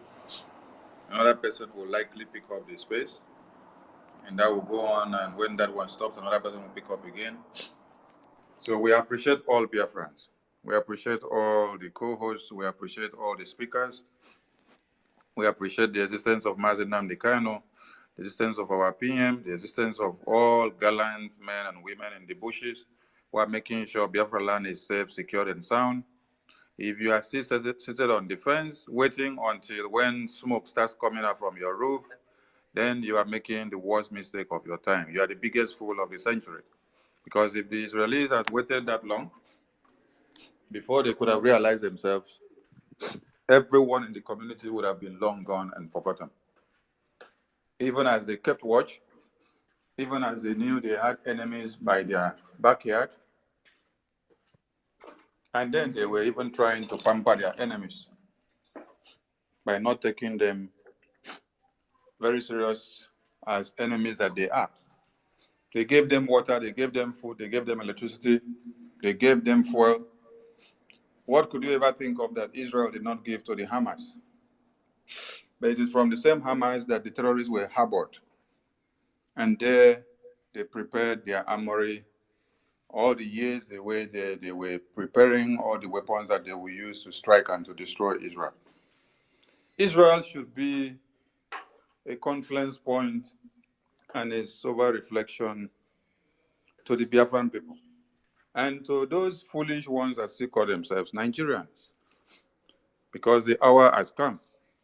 The hour has come when you will have to use your teeth this time to count your tongue. Or not be your tongue to count your teeth this time. This time now your teeth. Now you go use count your tongue. So if you don't have plenty tongues in your mouth, go and develop more and start acting like those things we see in movies of America and Austria and UK. We appreciate all Biafrans back home who faces the brunt of one Nigeria each and every day. It is through your actions, your formidability, your steadfastness, your togetherness, your focus and determination on Biafra that has made it very easy for the armed forces of Biafra to be able to have a level playing ground and for them to discharge their duties as at when due. So keep up the faith, keep up the good work, and please, I beg of you, do not forget to stay 1 kilometer away from the terrorist facilities, starting from the checkpoint, the barracks, the police station, the civil defense unit, the government houses, the secretariat of the government and the federal, and then houses of the politicians which you know are the enablers of the Fulanis in your lands. King Jaja of Opobo of Biafra have just said something. He said, why is it that it is the Fulani terrorists that they have to give Ruga? What happens to our own goat?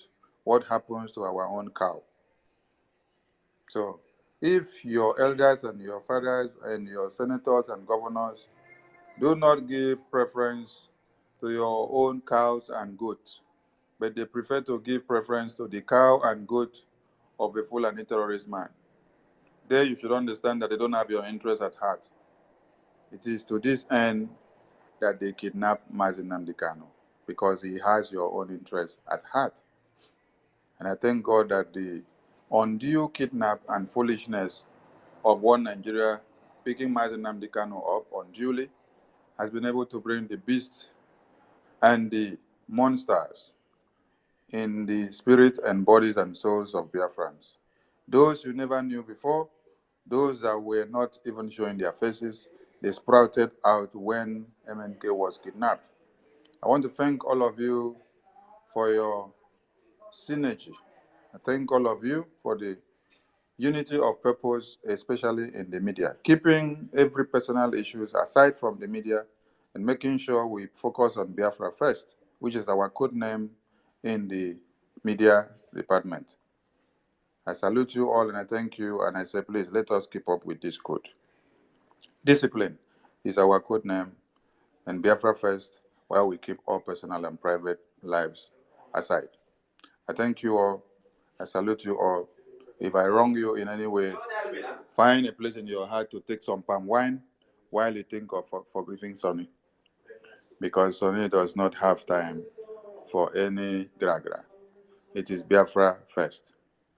I salute you, the prince. I salute you, Jaja.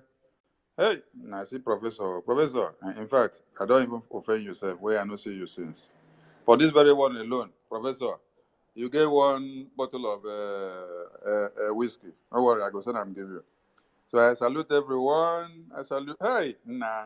Yesterday I had fight with somebody. So let me start greeting everybody I see here now. And let me start with the beautiful and the gorgeous Biafran Queen. Hey, Biafran Queen, I salute you. The Taste of Africa, I salute you. Triple M, I salute you. Mazi Onyeka, I salute you. Wait, I beg. Make we forget all these men first. Make I look for women, because now women they always say, I know they look for them. Patricia, I salute you. Please, the women should raise their hand up. Let me see them. Eunice, I salute you. All the men, we know where we they meet, we know how they rapport. Let's look for women. Tina, I salute you. Sisu, I salute you. Iwune, I salute you. Faith, Cyprian, are you a woman?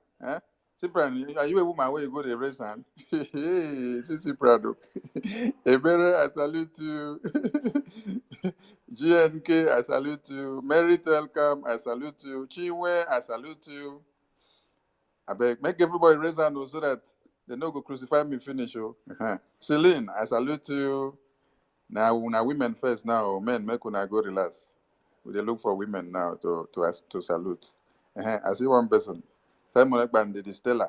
Stella, I salute you. I'm following you back now. I didn't follow you before. Who again? I've not seen the hand up. Okay. Nora Amy, I salute you. No, you see your face now. The man face you carry, can't they claim woman? No find woman for you.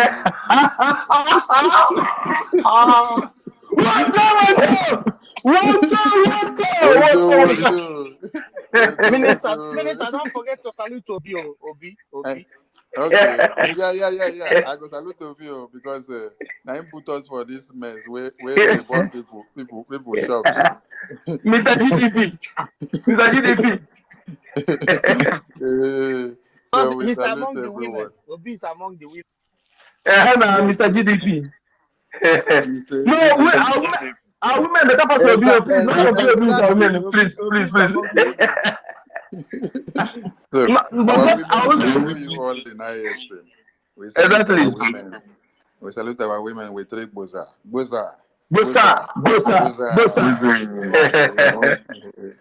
So, the Prince, Jaja, please, you guys should round up here now so that I end it. Thank you so much. Thank you so much. Jaja, please let me go first. You are an elder man. May you round that up. Thank you, our great man, the Monesane Awarawa. I greet you the first. I greet everyone in this platform. Our lovely sister, Gloria Gentle Soul, I greet you.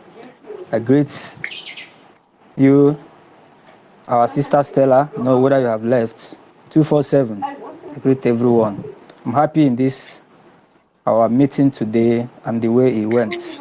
And I say, if you are a Nigerianist and want to come to our midst, you better go and do training because we will bust everything in you out. Thank you. Thank you so much. My Minister of Information, Sonny Abarawa. Thank you for the great work you are doing. Thank you, the Prince, for the wonderful work you're doing. Thank you, the First. Thank you, Mazi Onyeka Gochuku, Christopher, Patricia, our own Patricia, Igodo, our own Biafra Queen, our own Daberechi, my brother, Ben Chooks, thank you. Also, thank you, Tina, Simeon, everyone, Neka, Paul Ezema, my brother. I know all our ladies has been saluted by our minister. So, Eunice, I salute you, Neka, Susie, and everyone, Ebere. I salute all of you. We should always have it at the back of our mind that is not going to be easy. You know, my father taught me that whenever you're facing through difficult times, do not prepare as if you're getting out of it today, tomorrow. But prepare as if that difficult time is going to last for a very long time. And work as if you want it to end now. But your mindset will be, you must prepare your mindset.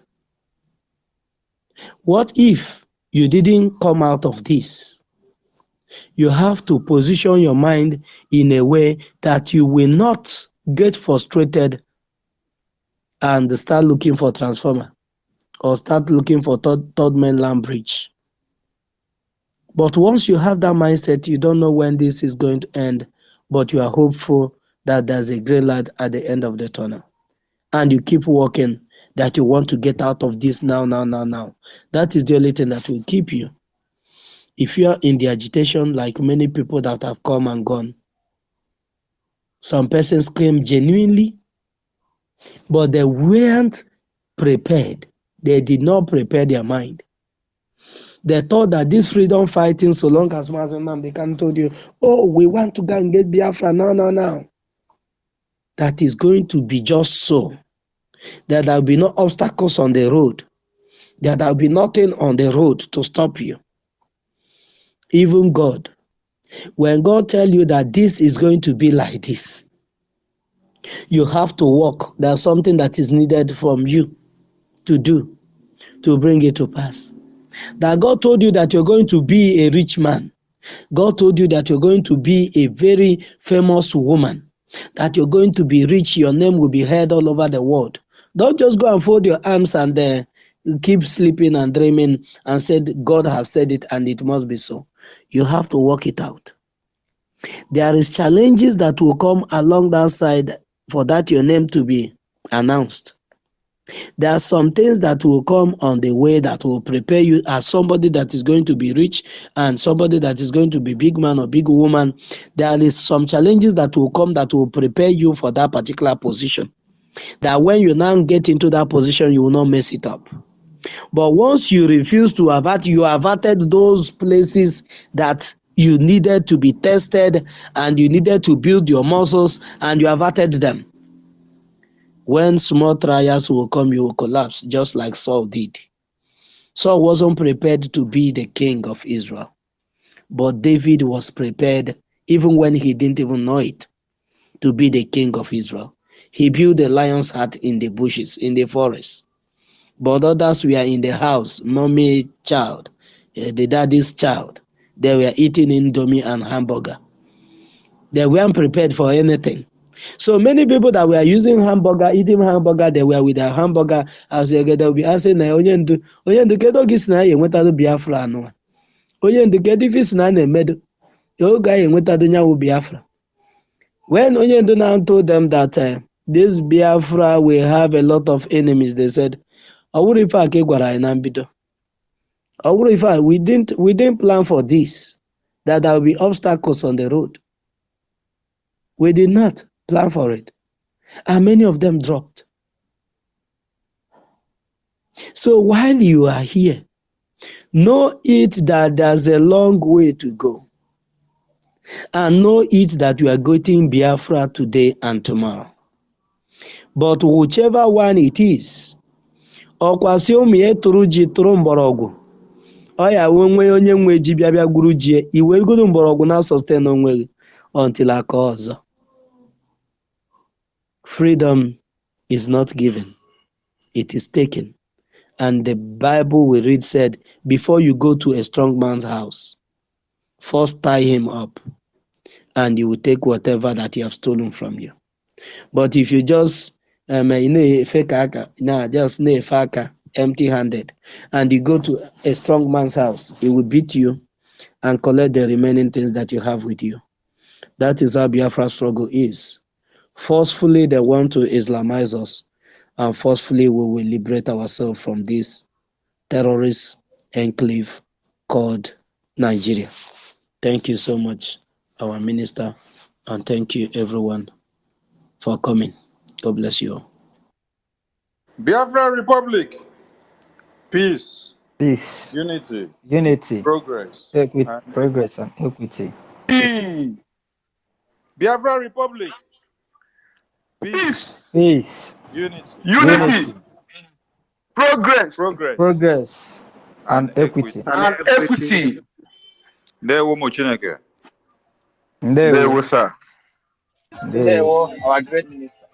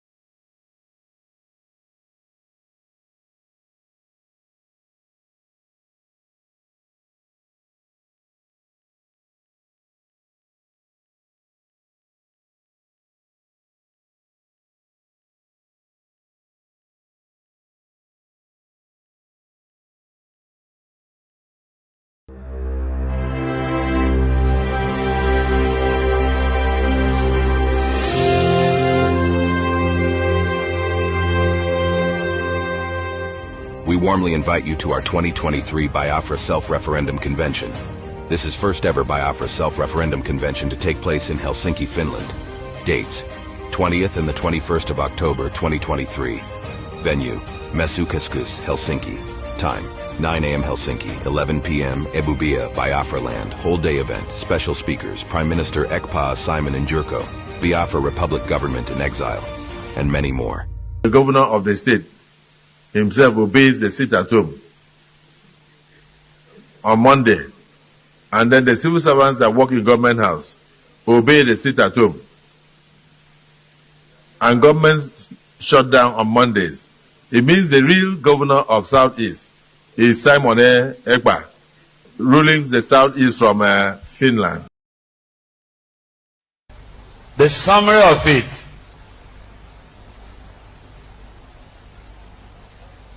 the summary of it is that we cannot run away from this stark reality that Nigeria has to be restructured. Whether it is the restructuring that gives more powers to states, or a return to the regional arrangement of the past, or the restructuring that allows parts of the country that want to go and stand as independent nation, whatever that restructuring means, we must not run away from it.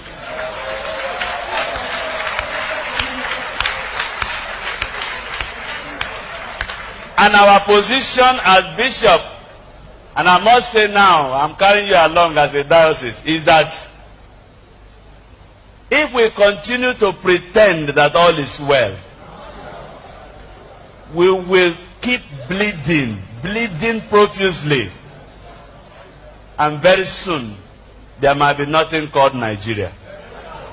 Instead of our killing ourselves under the pretext of remaining one indivisible nation, some people say Nigeria's unity is non-negotiable.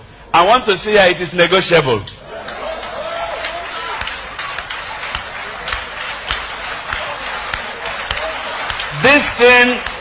This thing is like marriage. You don't force two people to get married. We have been forced into a marriage that is hurting us. And every day we are dying and pretending to be one. Please, instead of our killing ourselves, and there will be no Nigeria left, let us come to a round table like this. Bring Nigeria as a cake. Bring one big knife and share the cake. Share the cake. Share the cake. Friends all over the world, let us continue to support Eastern Security Network and Biafra Liberation Army. Every day they stand in the gap to defend us and only need our support to do the work they do. For the safety, security, and freedom of our communities, let us do this together. Go to www.ipobinUSA.org/DONATE. Also go to www.biafrepublicgov.org/DONATE, where you can pay your liberation tax. We also accept donations on PayPal and Zelle. Just use the email address biafragov.org@gmail.com. For those in USA, we also accept donations or Cash App at $BIAFRAGOV. Freedom is not free, and together we restore it.